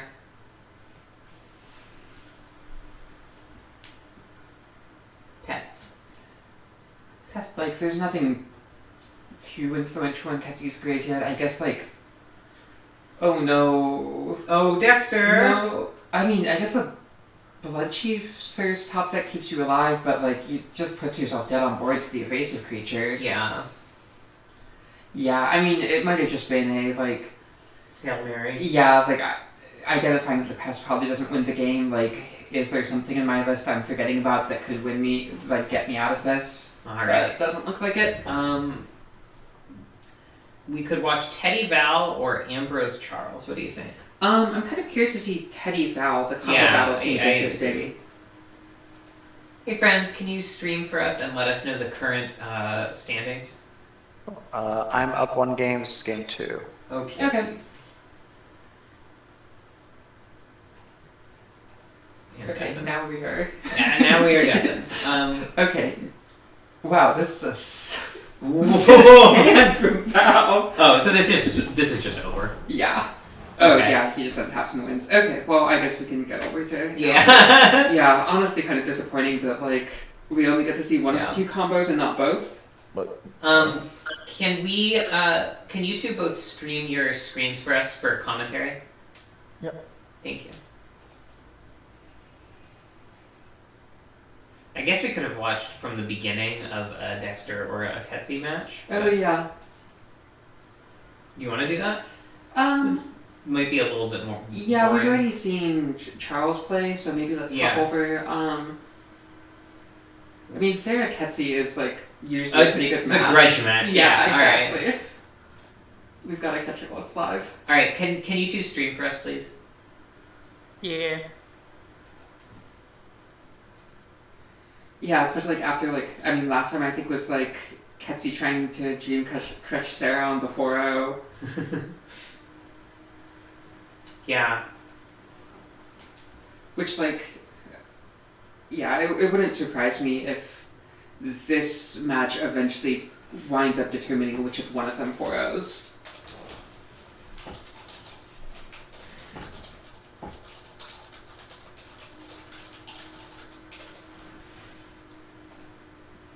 Alright. Okay. Val really quick with the Yeah. one. I'm curious if he just had like 2 quick combos in a row against Teddy. Yeah. Teddy, unfortunately, with the 0-2. Yeah, I mean, it seems like aside from Elite Spellbinder specifically, Teddy really doesn't have much of any disruption for... Yeah. I mean, that's one of the risks of the pod deck, yeah, right? it's just like, all sorcery speed, and right. you just can't interact with, like, Twin. It's a pretty... Oh man, this bottom row. Pretty awkward. Like, at first I was just like seeing it as like a land and like, yeah, this hand looks great. But, I mean like... Yeah, Ferocidon's useful, but it's also like... Yeah, if they're Ferocidon? rampaging Ferocidon that deals 1 damage Oh, with yeah. creature ETBs, but like, if they're comboing with Pestermite, it doesn't even work. Yeah, like, Ferocidon can work well if you're mono red because like you do them enough damage. Right. Like, even if sometimes even if they have Pestermite, it works. But like for a pod deck that's just kind of got these like anemic Grey Ogre beats, like you're probably not going to be doing enough damage to. Alright, I'm looking at Sarah's deck here, and it does look like she main deck went for the pretty much mono red build. Mhm. Her green cards are Boggart Ramgang, which basically doesn't count. Yeah. Voltaic Brawler and Tireless Tracker. I'm. Oh, and Blood Brado. Yeah. I'm not sure about that Tireless Tracker. at all, Yeah. especially with like a braid in the sideboard. Like I get that she's on the same team as Charles, but and I guess Dexter too. Is that right? Yeah, because Dexter played Ketsy, so.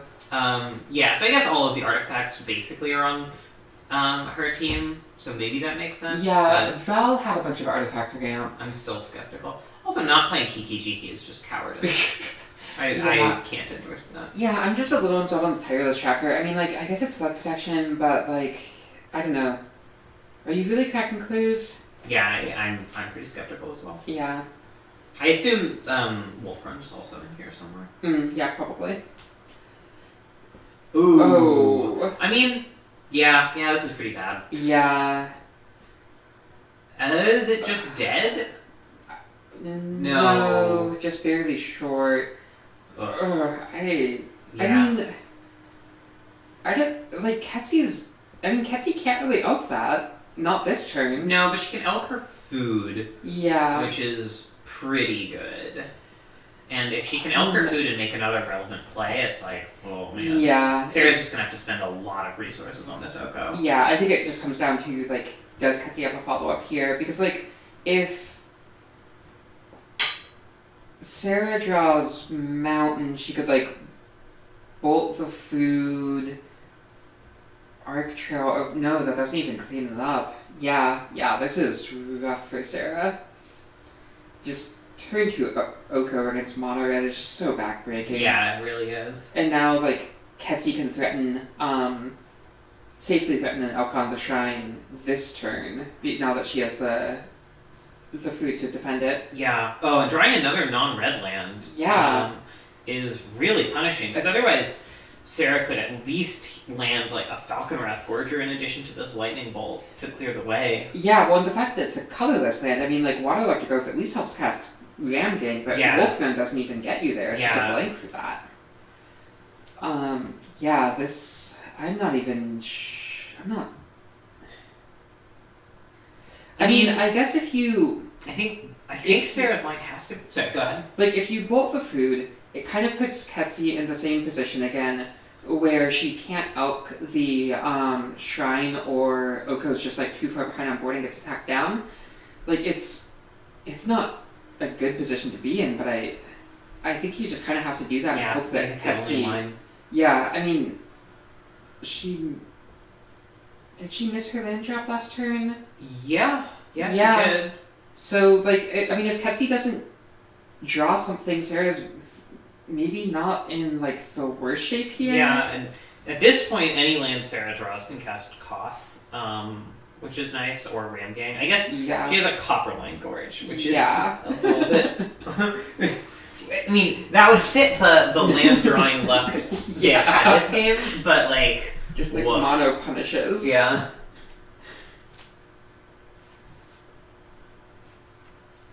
Oh, no! Oh, no. Oh, brutal. Yeah, that might just be it. Okay, Looter is not the most influential. Although I guess actually it means Ketsy can just elk the Looter, potentially. Yeah. And also, Oko's at 7 now. Yeah. That's so many Oko points. Rekindling Phoenix, noted good card against Oko. Yeah, I feel like this is probably a concession. Yeah, I don't know how you get out from under this. Alright. Ugh. Are you down to 14 against the food? Yeah, the problem is, like, Oko is also good Yeah. against burn for... What a fucked up card. Yeah, just like literal no weaknesses. I mean, you know, sometimes you don't draw it. That's a weakness. Yeah. I mean, well, give it, like, compared to companions, it is. Yeah. Recent Magic set. Yeah. What a thing. Song of the Dryads at least does cast Ramking. Yeah. Which is trades for food. Oh man. Yeah, this is depressing. Yeah. Forest with 4 charge counters on it.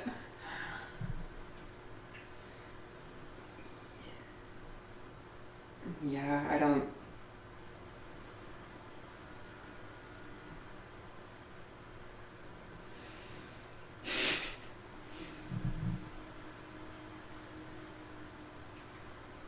Yeah. It's basically what they've got, but I don't... Yeah, just not even attacking Oko at this point. I like it. I mean, I don't like... Yeah, like it, but it's what you've got to do, I think. I think so. The problem is that if necessary, Ketsi could just start gaining 3 life a turn instead of anything else. Yeah, exactly. And still, Oko's just going +2, +2, +2, so it's not even, it doesn't even really get the cost. Yeah, I mean, I think other than that 2 mana. At this point, Ketsi just has, like, Emblem Oko that it's just uninteractable. Yeah.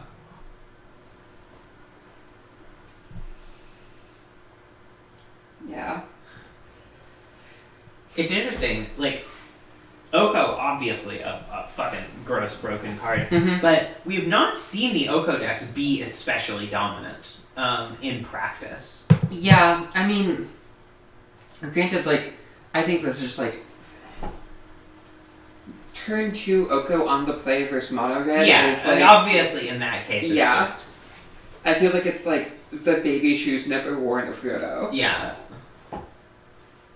Who got Oko last time? Marshall and badly. 04. Yeah, just kind of a, like, Sultai medium stuff pile deck. Right.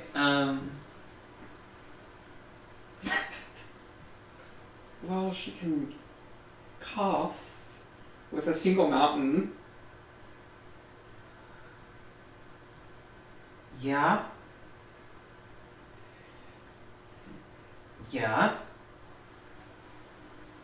And then it gets attacked down to 1. I mean, it is risky for Ketsi to attack Oko, or to attack Koth down to 1 here.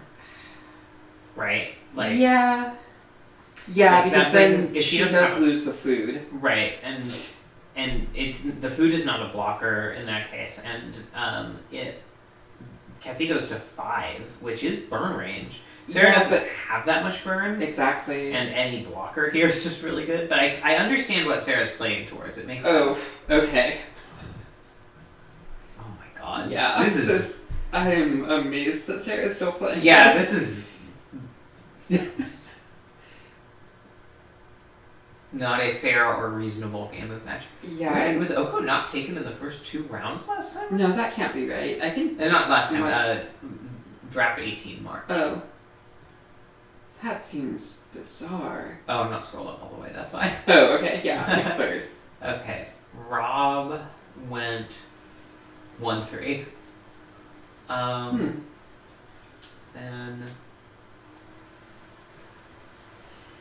Yeah, I guess it makes sense, like, with... I feel like green has been overdrafted the last couple of rows, so, like, it's not surprising that Oko decks have underperformed recently. Yeah. Ketsi seems to have made it work, though. Yeah.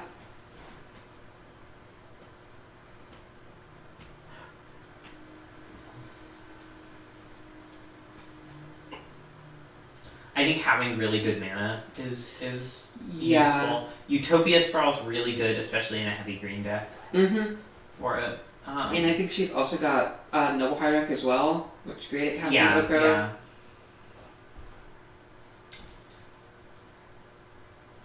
And was she the one who got the birds? I think she might have been. I don't remember. Maybe that was Teddy. Let me check.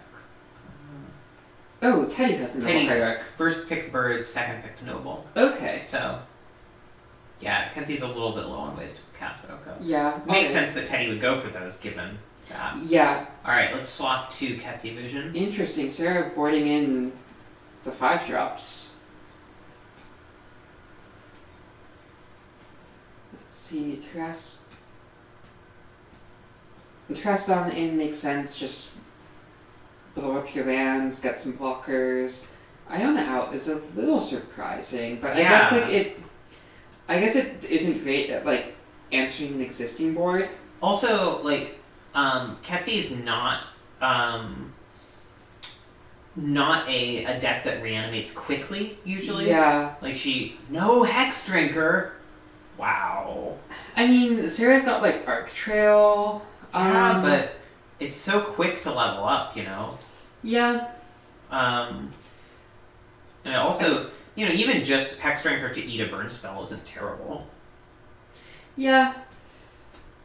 I'm a little surprised to see the Wilton. It hits Shrine, though I'm not sure what else Sarah has. And Yeah. I feel like Wilt hitting Shrine is a little awkward because like you have to catch them when they're tapped out. Basically. I mean, as someone who plays Mono Red a lot, Mm-hmm. when you play Shrine, you're basically not holding up Shrine for like 4 turns after you cast it. Yeah, yeah.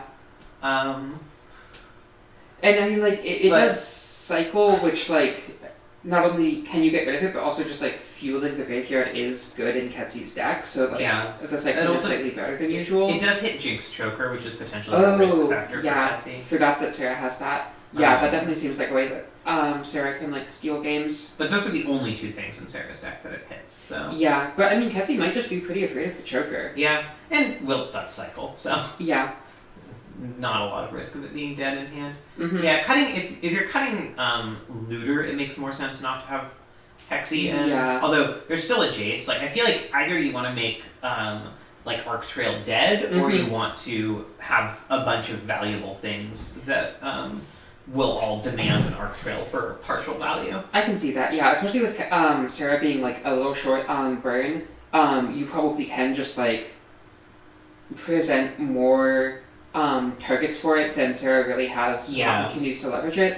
And also like not having the Searing Blaze. Yeah, and like you want to the stuff that goes to face really effectively, if you can force Sarah to point that at a creature, that's value for you too. Yeah, although I guess the other thing is like trying to flood out Arc Trail with targets could kind of backfire. Well, that's why they have to be good enough targets that it basically forces an Arc Trail when you only have 1 creature in play. Yeah, I mean like Hex Drinker especially, like you have to do it when you get the window. Right. You can't wait that out. Exactly. And like I mean JVP is similar, too, it basically. flips. Yeah.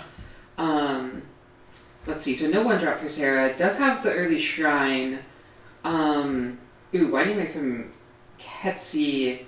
Could stop the graveyard for this body double. We'll have to see. Ketsie's hand is quite slow though. Yeah. Ketsie chooses not to name a creature not because she needs lands, but because she wants creatures in the graveyard. And there indeed is a Terrastodon. Yeah. So Sarah really needs to get a lot of work done in the next 3 turns.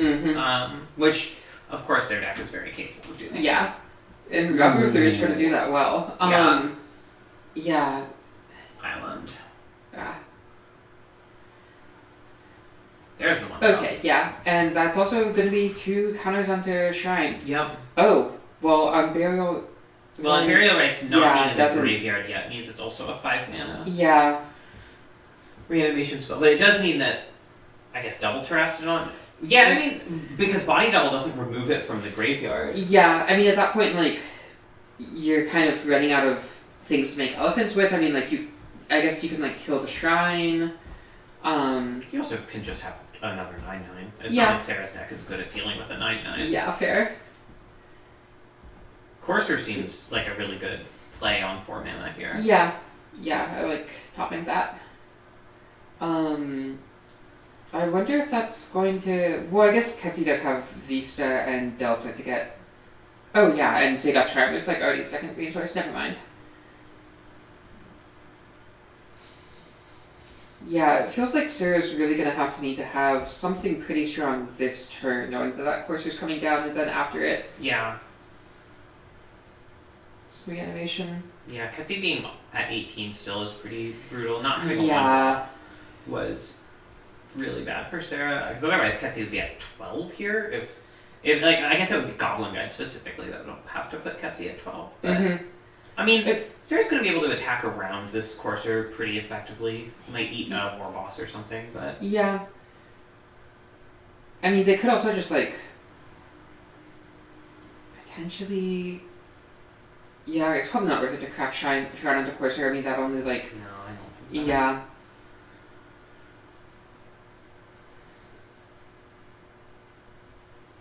But, you know, Ketsy's going to have to mostly focus her first Terastodon on her side of the board, I think. Yeah. Or maybe just... It's an awkward Terastodon, because giving Sarah a bunch of elephants is really bad, but Ketsy wants the lands to be able to do more shenanigans. Yeah, I mean, if Sarah taps out, you might just have to hit the Shrine, just because, like, it seems like that is kind of Sarah's way to win this past some elephants. Yeah. Yeah. But at the point at which, like, you know, you put a 9/9 and 2 3/3s into play, like, it's probably fine to just give Sarah a 3/3. Yeah. And not have the ability to cast spells for a few turns. Yeah. I think you're right.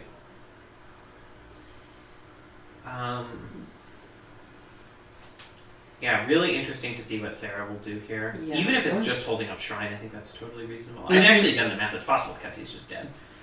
1, 2, 3, 4, 5, 6, 7, plus 6 off Shrine. So Ketsy's not just dead. Yeah. But Ketsy is. Oh, well, there's the polluted delta. Well, I guess polluted delta it's is like neutral. Ketsy goes to 1 here. Yeah. Unless Sarah has, like a 1-drop. Ooh.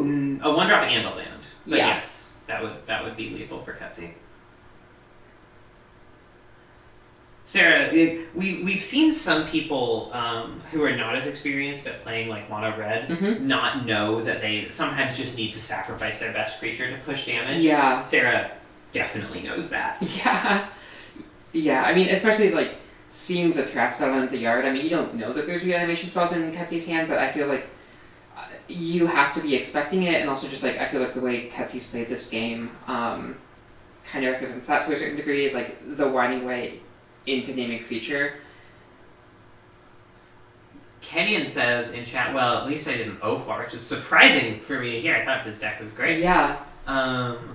Interesting. So Sarah taps out, so that will let Ketsy get a clean kill on the Shrine, but at 6 life and with Sarah having a pretty wide board, they might just be able to kill Ketsy out from behind this Terastodon. Yeah. Yeah, it is entirely possible.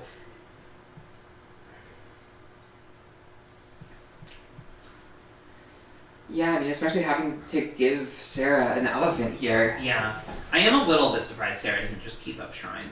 I feel like seeing Terastodon in Ketsy's graveyard and knowing that most of Ketsy's reanimation is on 5, if there was ever a turn to just hold Shrine, this was it. Yeah. But at the same time, like, Sarah does have pretty good attacks here. So let's see, if they attack all out, that pushes 3 damage. Which means, you know, a lightning bolt would do it. This is where, again, having a char, having an exquisite firecraft. That's awkward from Sarah, flipping Jace. Ooh, yeah. But if this is... Okay. Well, that's it. That was a good card. Oh, man.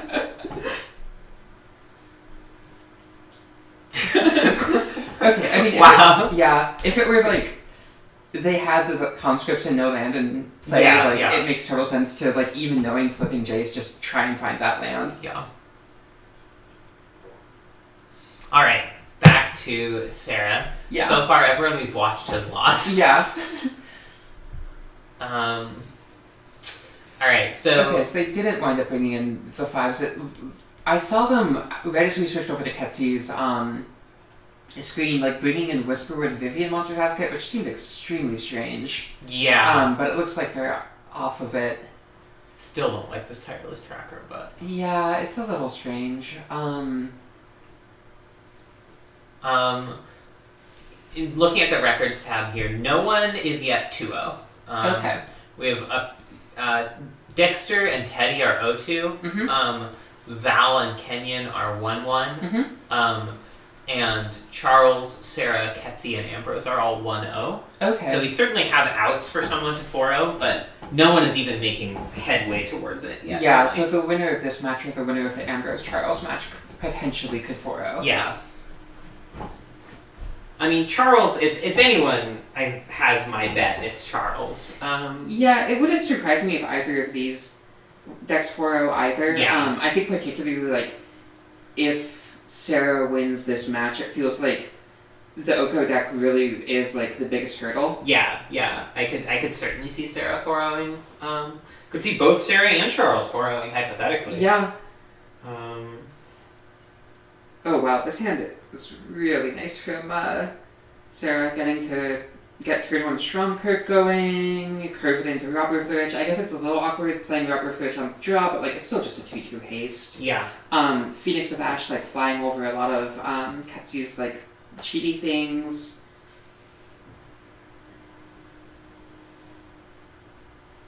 And that's a little bit awkward, but yeah. Not even. I mean, it blocks 2 of the damage from Robber, probably. I don't think Ketsy's going to want to trade it for Stromkirk. Probably not. It depends on the hand, but I don't think so. And, if Stromkirk gets in, like, the fact that it gets turned into a 4-4 elk is relevant. If Ketsy's going for the... is Ketsy looking at trading here? I assume if she were just going to block and sack, she'd block the... I guess it is a trade. Yeah. Alright, I mean, if Ketsy has a lot of lands or just doesn't think Acceleration's going to do it, that makes sense. Yeah. Stromkirk does represent a real threat as the game goes on. Oofa doofa. Yeah, and also just, like, limiting the size of Sarah's board before getting it down in Oko makes a lot of sense. Yeah, with the Oko, it's particularly... comprehensible. I mean, Legion Warboss is gonna pressure it. Yeah, the question is a Warboss or a Phoenix here?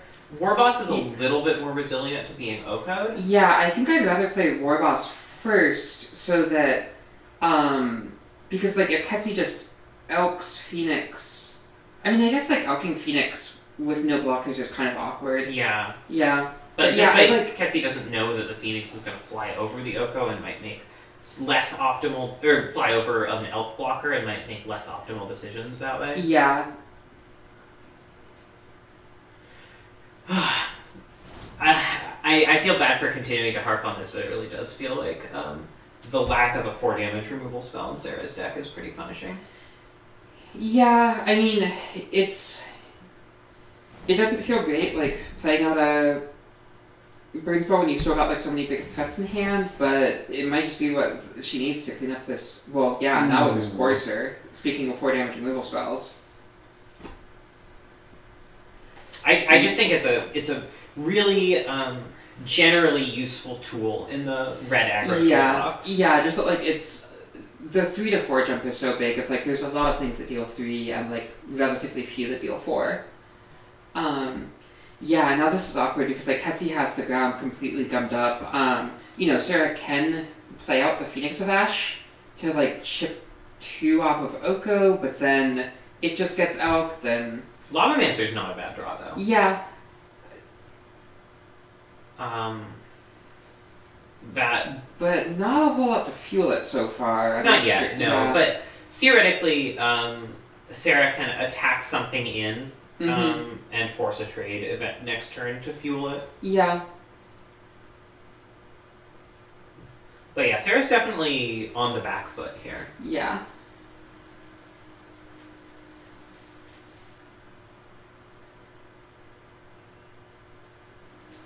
And yeah, understandably, but in the tank, this is definitely a pretty tricky situation to try and figure out how to get out of. For sure.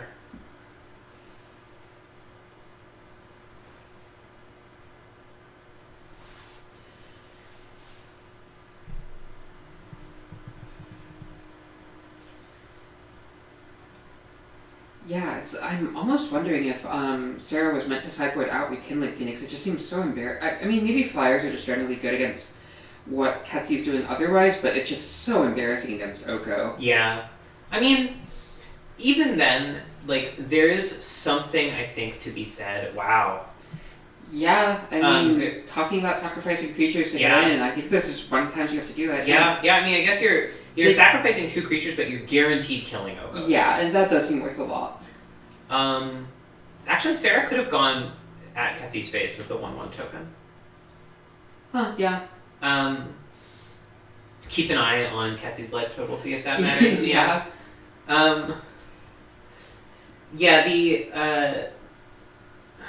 I forgot what I was going to say.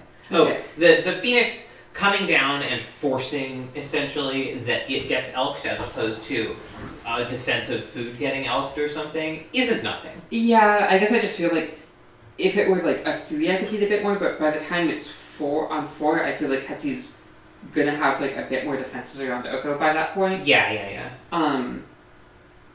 Yeah. And, you know, I mean, now Sarah has generated some fodder for the Grim Lavamancer. Like, if this Phoenix dies, there's cards to escape that. Like, Ketsy's still in like a pretty good board state with just these big chunky blockers, but, I mean, you know, if one of these blocks the 2/2 goblin, they're gonna get grimmed down potentially. Yeah, it is. I think Sarah's done a good job of putting themselves in a position that can come back if Ketsy is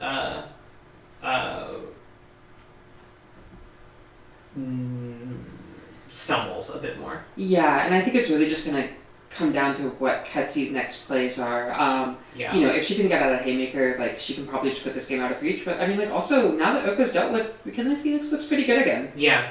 And Ketsy doesn't have anything in the yard yet, which means her 5s are of limited values. This is going to be like a war boss, I guess. Oh, yeah, I can do any graveyard, yeah. I really like Body. I think it's a very cool card. Mm-hmm. The war boss is cute as a like aggro play to try to put Sarah a little bit on the back foot. Yeah, and now this is a little interesting where like it can get grim, but then like that means that unless Sarah draws land, they're phoenixing. Yeah, we'll have to see. Yeah. Interesting. No attack with food here from Ketsy. I probably would have made that attack. Yeah. Ooh, that could be influential a bit later on. Yeah, LEC was a strong one. I think Sarah probably just Phoenixes, both because the air seems really relevant here, and just mana efficient. Yeah, definitely. And I mean, like, that means that, like, okay, well, Agent is not a great conscript target, but I was going to say that does just kind of, the conscript does just kind of, like, own some of Ketsy's, big reanimation targets. Like, sure, you can Apex Altasaur and clear Sarah's board, but then, like, if the conscript comes down, you just get smacked for 10. Yeah, and Elishnorn, which is in Ketsy's hand, might come down next turn. Sarah is in an interesting position here of kind of hoping Ketsy has access to another white source, because I think it would be a lot better for Sarah if Ketsy plays Elishnorn. Yeah, because let's see, then, like, you get the Elishnorn, so you lose everything but the Phoenix, but then, like, the Phoenix flies in for 6, the Conscript's attack is a 5/5, you get the Elishnorn attack, And Ketsy's highly motivated to just slam in with her own stuff, so... Yeah. Like, if Sarah can survive that attack, then... I guess it just comes down to, I mean, like, it does... Yeah, I'd be curious to see what,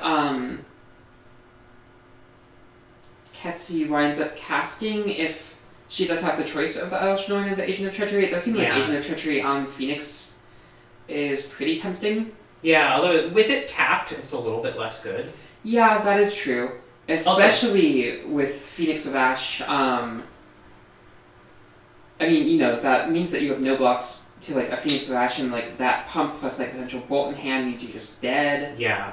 So this is a white source. Yeah. Ketsy wants it to be. And if Sarah can rip the land for the conscripts, I think this is just lethal in the air. I think so, with Ketsy at 8. Yeah, I think... Virtual 6 if this Lavamancer hits her, although Lavamancer might just kill Warboss in response to Elishnorn.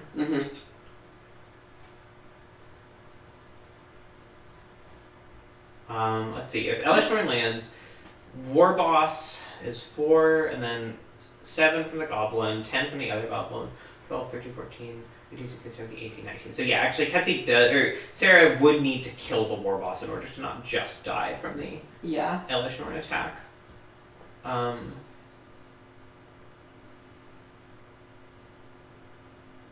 Going for the Elishnorn. Okay. Yeah. That's all right. Might just come down to the land top deck. It might be. Let's see. Yeah. It looks like Sarah's there's a doing the math. Yeah. Kill the War Came Boss. to the same conclusion I did. All right. Wow. This is tense. My heart is beating. If Sarah wins this like through an Oko, through an Elishnorn, that'll be pretty impressive.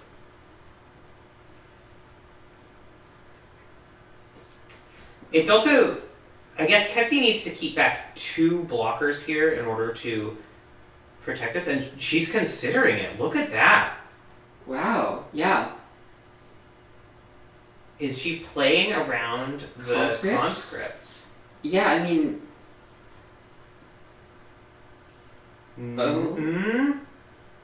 Because if Ketsi keeps back 2 blockers here, the Phoenix is only 6 damage in the air. The Elishnorn and the conscripts get chunked. But then Sarah's in pretty bad position after that. Yeah, the Elishnorn goes back. Ketsi gets to land the Phoenix. Yeah, so then at that point Sarah just needs to draw burn. But Ketsi also gets to gain at probably 1 life off of Courser. So we need a bolt. I think we know the 1 card in Ketsi's hand is Utopia Sprawl, is that right? Oh, it might be, yeah. No, it's Agent of Treachery. Oh, right, it's Agent of Treachery. The Utopia Sprawl got shuffled back. Yeah, alright. Ketsi's playing around it. Yeah. So Sarah doesn't just win off this Conscript's top deck, but... if they even hit the land. Okay, they do. Ketsi, that's a very heads-up play for definitely. Ketsi. I am really impressed. And Ketsi had to attack with specifically the Goblin token there, because it was going to die if Elishnorn got zealous. Oh, yeah. I wonder if they were thinking of that one day. It looked like they were going to attack with the food instead for a second. Yeah, I think she was. I think that's the only reason to make this line. Oh, I guess Ketsi doesn't gain life off Courser because she's forced to trade it. Yeah, and this does force a double chump, so Sarah probably will have a turn or 2 to top deck the burn here. I mean, yeah, and with the agent stealing Phoenix in particular, the Wolf Run's not very relevant. Wow, this has been a very skillful game on both ends. Yeah. Also, remember, Sarah did miss 1 point of damage earlier on. Yeah, I'm not sure if there's any 1 damage burn that punishes specifically, but who knows? I mean, maybe Ketsi winds up having to crack a fetch land or something. Yeah.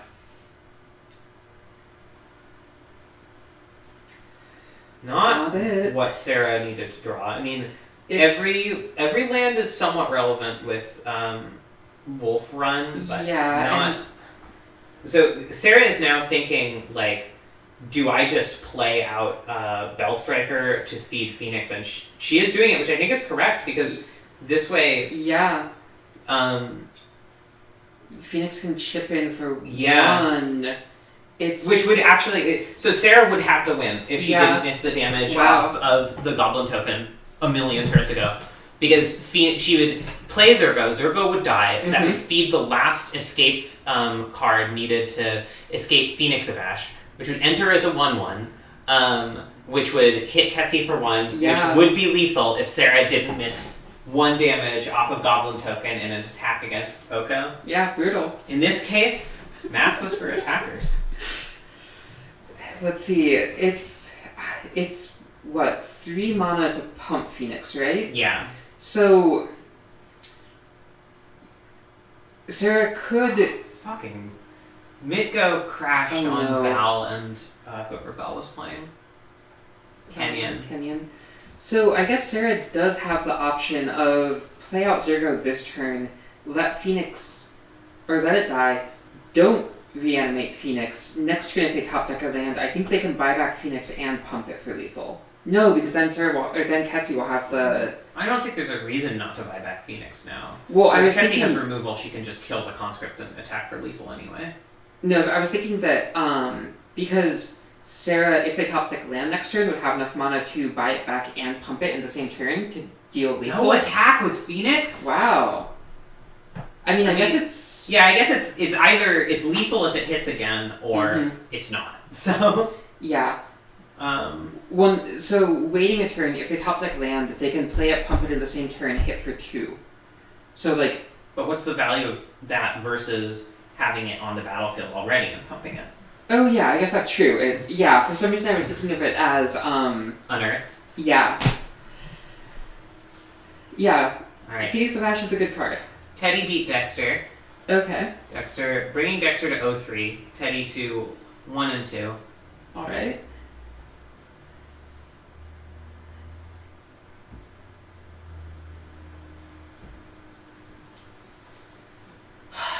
Ooh. I mean, I'm not sure if that really matters. I mean, it's an unblockable attacker next turn. Yeah. So it forces Sarah to win this turn. Yeah.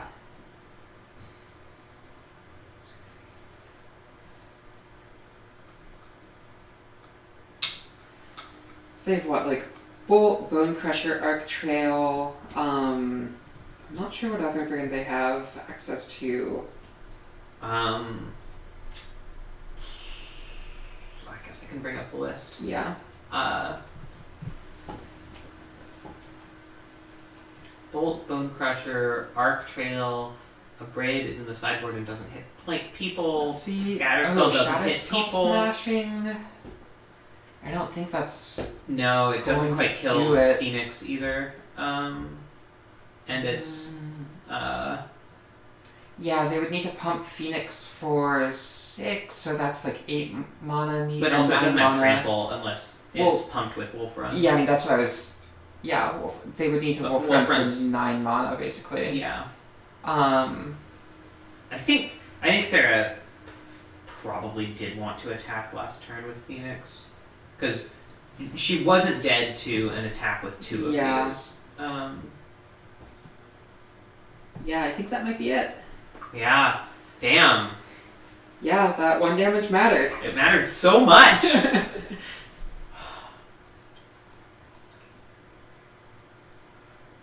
I'm gonna have to talk to Sarah about that, I'm afraid. Yeah. Wow. I also have to compliment Ketsi on her incredible heads-up play. Alright, I'm gonna go off Deafin because I want to hear what they're saying. Okay. Don't think I can win this.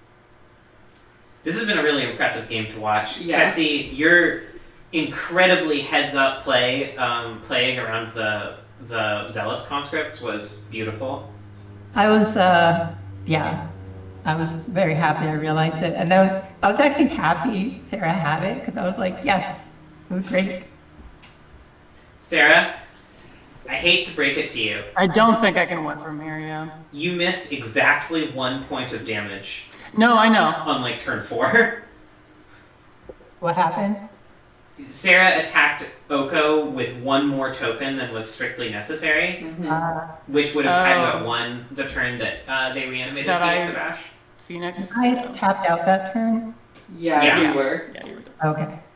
Oh, good, very good game, Sarah. That Fucking take Oko out of this cube. Holy shit. That's not even a joke. It's not even like salt that I lost. I hate playing against that card so fucking much. Yeah, it does not actually perform very well. So Betsy, why are you drawing more? You won. I was curious what I was going to draw, and then I saw Connive Concoct, and then I wanted to see what could have concocted. Yeah, I mean, but also, like, it's not like blue-white control was dominating the cube when you took Fractured Identity out. Yeah, but Fractured Identity is a different category because it's not a card that was ever in Modern. Yeah. Yeah. I mean, Oko was Modern for, like, not long before getting banned. Yeah, but that's different, right? Yeah, like, sure. You know, Jace and GT and Skull Clamp and whatever are all integral parts of the cube. Yeah, but like in terms of like I feel like even though it was technically printed in the standard legal set, like Oko kind of feels like it's still in the like, you know, fucked up not a real magic card. So is Skullclamp. Yeah. Skullclamp was banned like weeks after it was printed. Sure, but like I mean Skullclamp like doesn't do problematic things. I mean Oko Skullclamp. Oko does not perform in a problematic way in the cube as far as I've seen.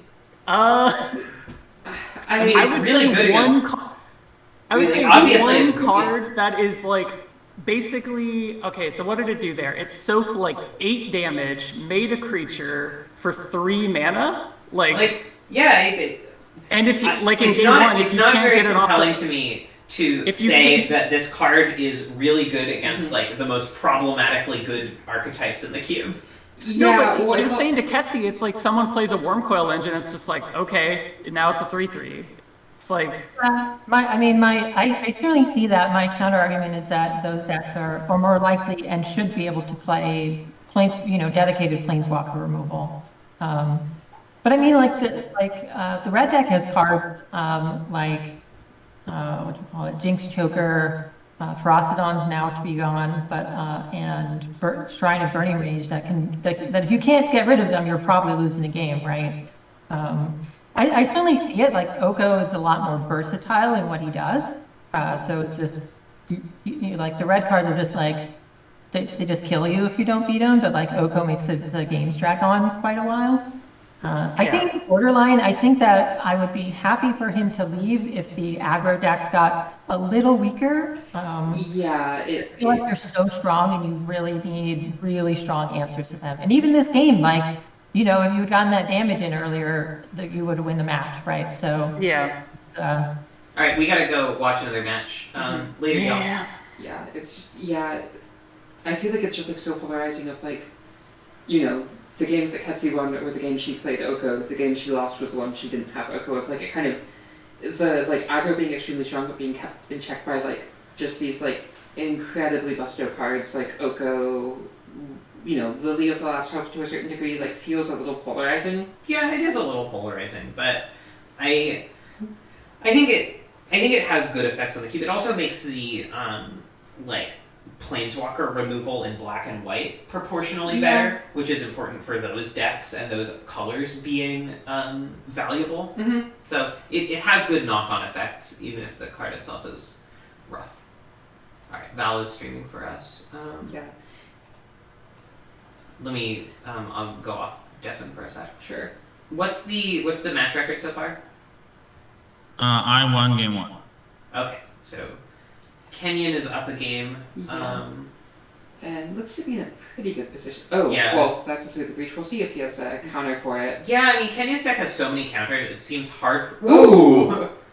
It seems hard to imagine that this is a great matchup for Val. Yeah. Kenyon has a lot of counters, interacts at instant speed very effectively. Mm-hmm. So the question here is, does Val draw into the Ulamog off the breach? Which off would the be cliff? hilarious. Yeah. No, does not.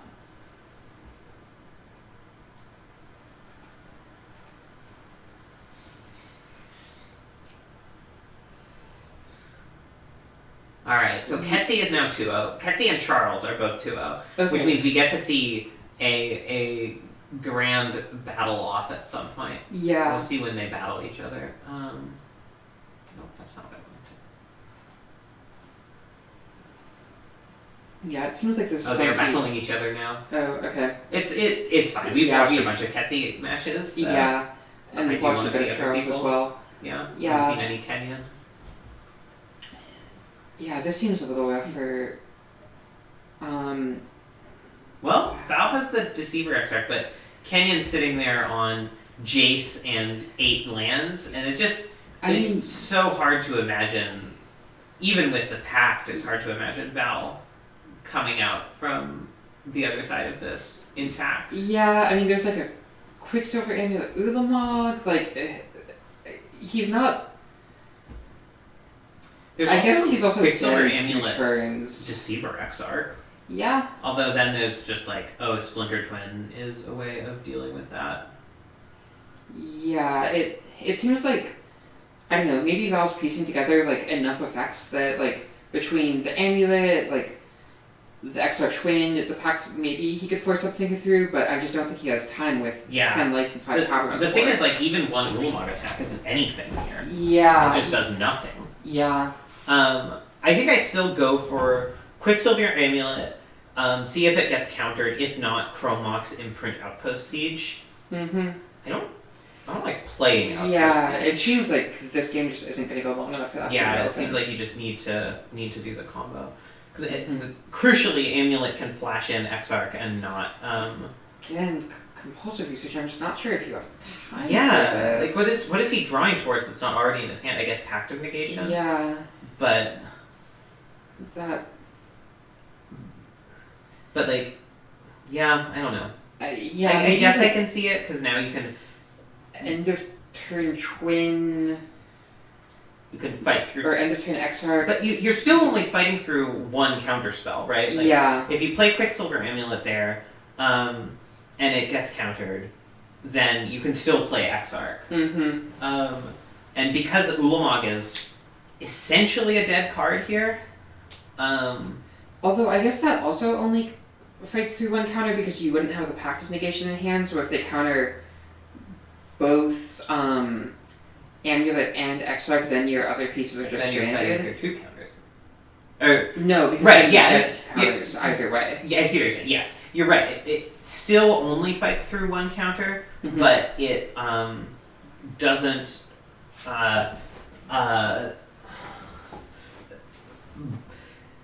But you still are drawing into a Pact of Negation next turn, so like theoretically it could. If Quicksilver Amulet gets countered, you could even just wait and not Exarch until the next turn. Use Exarch to gain some life and. Oh yeah, because you could tap down one of the attackers. Right. Yeah, I guess that works. I mean, I don't know. It's rough because then Kenyon draws 2 extra cards during that time thanks to Jace. But it looks like Kenyon's just gonna have lethal. I mean, I guess Val can like buy some time with the Exarch. Yeah, that's the option at this point. Tap one of the 3 power flyers and hope Kenyon has nothing because pacting to protect the Exarch doesn't do it. Yeah, oh no, it does. It does. Val can still combo off. Yeah. So I mean, Kenyon has one thing. Kenyon did already use Jace, so like can't Jace bounce the Exarch? Yeah. It does mean that like you're not just keeping yourself alive here, like you also are like setting up toward the twin. Yeah. But yeah, we'll have to see if Kenyon has the second counter. I imagine with like running the Snapcaster out proactively, like you probably don't do that unless you already have something else. Yeah. Well, I mean, the proactive Snapcaster does put Val dead on board. Sure. Which is okay. Yeah. But yeah, it looks like Kenyon has anything at all here. Fencer. Yeah.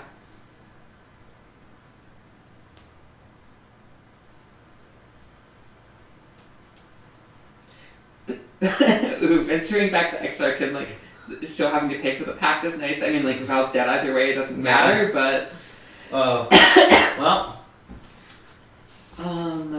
who else is battling? There's Sarah versus Teddy. There's Dexter versus Ambrose. You want to see the black-white? Yeah, we haven't seen Ambrose yet. Hey folks, can you stream your screens for us? Ambrose, you have to stream your whole screen. Just streaming the window is not sufficient because Magic Online sucks. Noted. Thank you. And this is the beginning of the match, is that right? Game 1? That's right, game 1. Cool. Okay. Alright. So, Dexter has some bangers in hand. Yeah. I mean, GK probably gonna do some work here. Yeah, GK seems really good against Ambrose. Yeah. And like even having a couple creatures to equip it to is gonna be nice. Grizzlebrand also seems quite strong in this matchup. Yeah, I mean like you actually have to like do some finagling there, but like if you could draw 7 cards, it seems like this is gonna be a really grindy match a lot of the time. Yeah, I think so. I'm kind of curious where Ambrose's deck ended up. Let me see if I can bring up a deck picture. Yeah. Is Ambrose a table or should I?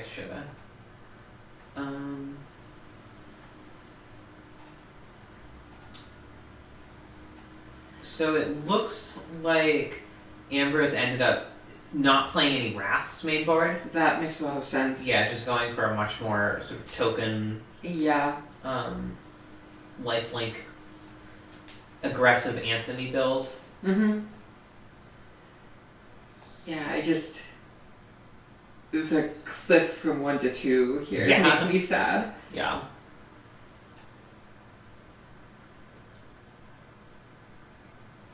Attacking Dark Confidant into a pest, but then it gets pumped by Nicaeus. Yeah. Ooh, but did Ambrose misclick on the Nicaeus ability there? Because it looks like Nicaeus pumped itself instead of the pest. That's rough. The Bob. That is really unfortunate. Yeah, I mean I feel like that didn't seem like a great block from Dex, but I guess it may have got off. Or, he just saw the line. Yeah. Oh man, Skullclamp vs GK battle. Yeah, this will be interesting because Yeah. both of them are very good at sort of grinding the kind of advantage that it seems like this matchup is going to come down to. Yeah. Also interestingly, it feels like Skullclamp is really Ambrose's most influential card here, and it dodges ECD. Yeah, it does. Not a great GT equip attack here for Dexter. Yeah, they can't clear either of the creatures. You theoretically could if Ambrose equips Clamp to them, but then that gets kind of dicey. Yeah. Wonder if he just plays Inquisition to try to hit something before it's all gone from Ambrose's hand, but I guess not. Yeah, because you would get a pest out of that. Yeah, having a pest for GT is also quite nice. Yeah, but I guess actually going for the attack here. I feel like Ambrose probably just trades and. Well, it's got Menace. Oh, it does have Menace. Okay, this isn't so bad. Yeah, the 2 counters don't immediately do anything, but next turn they 0 counters. Yeah, exactly. You need to have 2 counters before you can have 4 counters. As the old saying goes. Yeah. Yeah, the call time for Flex is not in the cube, right? Correct. Okay, yeah. Ooh, Swift End. Gonna cost Ambrose 5 life here. Yeah, but also Strand Dex without a creature for that GK, and kind of getting punished a bit for not playing the Inquisition. Yeah. Both because not having the pest, but also not being able to take that out of hand. Yeah, for sure. And here, Ambrose's massive amount of lifelink does look pretty valuable. Yeah. Interestingly, just attacking with the Aetherborn, I feel like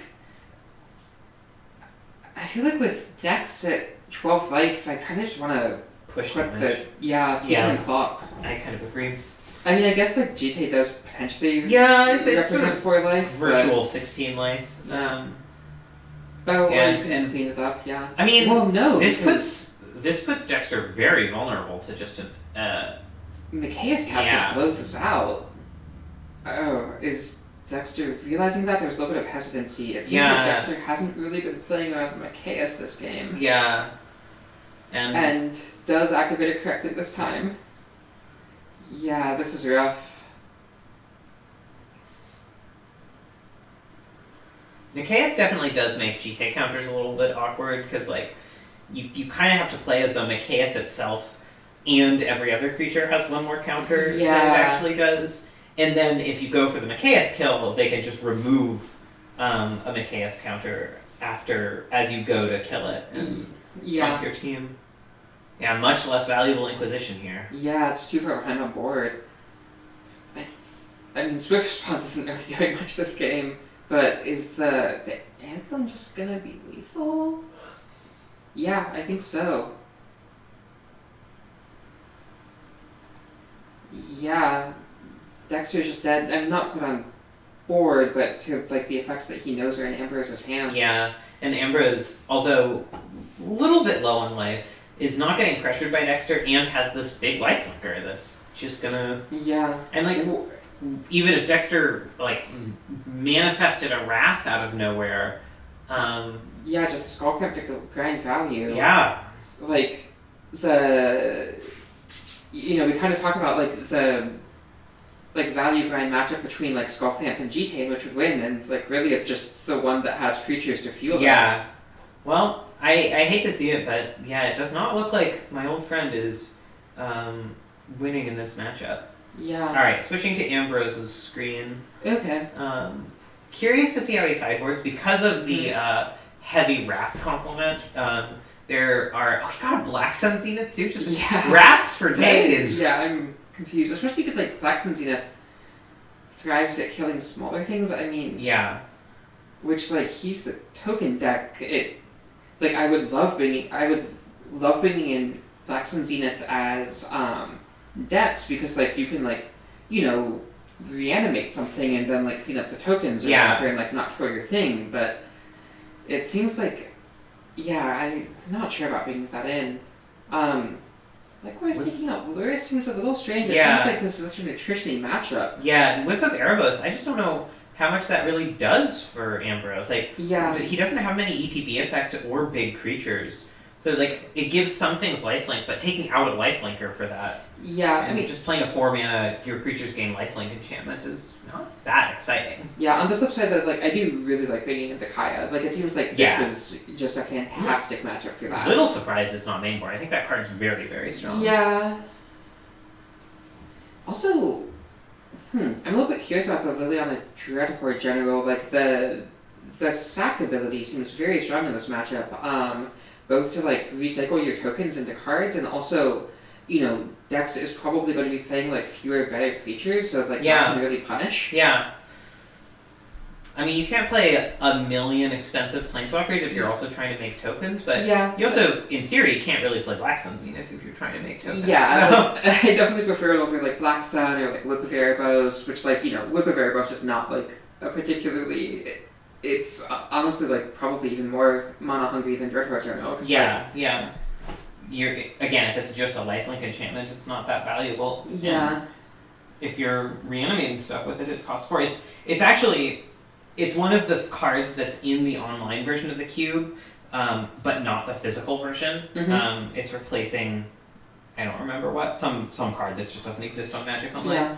And that's because I just don't think it's actually very great. Yeah, not really. I guess, so the one thing I will say for the Black Sun Zenith plan is realizing that Ambrose is like quite a bit more Planeswalker heavy than that's true. Dex is, so like if you can get a Planeswalker or two down, kind of like bait Dex into overextending, you can then punish, but... It's another reason to play Liliana. Liliana also really good if you just Wrath, because you draw cards for everything that dies. Yeah.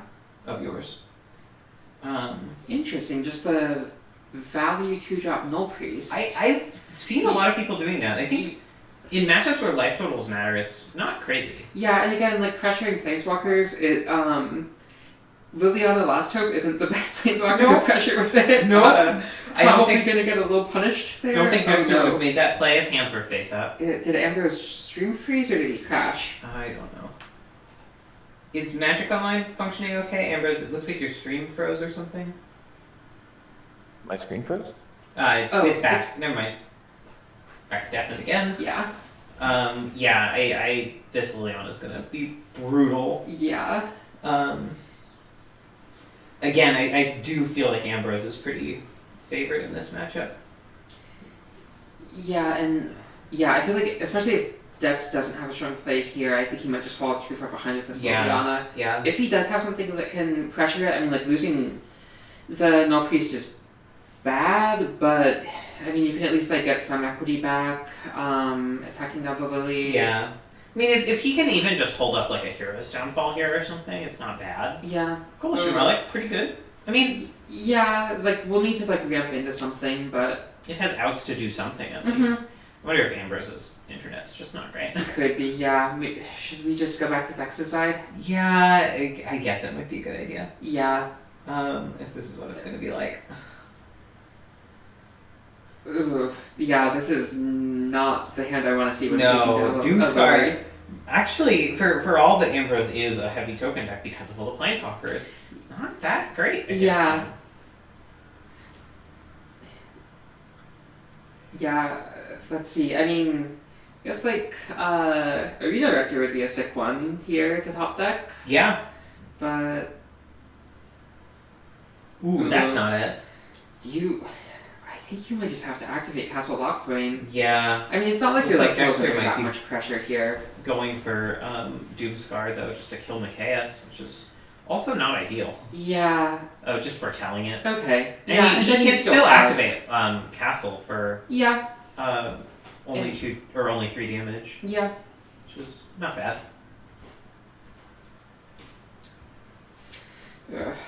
Well, maybe Wow. that'll just buy toward a better top deck next turn. Yeah, that's the hope, I guess, but oof. Yeah. Call me Kitchen Finks because oof. And not even a persistent one, because I think that's a big oof. Yeah. And team now- records, by the way. Yeah. Team should have drafted red is 6-4. Team bread is 4-6. Despite having both of the aggro decks that we were very high on. Yeah, interesting. Is the Ketsi Charles match still going? I believe so, yeah. Okay. I mean, 6-4 is not a commanding lead by any Yeah. stretch of the imagination, but it does mean that if Ketsi and if Ketsi pulls out her 2 to go 4-0, then her team at least ties, if not better. And if Ketsi wins 1 and Sarah loses another game or another match, then they are also at least tied. Yeah. So, I mean, for as behind as he has been, Dex will have the choice between Tybalt and Ashen Rider next turn. Which, Not terrible. Yeah. Not terrible at I all. feel like it might need to be Ashen Rider just because Tybalt doesn't hit Planeswalkers. Yeah. And like, particularly that you can potentially like play Ashen Rider next turn, just Wrath to get rid of the creatures on the board. That kills Ashen Rider, and then you clean up the other Planeswalker. Yeah, and then Valky to come out strong on the other end. Yeah. I like that line. Yeah, Dex. I mean, for as behind as he's been, like, might have a way back into this game. Yeah. Coalition Relic ramping and fixing here really. I guess the fixing isn't necessary, but the ramp is really pulling work. Yeah. And okay, crucially does not forget the charge counter because that is necessary for Ashen Rider next turn. That could be good later. I don't think it's going to do anything in the short term. Yeah. Yeah, and even Ambrose is even like not really motivated to do any attacks here because killing Ashen Rider is so good. I guess he knows that. I get this could be the Wrath or it could be Poison the Cup, which I think is in Dexter's list as well. Okay. Yeah. So it's not strictly face up, although it's reasonable to assume it's the Wrath, given that Poison the Cup on Machias would have been an excellent play. Yeah. Yeah, which, like, at that point, like, maybe you just stack in with Aetherborn anyways. Yeah. Or even with Machias, like, yeah, you push some damage, it's pretty minus a impressive. Johnny, slam with Machias, and Machias can survive by pumping himself. Yeah. Actually, either, if other than the Wrath, either of Ambrose's creatures can survive a tussle with Ashen Rider here. Mhm. Wow, that's extremely bold. Yeah,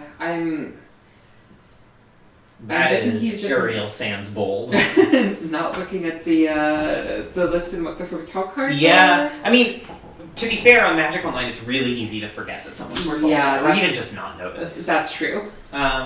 Ooh, Skull Clamp will be nice to help you go after this Wrath. Yeah. Yeah, Skull Clamp was a great last card in Yeah. Ambrose's hand here. Which, like, Tybalt will eventually potentially get to clean it up. But it's still gonna, take Ambrose from Hellbent to having a couple cards in hand to fuel with. Yeah.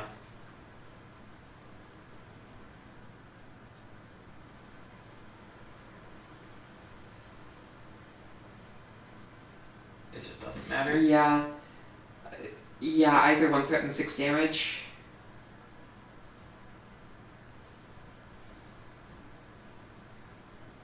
I mean, you might as well block the one it definitely trades with, but Yeah.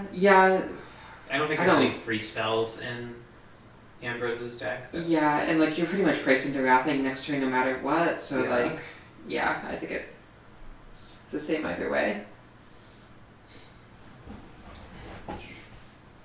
It is pretty awkward that I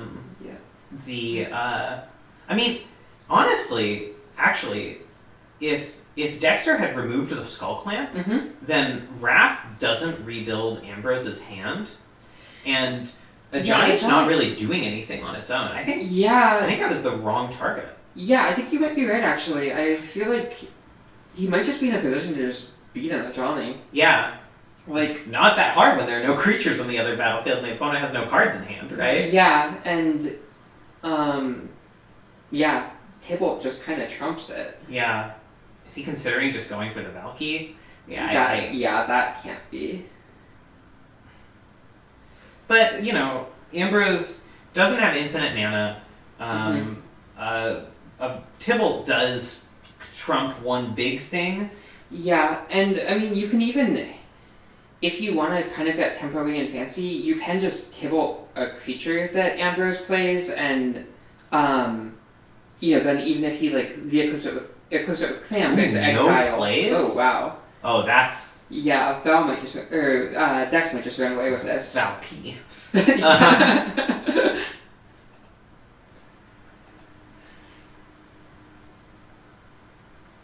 Okay, so it looks like Charles might be on the 4-0. Yeah. Ketsy's dead to it.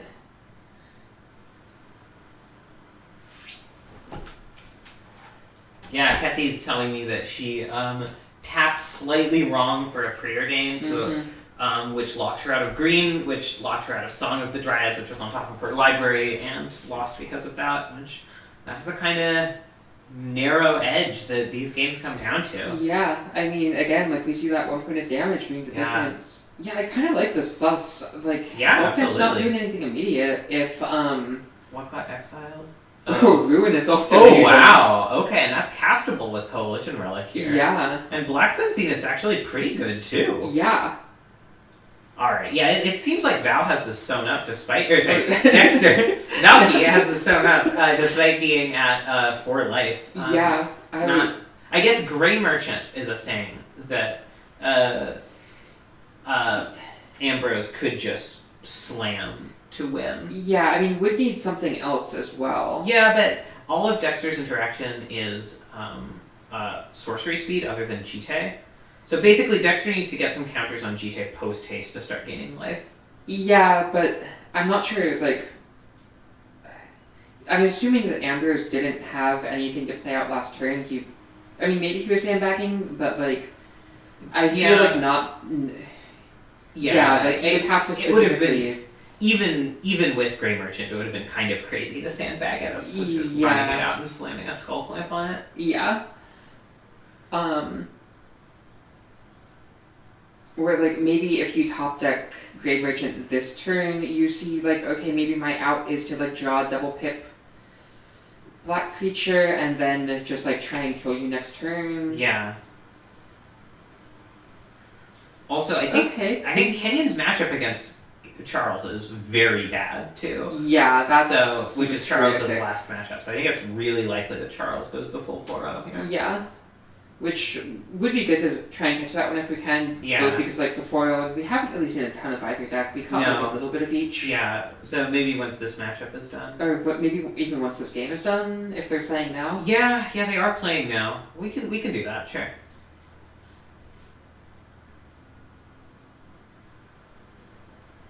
Wait, what happened to Valky? It got murderous rided. Which, I forget, if Skull Clamp and a creature it's equipping at the same time, get destroyed at the same time, I think it does see it die, although Winds of Abandon makes that a little bit less relevant. Yeah.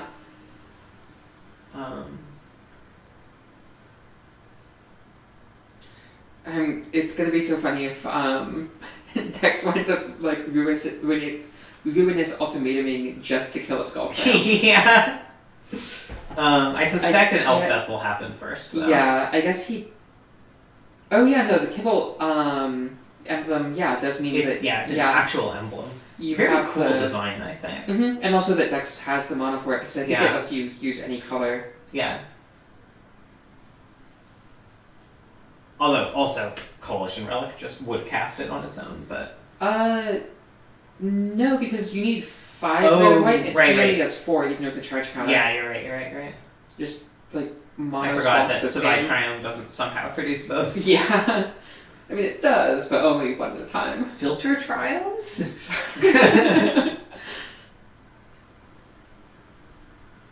Imagine trying to template that. Yeah. Oh god. Imagine the Magic Online menu for using that.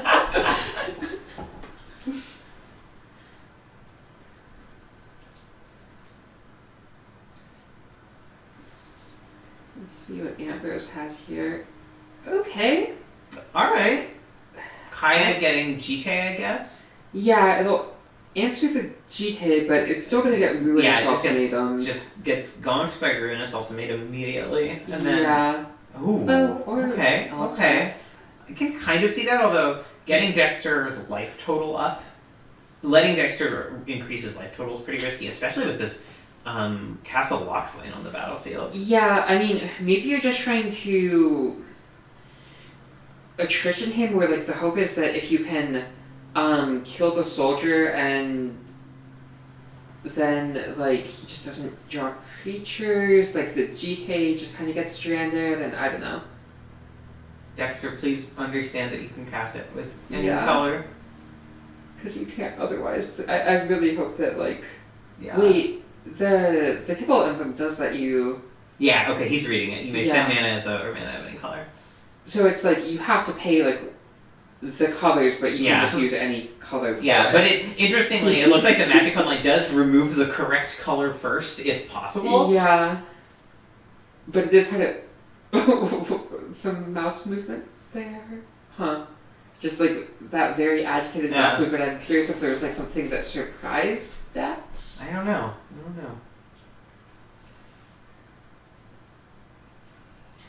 But, yeah, with, like, Dex being, like, nearly hellbent, having Castle Lockthwain, starting to, like, get GT counters to either, like, fuel his life total to draw off Castle Lockthwain, or just, like, remove things that Ambrose plays, Yeah. I feel like he's probably in a pretty commanding position. Yeah, I agree. Also, Black Sun as a reset button is not nothing. Yeah.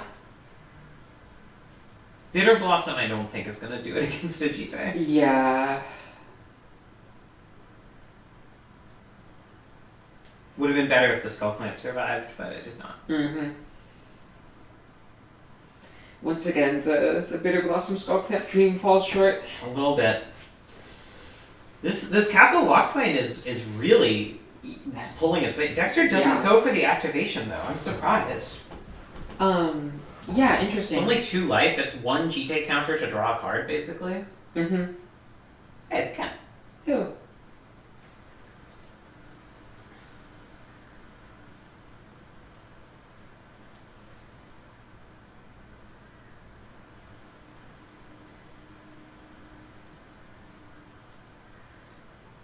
Okay, just doing it without the relic mana. Sure. Mm-hmm. Yeah, it's 1 swamp. He doesn't have to draw naturally. Yeah.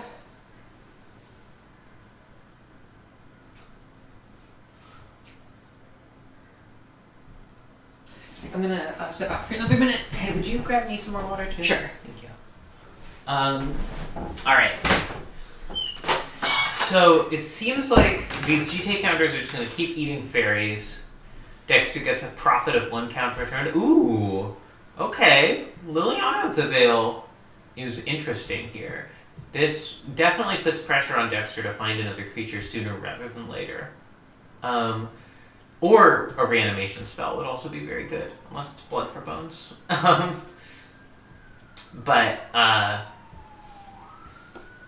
Yeah, Ambrose does get to plus this Liliana at some point, and start attacking Dexter's hand, which almost not bad, given the Castle Lockslane.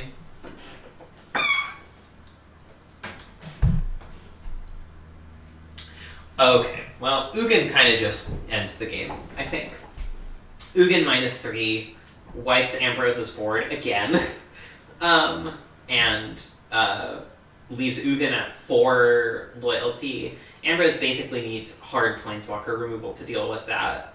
And Dexter probably still has enough mana to castle Lockfine if he wants to. So, yeah, I wouldn't be surprised if this prompted a concession right off the bat. And even if not, it seems like Dexter's once again commandingly winning this game.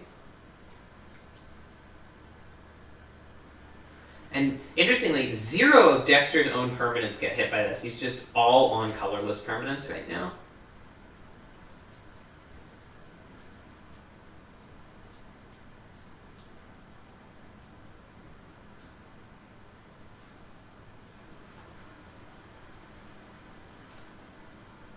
Oh, wow. Charles already beat Kenyon for the full 4-0. All right. Well, that puts Bread actually at 7 and 6 ahead. So it's kind of anyone's draft now. Or, yeah.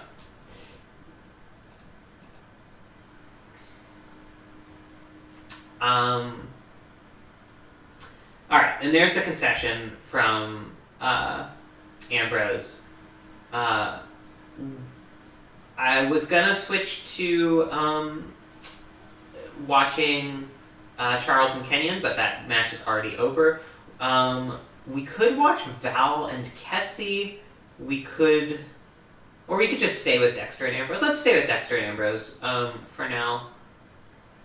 I imagine Val and Ketsy are sort of well on their way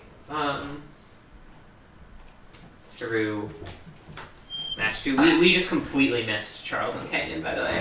Oh no. Yeah. It just happened in the span of this game. Quick Charles duo. Yeah. Yeah. Charles actually did not drop a game. Wow. Yeah. Yeah. In the most contested white draft in memory. Yeah, it's curious though. Like, it felt like white started out heavily contested, and it still kind of was, but then people like edged out of the aggro, and like, he was really the only one fighting for that part of white. Yeah. We're like, I do wonder if people are just supposed to be like, are there just supposed to be two white aggro drafters? I think it's totally reasonable, especially if one of them is willing to be white X. Like white green is really good. I think white blue can be really good if you build it right. White red is always an option. So yeah, I feel like yeah, especially like, you know, you might see like a more dedicated white drafter, like more dedicated red drafter, and then like a white red drafter kind of like straddling weeks. Like I feel like, you know, both of those colors feel like they can like support like 1.5 to 2 aggro decks. Yeah, I agree.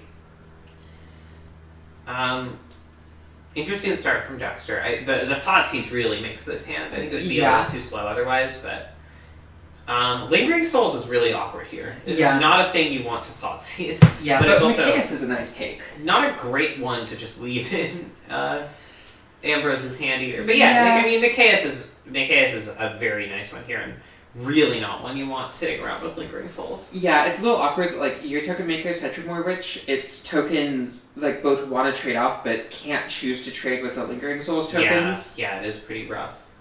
Yeah. Also. Yeah, that, I mean, like, which is maybe just, like, fine on the way. It seems like Dex's deck isn't great at, like, really taking advantage of it. It seems like most games he's making, like, 1, maybe 2 pests, which, like, is alright, but... It's definitely not full value for a 3-drop. Yeah. I find a lot of the, that effect, the Young Pyromancer, even Monastery Mentor, despite triggering on more things, sort of ends up in that position where you end up having trouble activating it more than once or twice and getting really full value off of it. Yeah.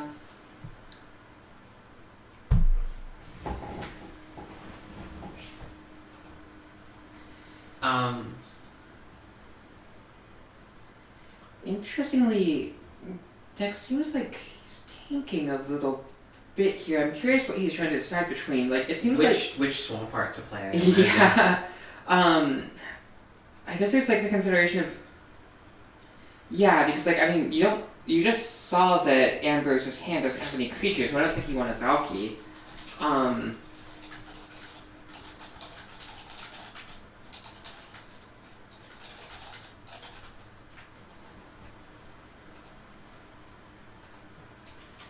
Yeah, I mean the team records are pretty close. Yeah, it's 7-6.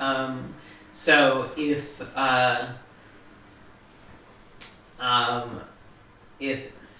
Ambrose wins one and Ketsi wins her last match against Val, then it will tie. And if Ambrose wins against Sarah and Dexter, and Ketsi wins it, Team should have drafted Red still has a chance. Although I really don't like Ambrose's chances against Sarah.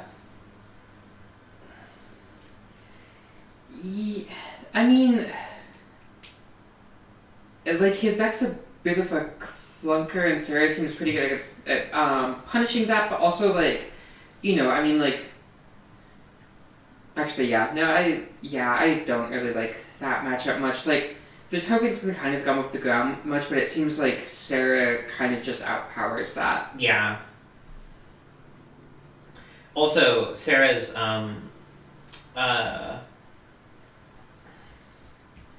X-Red deal damage. Oh, yeah, that one's gonna be brutal. Yeah. Sudden Demise. Yeah. Sudden Demise will be really, really good against Ambrose. Yeah, and the other thing where, like, Ambrose does have access to Wraths, but, like, do you really want to be bringing them in? Yeah. Yeah. Especially because, like, Wraths aren't even that great against Red, because Red usually lives on, like, 2 or 3 creatures, not, like, 5. I guess, like, I will say the one thing for Ambrose in that matchup, like, he does have the triple lifelink creatures. That's true. That will be really helpful. And yeah. And Sarah is, again, low on burn. Yeah. And, like, even, I mean, we talk about, like, the difference between 3 and 4 with Red, but, like, a lot of her burn only deals 2, and they all have 3 toughness. Yeah, that's true. I think Lightning Strike is just an undervalued card in this cube. Yeah. Valky getting to... Actually, Valky's kind of nice when, like, oh no, I guess there isn't a companion, so it's not, like, telegraphed. Yeah. Yeah. But Valky being able to become a lifelinker here, just at all, is pretty good. Yeah. It'll really help Dex catch up a bit in, like, what's looking like not even a race, because that assumes that, like, Dex is even trying, like, making any headway in racing, but yeah, I mean, just kind of, like, getting beaten down by these flyers. Yeah. It's unfortunate that Dexter doesn't have one more land to activate the Valky this turn, but yeah, I feel like attacking with Sedgemoor Witch is pretty good here. Like, yeah, it's not blocking. Happy to trade with 2 spirit tokens. Yeah. Like when you're getting beaten down this much, trading is just everything you want to do. Yeah. And, like, sure, it can make pests, but, like, the pests can't block the spirit tokens, don't have any way to sack them to get life. Yeah. And Dexter doesn't have any more spells on deck. Yeah. At least so far. Yeah, not till he finds 3 more red and white sources for Green Assault Maiden. Which I feel like at that point, like, does a pest really matter?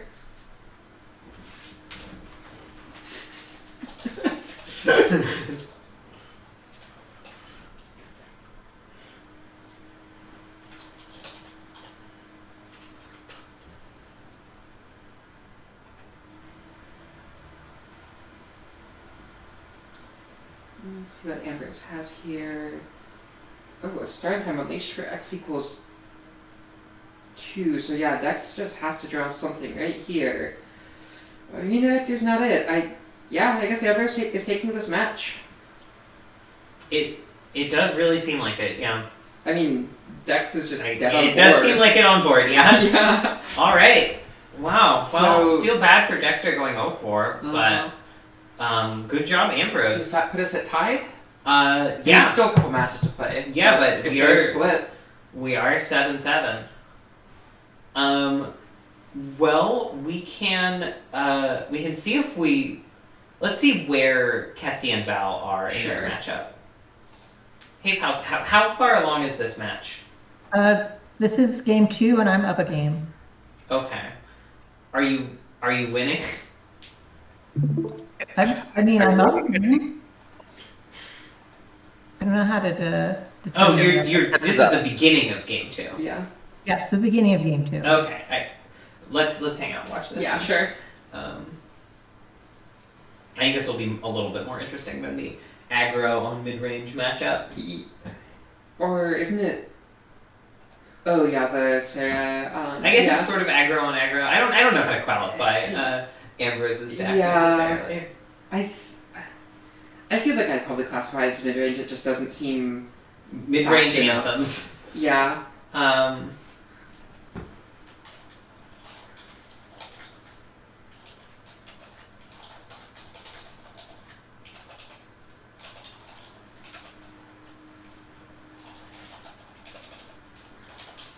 So let's see, not much going on combo-wise for Val here. I mean, like, Chandra is just, like, strong effect, like, Boone could cycle into something.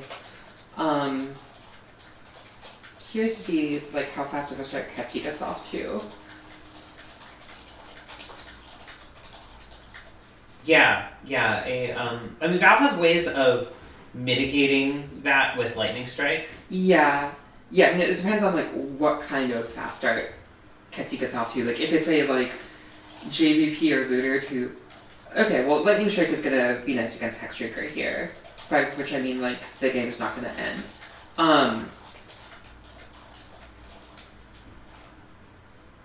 But yeah, like, Val's hand, like, good to set up, or good to stop, like, Looter it into set up Reanimator start. Looks a little soft too, like, if Ketsi has an Oko next turn. Oh yeah, this actually might be nice from Val, just, like, waiting to let Ketsi start leveling Hexdrinker and, Lightning Striking in response. Oh, or just going for it now. I'm curious, does Ketsi have anything that would punish that? I don't remember her having much, like, counter magic or anything.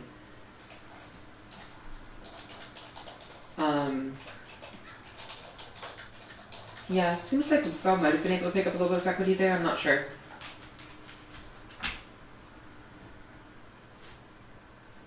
In terms of just bluffing a counterspell? No, just passing with Lightning Strike up and seeing if Ketsi levels sinks mana into Hexdrinker. Yeah, especially because Ketsi doesn't really have her own counter magic. Yeah, exactly. Like, I don't think Ketsi has anything that punishes it. I think you're right, yeah. And, like... keeping her off of a turn of plays is really strong. Like, not having a Jace yet would be quite good. I mean, Val gets to punish it, but, like... Yeah. This Chandra could be plussing instead. Yeah, and I mean, like, even if Ketsi did have counter magic, like, it's only the 3rd level counter you care about, so that would tap Ketsi out. So, like, it wouldn't really matter. Yeah, it seems like maybe could have gotten some value there, but so if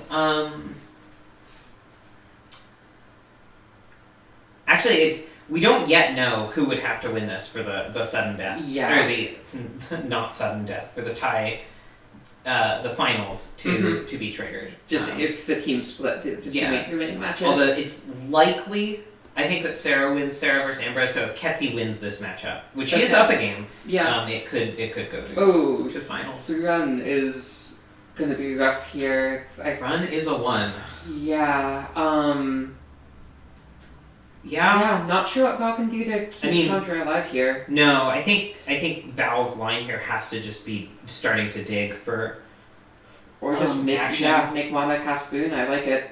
I think one of the things Val's deck really is sad to have missed in retrospect. Wow. Oh, okay. Jesus.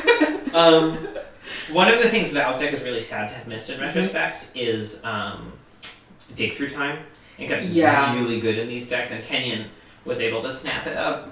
Yeah, one other thing I was a little curious was Val's decision not to main deck Aurora Silence. At first I was wondering I forgot like what the teams were, but like if Val were against both aggro decks, I could see not starting at main because it kind of struggles there. But he's on the team of the aggros. Yeah, so like one of its abilities doesn't do much if you don't have creatures, but even if you just pretend it doesn't have that text, it still has a lot of loyalty. It comes down and loots every turn, and its ultimate is pretty good. Yeah, and like it threatens it fast. And like Val really does just want to be digging for things. Yeah.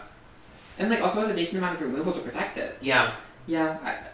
I didn't get a chance to ask it during the interview because the match is started, but I really was curious to hear about his decision not to play that. Yeah. I do really like Boon of the Wishgiver in Val's deck. I think that's worth a screenshot. I think the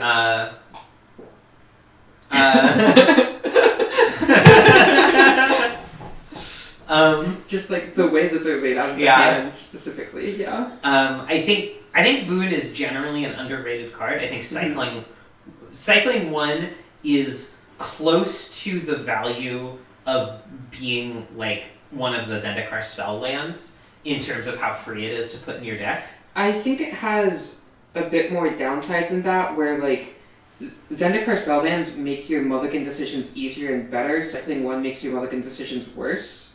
Yeah, but it's close. Yeah. It's not that far. Yeah. In terms of like... And also, like, I think it's the only cycling 1 card in the game, It is. It's the only cycling colorless card. Yeah. It might now be the only cycling one. I think I took out Censor and the Sphinx. The Sphinx, yeah. Yeah.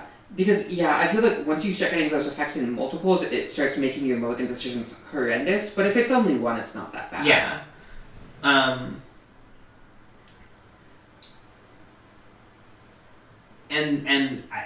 The value you get out of being able to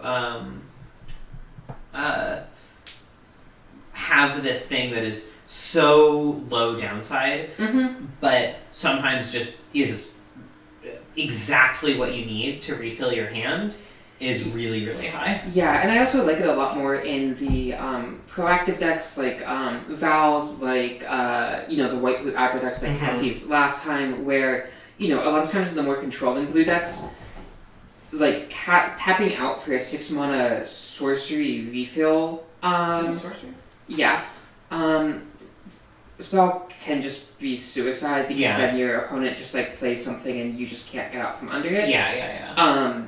But like the fact that sometimes your proactive deck just needs to dig for more things to do and you're less concerned about like what your opponent's playing versus just like continuing to either like find your combo, put more pressure on the board, whatever.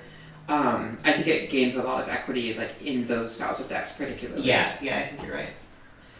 This Elvish Norn is going to be a problem. I'm not sure Val realizes how much of a problem this is. I guess he can mind control it, but then that makes the Exarch not really do anything this turn. Yeah, it's going to give Ketsy like a turn to untap and deal with the Exarch. I probably just wouldn't have played Exarch. I'd probably just gone for the mind control. Yeah, I think so. This is rough. Does he... Let's see, how much mana does he have? Yeah, he's 1 short of being able to combo off and then with the last Exarch untap a land and mind control. Yeah. Which is a fun line. Yeah. So yeah, it looks like he is going for mind control. Thank goodness. Yeah. But yeah, letting Ketsy have a sorcery speed answer to this Exarch is pretty scary. Also, he could run himself into a condemn here if he attacks. Yeah. Okay, he plays around it. Good. I think killing this at sorcery speed is pretty smart. Body double, which doesn't have any way to interact. There's nothing at the graveyard. So she needs one of the 2 cards in her hand to be relevant. Yeah.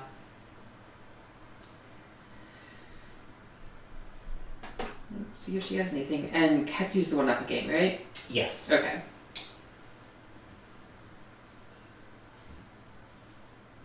Oh! Alright. That might just be match. Yeah. So I feel like Val probably wouldn't have been able to play around that one regardless, because, you know, even if he went for the slow mind control, like, it would still get wilted, the combo would get fizzled. Yeah, and he didn't have enough mana to Amulet plus Ulamog that turn. He could Amulet Ulamog this turn and Chump, which is actually not... No, Ketsy has Colonnade, so yeah, he's just dead. Yeah. Electro and turning off Twin is pretty sweet. Yeah, it's a six sorcery speed Twin answer. Yeah.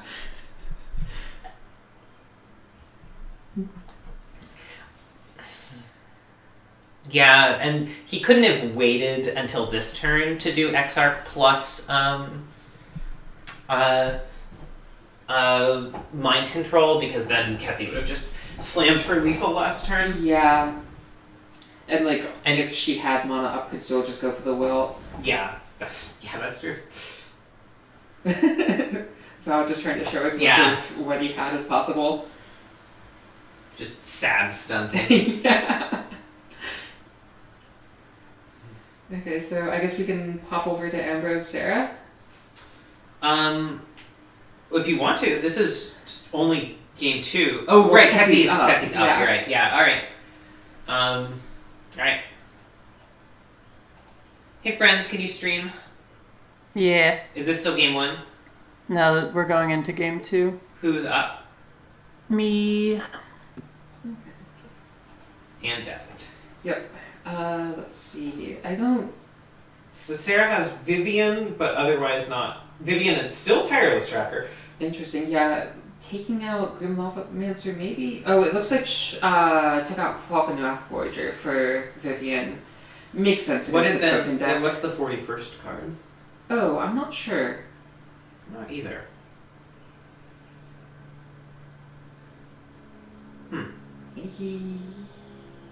Yeah, I don't know.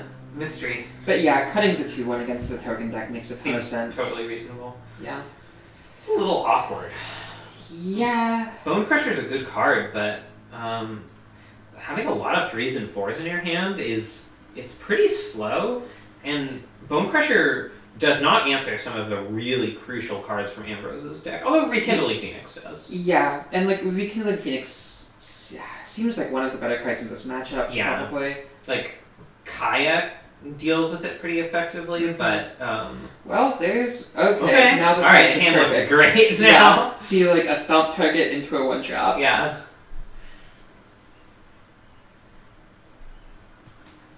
Not even drawing him a card. Yeah, I mean, honestly, if he plays out Mikaeus, that might even be a better stomp target than Carrion Feeder. Yeah, although then he gets to sack it to Carrion Feeders. Yeah, I guess that's true, and then it can trade with Goblin Guide. No, it doesn't block. Oh yeah. No Mikaeus play, just no play at all, despite having Mikaeus in hand is pretty interesting. Maybe playing Scared of Arc Trail. Maybe holding up removal? Maybe. Yeah, looks like that's it. Yeah. Yeah.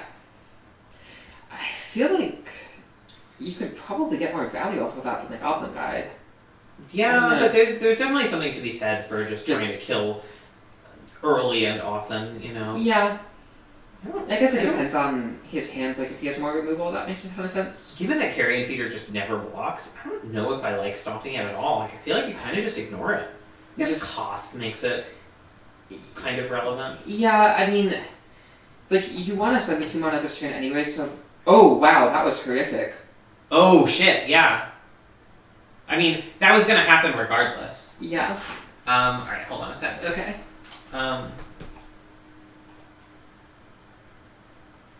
Oko clear the twin effect.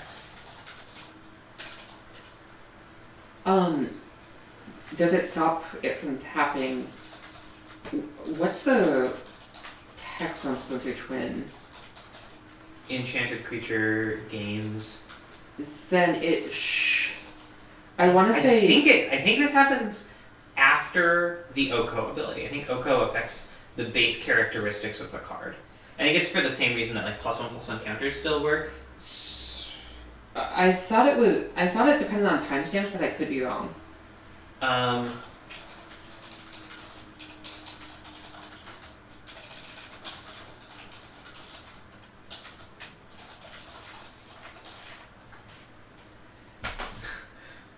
Wow, what an interesting question. Yeah, I'm confused. I thought Ketsi just had that game, like, locked up.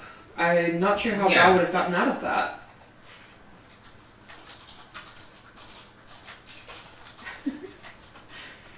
Like, wasn't he just dead on board to the colonnade?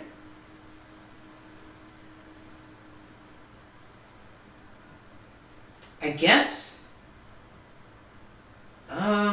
But. Oh, I guess they. Oh, and they can tap the colonnade. Yeah, wow. Maybe we left too early. Yeah.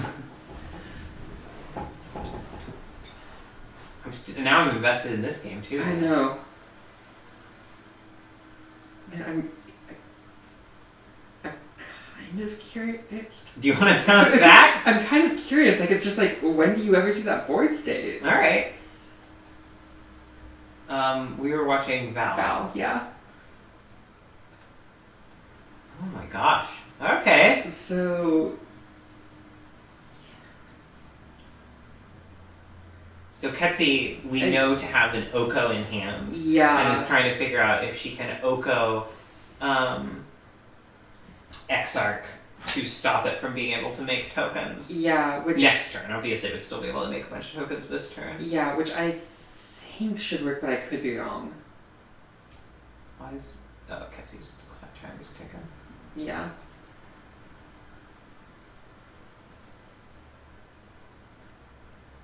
Like, I'm pretty sure it's if you elk something that's twinned, it loses it, but if you cast twin on an elk, it can... Okay. Let me see if I can find this online. Yeah. If anyone in chat knows, please speak up.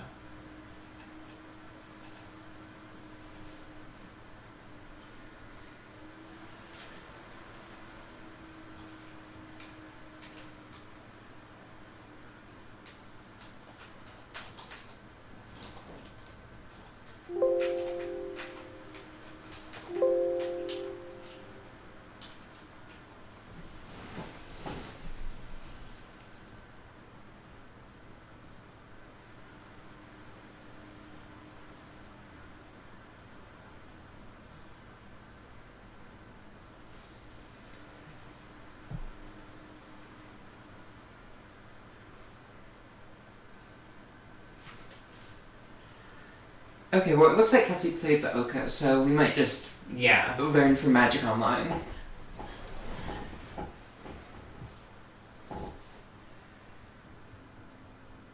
Oh, wait.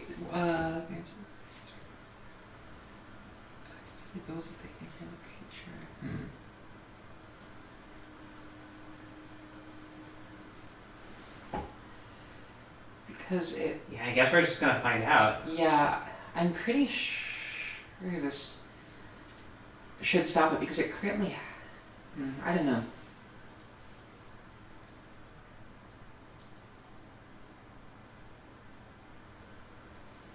I mean, even so... Oh no, I guess it would make an actual Exarch if it did have the ability. It wouldn't make an elk. So... Yeah. None of these rulings are useful!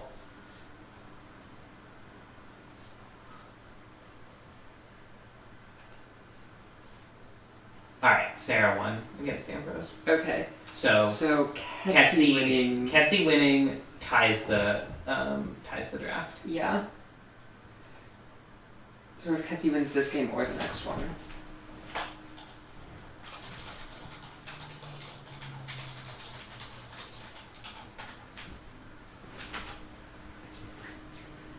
Okay, it looks like it does not have the ability. Yeah. So Ketsi can presumably lethal next turn. Presumably. If Val doesn't find anything. Yeah.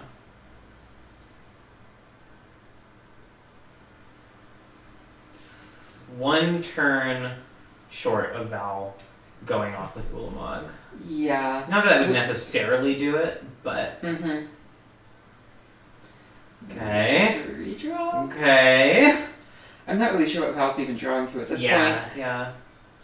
So yeah, it looks like we might be having a playoff.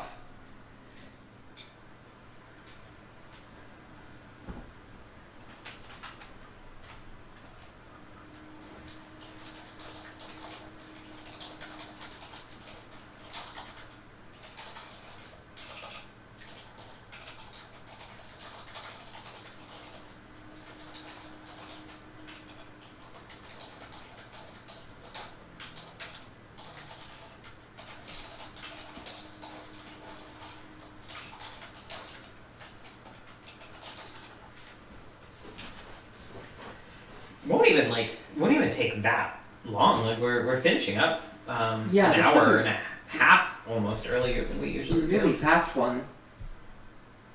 All right.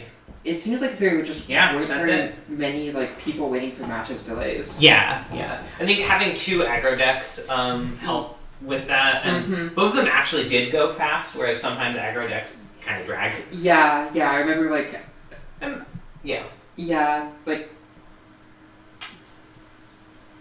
All right, I'm gonna go off Devin. Yeah. Is Charles already gone? Oh wow. I told him not to leave.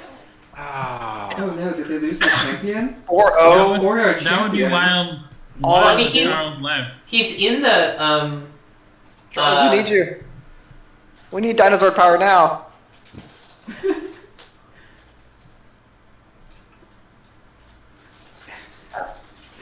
Alright. So are we gonna go powwow about what is gonna play for us? Ours is not as obvious. Yeah, you should go discuss among your team, Aiden, not here in Aiden, go. public. Aiden on games. All right, I'm going back on Devin. Here we Yeah, go. so I feel like there's this. It's basically just like who thinks they have the best Charles matchup. Yeah. No one took a game off Charles, so it's not obvious. Yeah.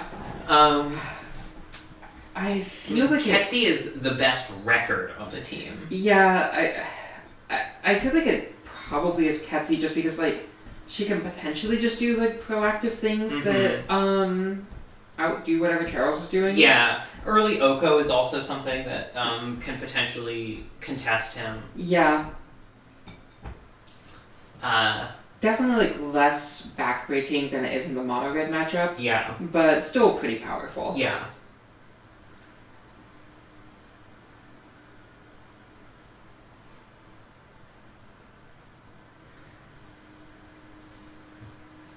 You can win in like 10 minutes this stack. Best of 5. Oh I man, we mean- might get a 5-0. It's so Yeah. rare that we have a 5-0. What, like 5-0, what, that'd be like 11-0?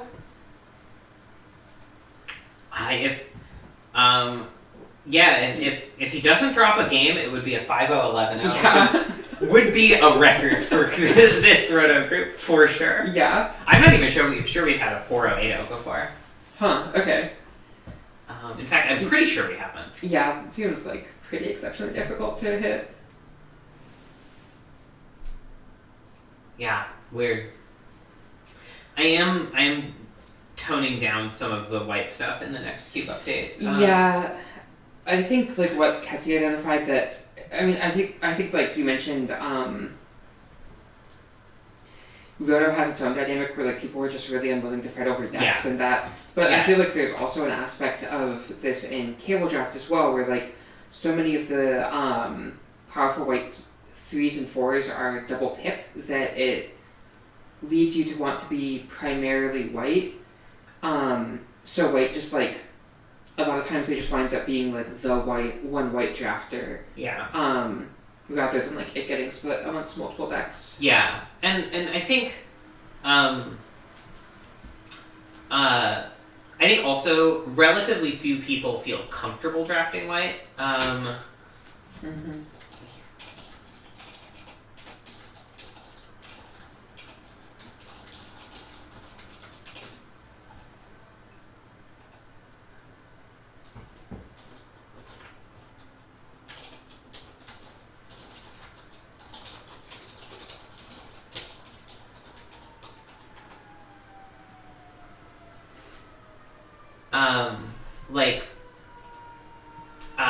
Which is also, I checked the stats, and actually mono white is less winning in Roto by the numbers than it is in table draft. Interesting. Even though I think the ceiling, like the best mono white Roto decks are like much better than the best table draft mono white decks. And I think a lot of that is because sometimes people feel forced into it by the way the metagame is breaking at the table, at the Roto. Oh yeah, where and draft it when they are not comfortable with it. Like we've seen a lot of people be in the mono white lane and make some mistakes while drafting and a lot of mistakes while playing. Yeah, definitely. Or just get bad matchups. I think Charles had generally quite good matchups. Yeah, I feel like it honestly is like quite a bit harder to play than like people really give credit for. Oh, yeah. Especially the fact that like I feel like a lot of times like mono red feels like it just kind of has more ability to catch your mistakes than white does, just because like white has like so little room to like, you know, have reach, like push damage once you fall off board. It can't really you know, just like get the same like cheap removal tempo blowouts that like red can get to the same degree. Yeah, and I think like mono red does demand a lot of skill. Like it can punish you a lot for missing a point of damage, for example, as we saw. I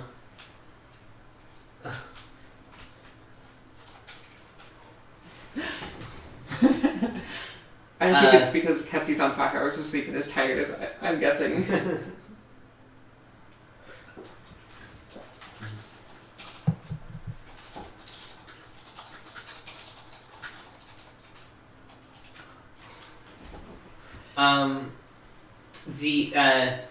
But in red, there's like if you miss 1 point of damage in red, there, depending on what your burn spells are, there's a reasonable chance that doesn't matter. Like if you get them to 2 instead of 3, or to 3 instead of 2, it doesn't matter if the card you draw is Lightning Bolt or Lightning Strike. It matters if the card you draw is Stomp or Arc Trail, but there's a chance it won't be. Whereas in mono white, it's like more likely that you're just attacking around with 1 extra token or whatever. Yeah, and also I feel like mono white has a certain aspect of like, because you're like, you know, building a board and then augmenting it, and whereas like, you know, red a lot of times it's, you know, just kind of like play a couple cheap creatures, like push damage, finish with burn. White feels like it, you know, has more decisions around like extending into wraths, just like, do I, you know, play out like a planeswalker here to like start kicking up, or like an equipment that isn't necessarily going to do anything this turn, but then like next turn when I equip it, or like and also just like, I mean, like with like you know, do I like play this creature I top decked, or like move my equipment or whatever, and it just has like, maybe I should cut Demolish Marshal.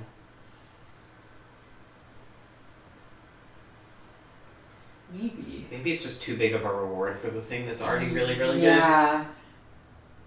Yeah, where like, if you draft a mono white deck, your reward is that you drafted a mono white deck.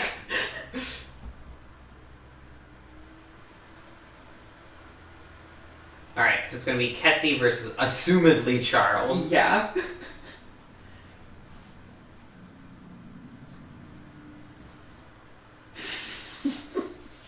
So down on herself. Yeah. Also, I'm curious to see what Ketsy's standard of concede quickly is. Yeah.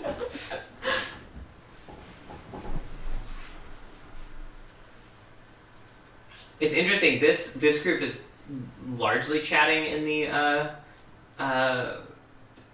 chant in the text. Yeah. The other group, I think, is probably mostly doing it via voice. Yeah.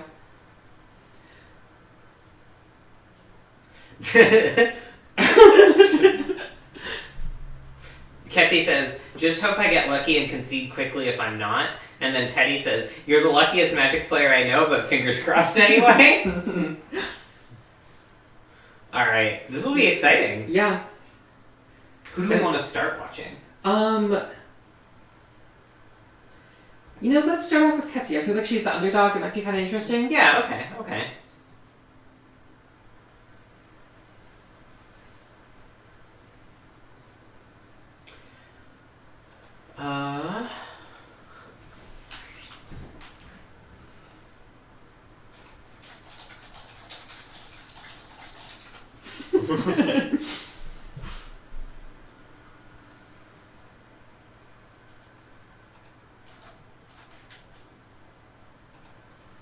I guess I should tweet about this.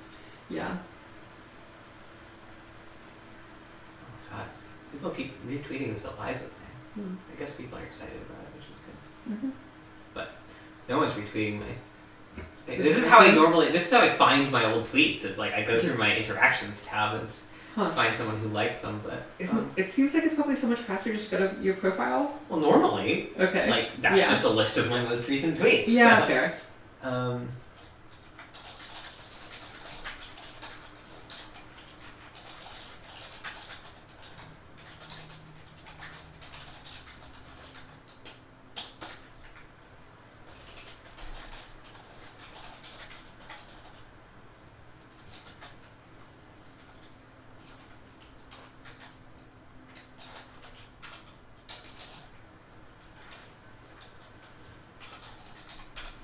just copy that from there.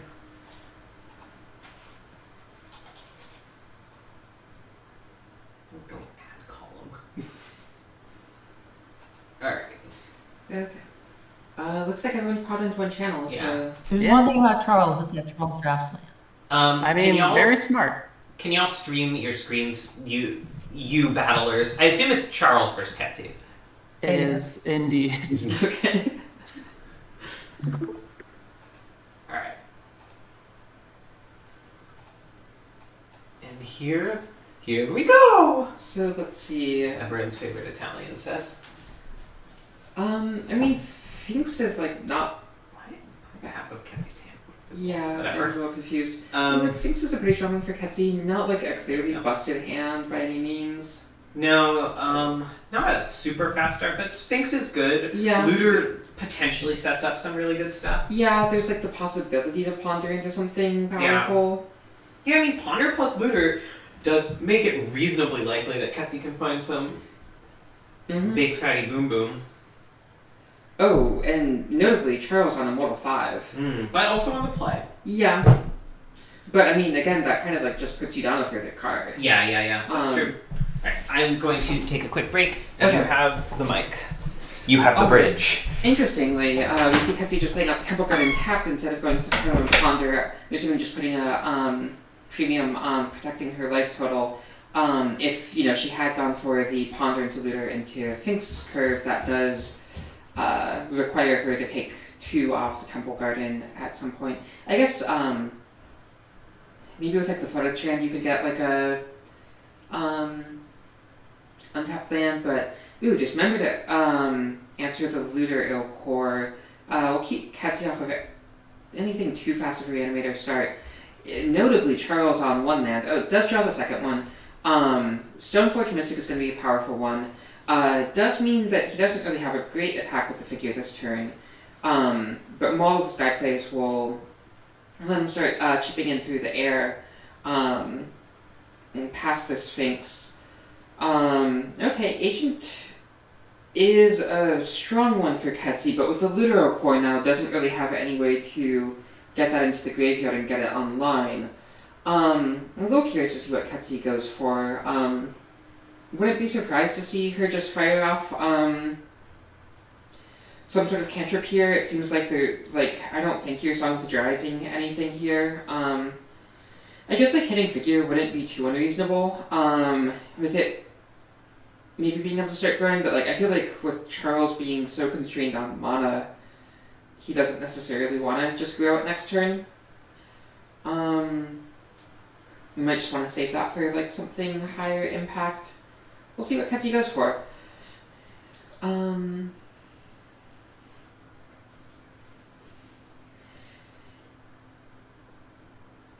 Looks like, yeah, looking at the mall. Also an inactivity timeout going on. I'm not exactly sure what that's for. It certainly doesn't seem to be inactive in this game. I'm wondering if, like, she still has some game in some other match open. I don't know. Yeah, really considering her options here. Maybe just, like, which cantrip to play. It goes for the Ponder. Yeah, this is a little bit awkward. I wouldn't be surprised to see her just send it back. Like, Prismatic Vista is not super high value. She's got a couple other lands. So she's away off from, and just nothing in the yard for on Barrowitz. And yeah, she does ship it. Picks up a JVP, which will allow her to get this agent into the graveyard soon. Could start seeing something going there. We'll need to find a way to actually bring it back, but between preordain, between JVP loots, not impossible, and agent will be pretty strong. Especially if Charles goes hard on leveling the figure or something, or if he's really relying on the small, could be a pretty high impact play. Ketsi spending a little bit of time thinking she wants to attack with Finks. I guess Charles is at 15. He's got a silent clearing in play, but yeah, choose not to. I think that's reasonable. Charles just attacking him with the figure, offering the short of Finks. Ketsi opts not to block. I'm a little curious if there's something she's playing around there. Hello, I'm back. Welcome back. It seems like that would be a pretty favorable exchange. I'm a little curious about that no block. Interestingly, Tublave was right. Ketsi vs. Charles was the Shadow Finals. Yeah, and now the non-Shadow Finals. Yep. This is the same game, I take it? Yeah, still game 1. Altasaur could be quite relevant here in the graveyard. Yeah. Also, there's the Agent of Treachery in hand. Yeah. There is the, interesting, not going for it. There's the Revoker on JVP, so she doesn't have any way to get things into the yard currently. Yeah, but Uro's going to be pretty strong here. Yeah. Just gaining 3, getting 2 lands out, sacking Flooded Strand to help rebuy Uro. Yeah, and if she top decks land next turn, could just... Okay, going for Interesting. Song to unlock Jace. Is that... What did Stoneforge find? Maul? Yeah. I'm a little surprised that's not just going for Maul. Yeah, same. Especially with Uro as an option here, but... Yeah, with casting Uro, that gets you 6 lands into play. A top deck land lets you just hardcast an agent next turn. Yeah, this is a little surprising.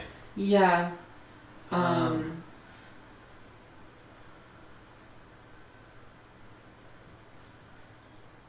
And, 3 life is not irrelevant in this matchup by any means. Yeah, Although, absolutely. Eventually that's probably going to happen anyway, but... Yeah. But also, Ketsi would be able to reanimate Uro the next turn if she didn't hit agent mana. Yeah. And that is 3 more life, another card drawn. Just a 6/6 blocker. Yeah, this is not the line I would have done. Yeah, I'm a little surprised. Also, just I'm still not quite sure about the non-block on figure last turn. It's 3 mana to pump it the second time, right? Yeah. Yeah. Charles, interestingly, choosing to tap Stoneforge rather than taking the damage off silent clearing here. Yeah. Gifts. Yeah. Doesn't really do much immediately. Yeah, it could Kudo and Burial Rites, which... Something. Yeah. And also an Altasaur, which would kind of sew up the board, although I guess the Bodyguard makes that a lot less good. Yeah.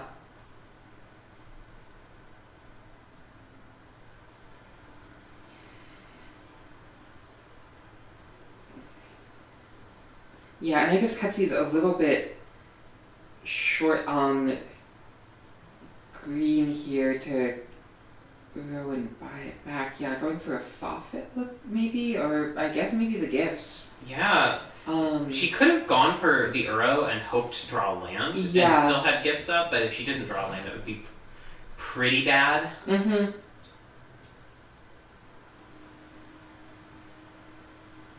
Is Charles gonna level up? No. I must have something else to do. Yeah, he's got 3 cards in hand, and they're not lands because he was stuck on them for a bit. Ooh, give her another one that punishes, and just mono punishes for the Altasaur. Well, I guess if she gets the Altasaur out this next turn, Giver won't do anything. Giver dies, and it does, the Vanguard does force through 4 damage on, which is definitely something. Charles, which is, he's been playing pretty protectively of his life total, but Oh, Elishnorn is. Oh yeah, that's just way better. Yeah, that will clean up everything but the figure. Which would have survived an Altasaur anyway. Yeah. And it'll still be much smaller. In fact, it will be so small that Charles will need to pump it in order to have it escape Jace prison. Yeah. Yeah, and that was still the waste. I see where Ketsi was going with that line. Yeah. I still think Okay. I would have done the Uro line a while ago. Yeah. Especially not knowing Gifts was coming. I think like 2 turns ago, definitely. The last turn, it makes a lot of sense to me. Yeah. But in hindsight, I do like her play. Yeah. And yeah, she can even get Uro going this turn. Just gain 3. Why not? Yeah, I love that. Yeah. Yeah, it feels like at this point it's really their game to lose. Like, even if Charles has removal for the Elishnorn, it seems like the... Not the best mana Yeah. type target, but like, I guess that's why he's been holding up the silent clearing this whole time. Oh, that makes sense, yeah. Interesting. But yeah, I mean, like, even if he top decks removal, like, the damage has been done. Alright. Okay. Ketsi takes game 1. Yeah. In a matchup where she felt, and we felt, like she was the underdog. Yeah, Charles is capable of losing games, it turns out. Apparently so, yeah. So not the full 5-0, 11-0 Yeah. from Charles here. Which would have really been cube history. Mhm. But still, any 5-0 is really impressive. Even a 4-0 is really impressive. Yeah. He also does have Sword of Body in mind to bring in against Ketsi. Ooh.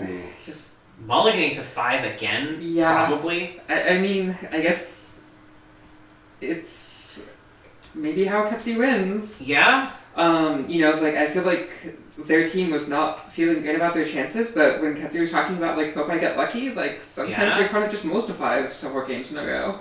I mean, this is also a best of 5 match, reminder to the viewers. Yeah. Because it's the grand finals. So, Charles is not down and out even if he loses this game. He's just down. Yeah, curious to see him thinking about this one a little bit. I guess with, like, He's not tanking. Ketsi's tanking. Oh, okay. I was gonna say, like... And we can see on the Discord, Ketsi has summoned several of her teammates to talk over her mulligan decisions. Yeah, which is makes sense. a valid line in the way we structure team drafts. Mm-hmm. You can only talk about mulligan decisions and cards you've seen from other decks, and sideboarding decisions. Yeah. But you can solicit teammate help in those situations. Yeah, I do think it would be kind of cool, like, for these grand finals specifically, to allow, like, full team talk. I think it puts a lot of pressure on everyone to stay present. Yeah, that's true. Potentially to, like, maximize the odds. It could be... It also just... It ends up with a lot of just time spent. Yeah, it slows things down a making lot, every like, at the end decision. of the day when Yeah. people are kind of... Yeah, I mean, as far as multiply go, this is pretty really sick good, one. yeah. Taking a lot of damage off this Horizon Canopy isn't free, especially with the Vanguard also being a life sink. Yeah, for sure. But, you know, I mean, like, I feel like the Path to Exile specifically is, like, really good against Ketsi. Yeah. This puts a lot of pressure on her to have a fast start, too. Yeah. Especially with that Maul. Maul plus Adonto Vanguard on its own is just a great combo. So if Charles can hit another land here. Mm-hmm.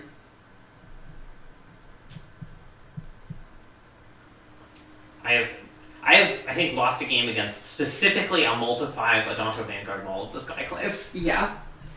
Yeah, I feel like if there's any Multi 5 in Charles' deck that... Yeah, like, this has got to be it. I mean, he does, again, still need the third land, but... Yeah. If he'd known the Maul was on top of his library, he might have bottomed a figure or a path instead of the land. Yeah. Ketsi kind of taking a little bit here. I'm curious what she has going on. Though, I mean, like, she definitely is, like, just, like, a pretty deliberate player. Yeah, she did not end up mulliganing, by the way. Yeah. Ooh, that's also a good one. Yeah. Not a land, but pretty good. I respect Charles's decision to basically just go all in on Adonto Vanguard. Yeah, it does seem like against Ketsi's... Like, Ketsi's removal seems like it mostly gets around Vanguard. What is Ketsi's removal? She has Condemn, right? She does have Condemn, and there it is. Condemn. Right. Yeah. I mean, better now than later. Yeah, Kind of. absolutely. Especially like better now than like with the mall on it. Yeah. Where, like then Mall you is have really like, expensive to re-equip. another land to re-equip. Yeah.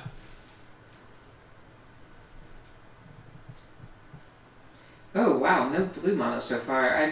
She could just be sandbagging it. Yeah. Path will answer the Finks nicely without it. Yeah, although getting her blue and Yeah, that is true. And Uh, ramping her. yeah, it's not a negligible cost here. Yeah. Charles again going all in on one of his creatures, which I guess the Luminarch rebuilds itself, so it does make some sense. Yeah, and also, I mean, Ketsi only has access to so much removal, so like you're probably a little bit less likely to see another one after the Condemn is out. That's true. And making it survive an Elishnorn is pretty important. Yeah. Yeah, I mean, like, she still has a couple turns off, like, theoretically being able to do that, but let's see what this is out from her. 2 mana, is this like a looter of some kind? Potentially. Yeah, JVP. Yeah. I wouldn't be surprised to see this even dismember. Yeah, definitely. And yeah, I mean, like, that lets Charles push 5 damage, put it to 10. It, oh, another play here. Is this going to be a Courser, potentially? Ooh, Oh. interesting. Okay. Yeah, that punishes that, counter a bit. Yeah, although that also lets Ketsi maul plus dismember, which is still 5 damage. No, it's 4 damage. Sorry. Yeah. Well, if Ketsi can find one more creature answer here, she could be in pretty good shape. Yeah. Oh, Factor Fiction. Main phase. I guess to play around Mana Tithe. Yeah, makes a lot of sense. Maybe because she wants to get a land drop. Oh, yeah, makes a lot of sense. That is a funny split. Yeah. Yeah, because I mean, like, I feel like you really don't want to give, like, it seems like Ketsi might not have any lands left, so, like, giving lands plus Turn Timber, seems pretty sketch. She took the Turn Timber. Interesting. Though. Must have had a lot of lands in hand. Yeah. I was really expecting her to just take the lands. Yeah, same. Especially because you could cast Sakura Tribe Elder and all of her hits are on 7, which would be what you do next turn. Okay, this is nice. It gives Ketsi, like, 1 turn to find removal, but if... Yeah, but it has to be pretty good, too. Yeah, and... Well, I guess, the Give of Runes doesn't matter the most now that I think about it, since, if she doesn't have an answer to this Luminarch, she's just dead. Yeah, but the fact that it's another thing that can hold a Maul is really relevant. Like, it's Yeah. lethal with Maul now. Yeah. That she sacrificed Polluted Delta, so... Yeah, this hand seems like it might just be a little bit too slow out of her. Yeah. Maul really impressively good at pushing damage. Yeah, that and, like, the Luminarch top deck really helped get there a lot. Yeah.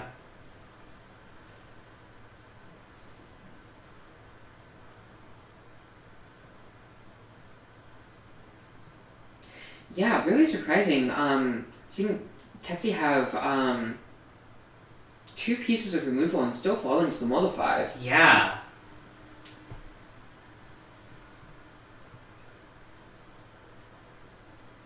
Yeah, I mean, she's only cast 3 spells total that have affected the battlefield, though, whereas Charles has cast 5? Yeah. 6 maybe now with Giver of Runes? Yeah, that is a bit of the downfall of her deck. It does have a certain amount of, like, wheel spinning just going on. Yeah. I mean, even counting the Factor Fiction, though, she's only cast 4 spells the entire game. 5. So, Condemn, JVP, Factor Fiction, Song of the Dryads. Yeah.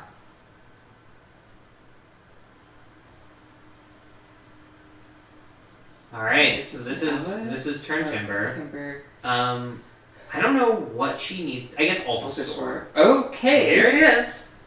Because Elishnorn would not do it. It would not deal with the Luminarch enough. And it'll block the Mutavault. Yeah, Mutavault doesn't have... There's not enough mana to equip Mutavault yet, but Next turn, Maul will be lethal. She does need to deal with that somehow. But Yeah. if she's got another big play in hand, Elishnorn will do it. Agent would do it. Yeah. I'm not sure what else she has. Terastodon would do it. Yeah, Terastodon would be pretty good. Although I guess she doesn't can't. have mana She would need for- one more. She'd need to make a land drop to hardcast Terastodon. Yeah. And she can't cast. She can't play an untapped shock. I guess she doesn't have mana for Elishnorn either. She's short 1 white. Oh, you're right. Interesting. Yeah.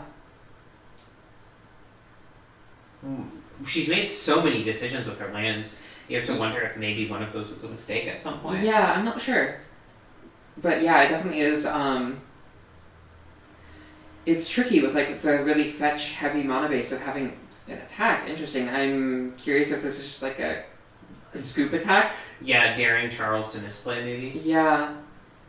I don't think she has any way of like pushing damage. Ooh! I forgot about Thrags. Yeah. Okay. Interesting. That's not gonna do it. No. Yeah, All I think right. she might be able to take it down. I mean, like, she could theoretically double. Ketsy takes 2 games. Wow, yeah. I mean, 2 multiplies, but... That's true. That's a fair point. Yeah. Alright, back to Ketsy's stream. Yeah. Wow, this is exciting. Yeah. So, now Charles has to go undefeated in 3 games. I mean, like, clearly his deck has the potential to do it, but... Just... Can he beat the Mitgo Shuffler? Yeah, really. I hope this goes to the full 5. Yeah. Personally.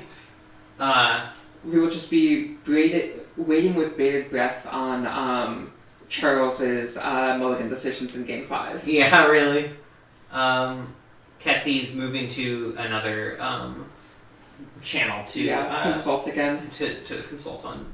I guess we can just follow her. Yeah. That's Val's deck list. Oh no, I see. I unmaximized the the thing. That's here we go. Yeah, I'm a little curious to see Wilt in the sideboard. It seems Yeah, Charles is a Stoneforge Mystic deck. There are a lot of hits.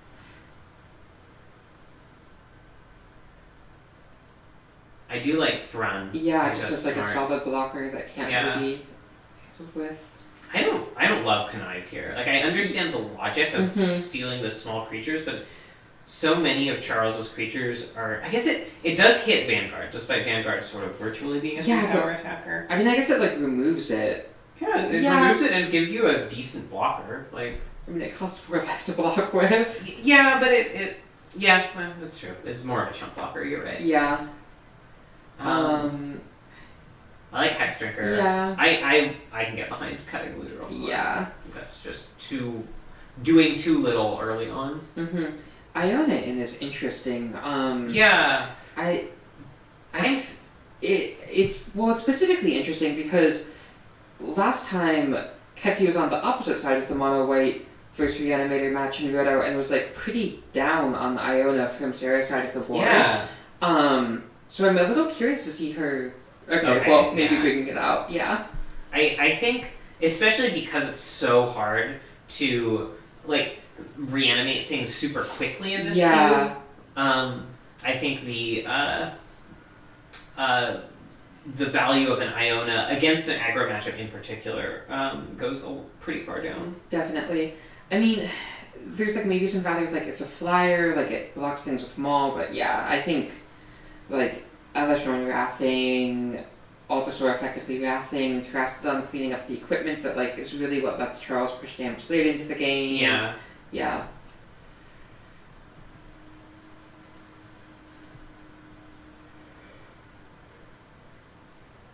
Yeah, I can see cutting Fat Conviction as just something that's a little bit too slow for what it's doing.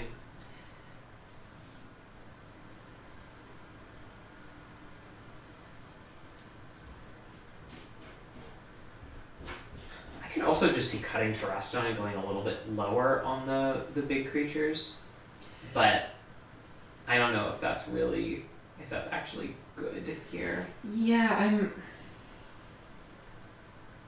Yeah, I'm not sure on that one. I feel like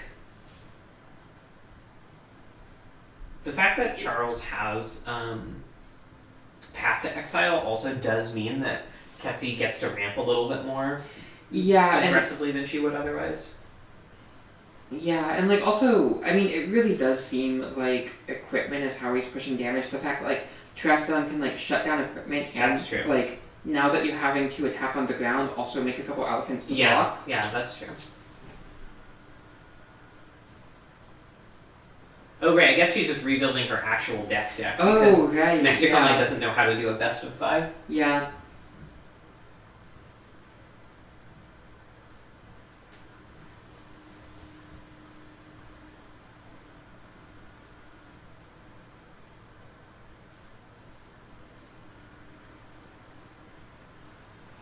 In theory, they could even need to do another full match if Charles wins both games. Yeah. They have to find a way to make sure that Charles gets to play first. Yeah, I mean, they could just have him scoop game 1. Yeah.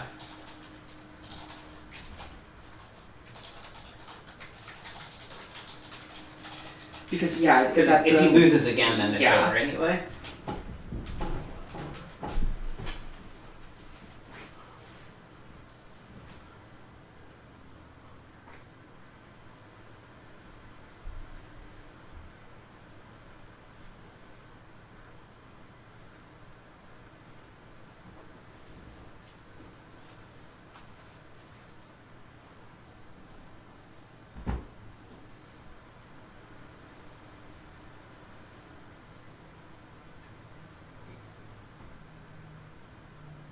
While we're waiting, we go get more water. Do you want some? Yeah, could I have some from the filter in the fridge? Oh, right, yeah. Thank you. What did I do with my phone? Did I leave it upstairs? Upstairs.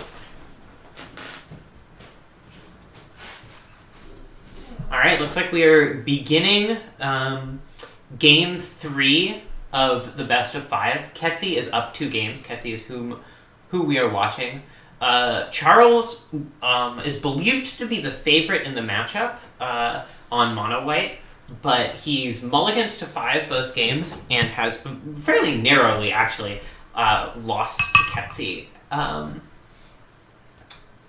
We'll see how this goes. I'm very interested. Okay, Ketsi just chooses not to play first. Ooh, this might be a mulligan from Ketsi as well. Here you go. Thank you. Yeah. With only 1 land in hand. Oh, and she is moving to the other channel to consult with her teammates. I honestly wouldn't hate that hand. Like, you've got Utopia Scroll to get you effectively your 2nd mana, then you get Winding Wave for your lands. I don't know. Ketsi, can you stream your screen again? We can't see your 2nd.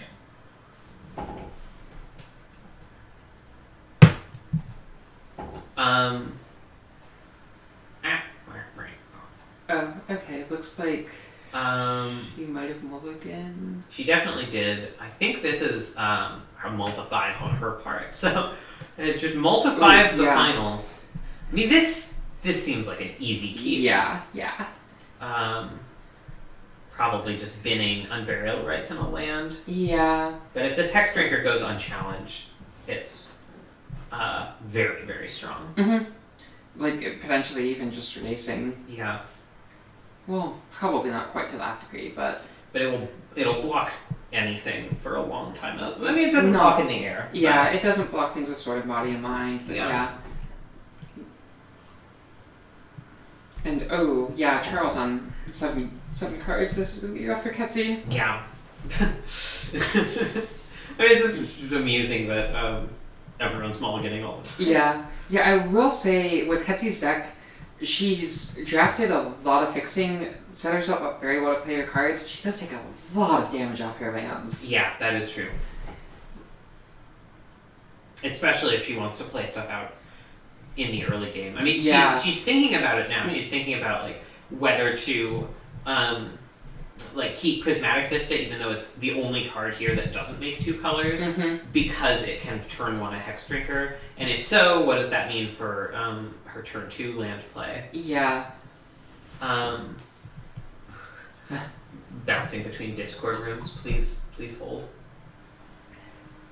I assume Ketsy's gonna restream her. Ketsy, don't forget to stream your screen again. Oh, yeah.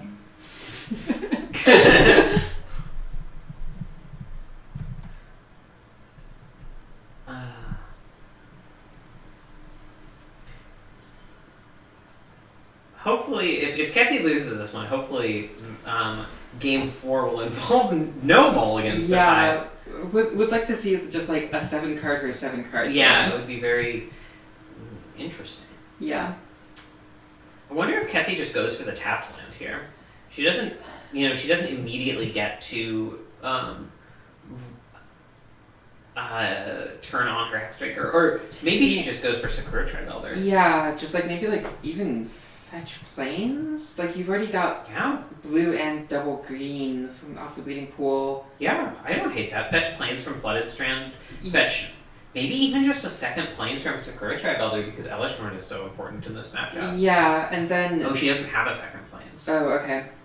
And then that lets you, like, getting something off Tri-Elder lets you, like, play Breeding Pool tap next turn and still level Hex Drinker 3. Offering the trade with the Hex Drinker, I don't hate that. I think, like... Yeah, I think specifically with gifts in their hand, I like that. It's also, like, as we discussed, it's going to be a defensive Hex Drinker. It's going to eventually get outclassed by equipment, despite its protection for everything.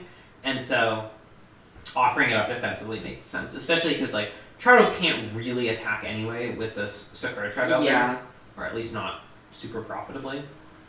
Ooh. This is probably going to find a sort of Body and Mind, which is going to be pretty rough for Ketsy. Yeah, I mean, she is potentially looking at a turn 4 Reanimate. Yeah, that's true. So, like, she can just outclass that. Yeah. Let's see, it would turn off Fire and Ice. Interesting. Huh. Okay. I mean, it makes some sense. It kills a Hex Drinker if it's not leveled yet. Yeah. But maybe, maybe Charles... Oh! Ooh, that's brutal. Yeah. Wow, what a terrible draw. Yeah. Maybe Charles actually doesn't have Body and Mind in just because it mills Ketsy. Yeah. Like, with Unburial Rights in her deck, that's just really, really bad, potentially. Yeah. Like, especially because, she's threatening a Terastodon, which just answers the mill. Yeah. Yeah, I hadn't thought about that. So, Ketsy's still passing with gifts up, choosing not to level Hex Drinker. I'm a little... Interesting. Yeah. I'm going for sword here. I'm a little curious what she's going to gifts for now that the rights is in hand. Yeah, I am too. I mean, if anyone's smart enough to come up with a really good gifts pile, it's Ketsy. Yeah. It's what her brain is made for. Maybe something with body double. I wouldn't be surprised to see a 4-card gifts pile here instead of I think so. The 2-card forced graveyard pile. Maybe something with black sources. Yeah.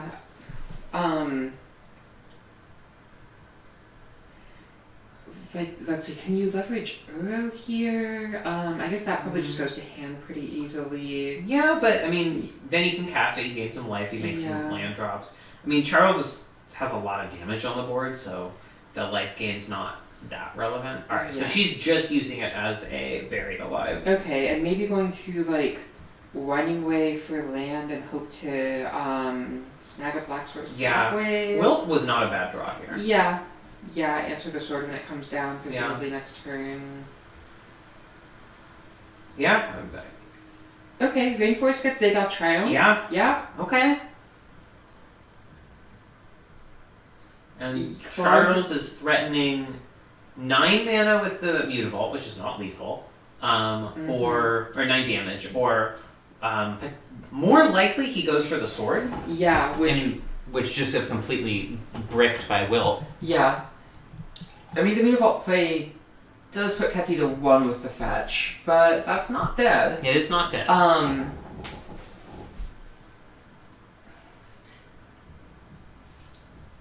Yeah, I guess she's in a little of an awkward spot where, Elish Norn doesn't answer the board, even Altasaur, if, Charles has removal, and, like, he swings out here, with Mutavault, that, potentially puts Ketsi dead to Mutavault next turn. Yeah, we'll see. Yeah, I mean, I think it has to be Altasaur. Yeah, I think so. I just... The only thing she could do that could answer Mutavault is Terastodon, and I don't think that answers the board well enough. No. And she, even if Charles hits her with the Mutavault next turn, even if he has the removal plus Mutavault next turn, she can still flashback on Burial Rites for Terastodon. Yeah. If he goes for the Mutavault play this turn, if he's really... heads up and... which is reasonable, right? Yeah, like... Ketsi didn't get on Burial Rites with gifts I've given. Yeah, I mean, you do have to wonder. Which, like, if he's thinking it through, he could deduce from that Ketsi has on Burial Rites in hand. And... I mean, but he still doesn't know about the Wilt. Yeah, exactly. And it seems like... I mean, Sword is straight lethal. Well, but you have to tap the Mystic unless he has a land. That's true. If he has a land, Sword is lethal. Assuming, no Wilt in hand. Yeah, okay, that's true. But, yeah, I mean, I feel like the Burial Rites knowledge without the Wilt knowledge, like, it seems like that encourages the Sword play. I think you're right. So, yeah, gonna be curious to see what he goes for. He's spending a lot of time thinking about it, and I mean, it makes sense. It feels like this is kind of really, like, the big decision point of this game. For sure. Oh. Interesting. English Marshal. Huh. So, does that do it here? No. Well, it's not lethal this turn, but I think that means means it also triggers Inoffensa. And I think that means... Oh, no, that is lethal. 4, 7, 8, 9. I mean, it's not, like, lethal, but... Yeah, no, it's lethal. It's straight lethal. Yeah, wow. Oh, man. Yeah, the other thing I was thinking was that, like, if Altasaur had to fight, like, died fighting the entire board, then that clears, Mutavault to get an uncontested. Yeah, so that Unburial Rites draw really was the... Cost Ketsi the game, basically. Yeah. Just slowed her down the one crucial turn. Yeah. Wow. Yeah. Well, did not get lucky that game. Yeah. Mull to 5, draw the one card you specifically need to tutor into your graveyard. Yeah, and incredible that, like, had she not... like, that draw was literally worse than skipping her draw step. Had she not had that one draw, she would have won that game on Mull to 5. Absolutely. Well, I mean, not guaranteed win, but she would have been way ahead. Yeah, sure. I mean, I feel like at the point at which, like, you wipe Charles's board, have a 10th pen in play, and, like, you... And she would have been pretty up on life at that point, too. Yeah. I guess she wouldn't have... Like, that would be the flashback in Burial Rites, so she wouldn't have the second one online. Yeah. It's just a match of mulligans. Oh my god. Ketsi going to 6 as well. Okay, this is a nice keep, I think. Yeah. Oh god, Ketsi going to 5. This is just rough to see. I'm calling it. Ketsi loses this one. They both keep 7s in the actual final game of the draft. I hope it's they both keep 7s in the final game and not they both keep 5s in the final game.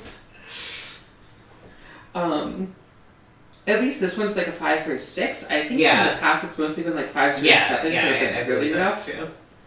And Ketsi's on the draw this time, which bad against Charles. Yeah, it does like help make up for the mulligan a little bit.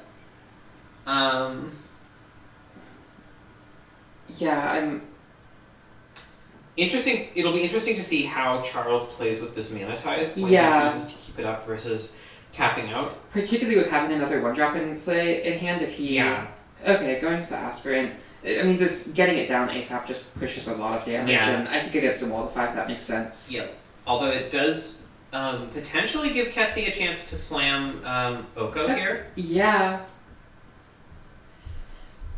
which we have not seen all match. Yeah. Ketsi's certainly most powerful card. Definitely.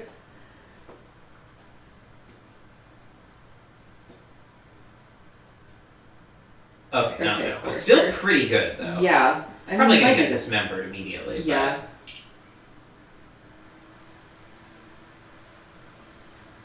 Yeah, getting to dismember, play out Kethy, and hold up Monetize seems pretty strong. Yeah.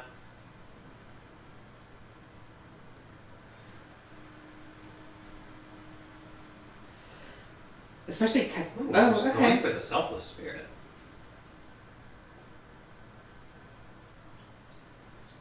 Selfless spirit does help a lot against Altasaur. Not as much Yeah, against that's true. Elishnorn. Yeah, though, Aspirate can potentially put itself out of Elishnorn Yeah. range next turn. Yeah. Though, with 3 lands, 3 cards in hand, like, short of a gifts, it seems hard for Ketsi to get that going anytime soon. Could be a gift though. Yeah, definitely. Or not. Could also not be a gift. Yeah. So let's have outs to like hit Oko here. That would be pretty good. A little bit behind up board for it to really shine, but it's, I mean, Oko's rarely bad. Oof. Not Ponder really two. what you want to be doing at this point. Yeah. I don't. Get down to only 1 card in hand. Ponder's still resolving, so she's Yeah, gonna but go. I thought she had 3 at the beginning of this turn. Never played a land. I guess that makes sense.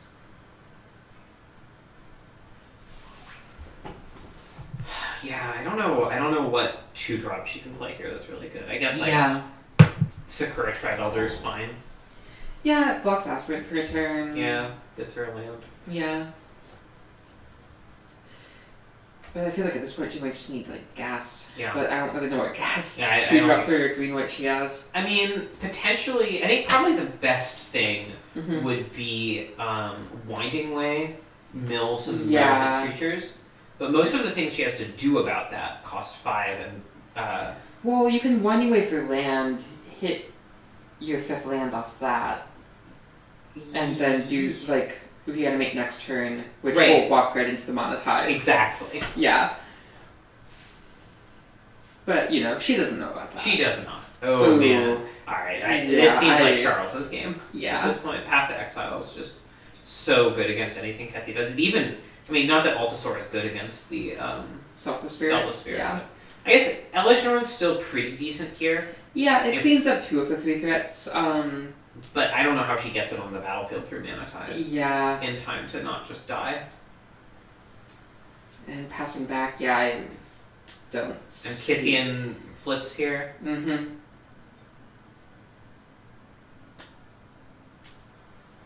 Yeah, now like that gets around in Elishnorn. I mean, kind of. It still gets like shrunk when she's on the battlefield, but there's a path. Yeah, I think this is over. Okay, let's hope for like a good final game and not a bunch of mulligans. Yeah.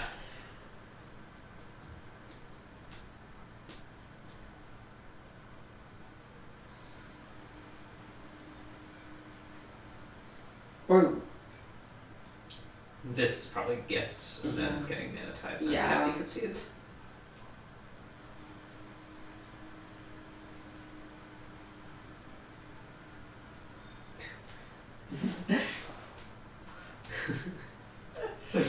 Oh boy. yeah. I'm going off Devin for a second. Okay. Sideboarded, so I would like to humbly suggest that you both draw keepable 7s in this game. You would think that would be possible, but nothing but mulligans to 5. I mean, it's funny to have the multi-5 themed grand finals, but like I came so close on the third the one. joke is I mean, played that's- out now. that's the reason why it's a best of 5. So it's like, it's less just like, oh shit, I drew 2 bad hands. Yeah. I did And for instead, so many I good drew ones. 3 Doesn't bad matter. hands. All right. Yeah. Back to Ketsi. Yeah. We're looking for a best of 5, not a best of all the 5s. So Ketsi should be on the play here. If Charles doesn't scoop, we should. Don't forget, Ketsi gets to be on the play if she wants to. Yeah. Okay, yeah, it looks like Charles just chose to draw. Okay. Oh no. No, goddamn! This is pretty decent, though. Yeah. I feel like you just bin body double here. I think so, yeah. I mean,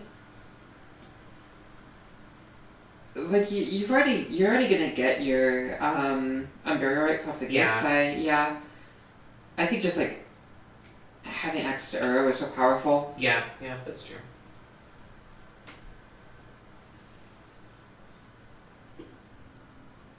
Yeah, probably getting like a Zagoth Triumph here, I assume. Well, no one mulliganed to 5, so I'll call that a win. It looks like, Charles got to 7.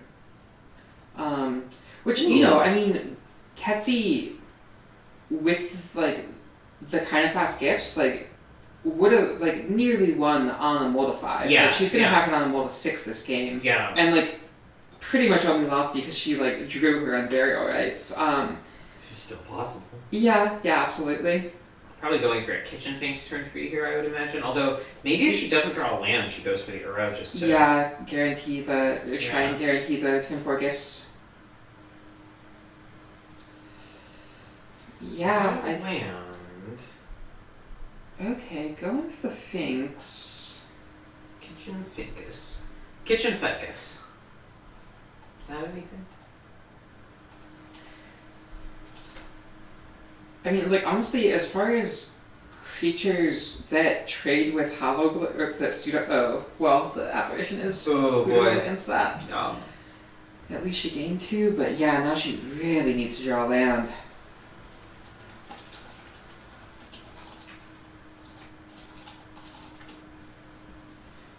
Oh no.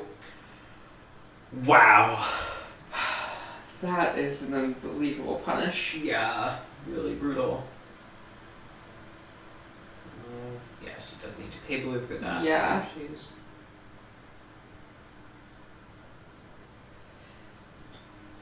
I mean, I think that's like... Is that the only tap land in her deck at this point with Triumph Draw? Might be. Yeah. I mean, her life total's okay. If Charles doesn't slam an Anthem here, or like a big equipment or something, she might be okay. But she's behind for sure. Yeah, I mean, I think that Gift Plan might be a little bit too slow here, right? Because she gets attacked for 9 down to 8. Yeah, you're right. I guess it's... Wow. Oh, yeah, and with another creature added to the board. Yeah, that's it. I think that's it.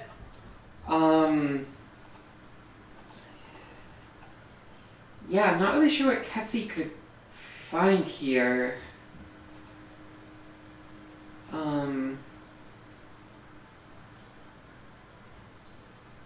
Is like ponder into condemn, play Hex Drinker, anything? I feel like that buys you a turn, but like it's not getting you any closer to this gifts plan that like actually helps you beat this board. Yeah. Yeah, I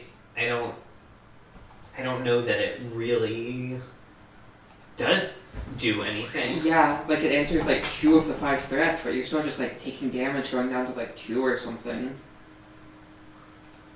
It's been a while actually since we've had a grand finals. Yeah. I feel like we had 1 million in a row for a while. Yeah, I think this has got to be a shuffle. I mean, I'm not really sure what you're drawing to, but this is not it. Yeah, not Song of the Dryads and a bunch of mana sources. Yeah.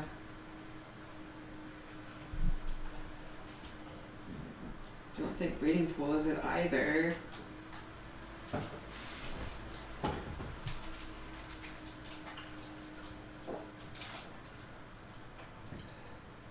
Nope, wrong. Spreadsheet.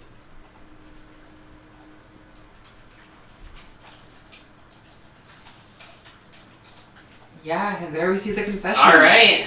Yeah, congrats to Charles and Well, Charles, congratulations. 5-0. It's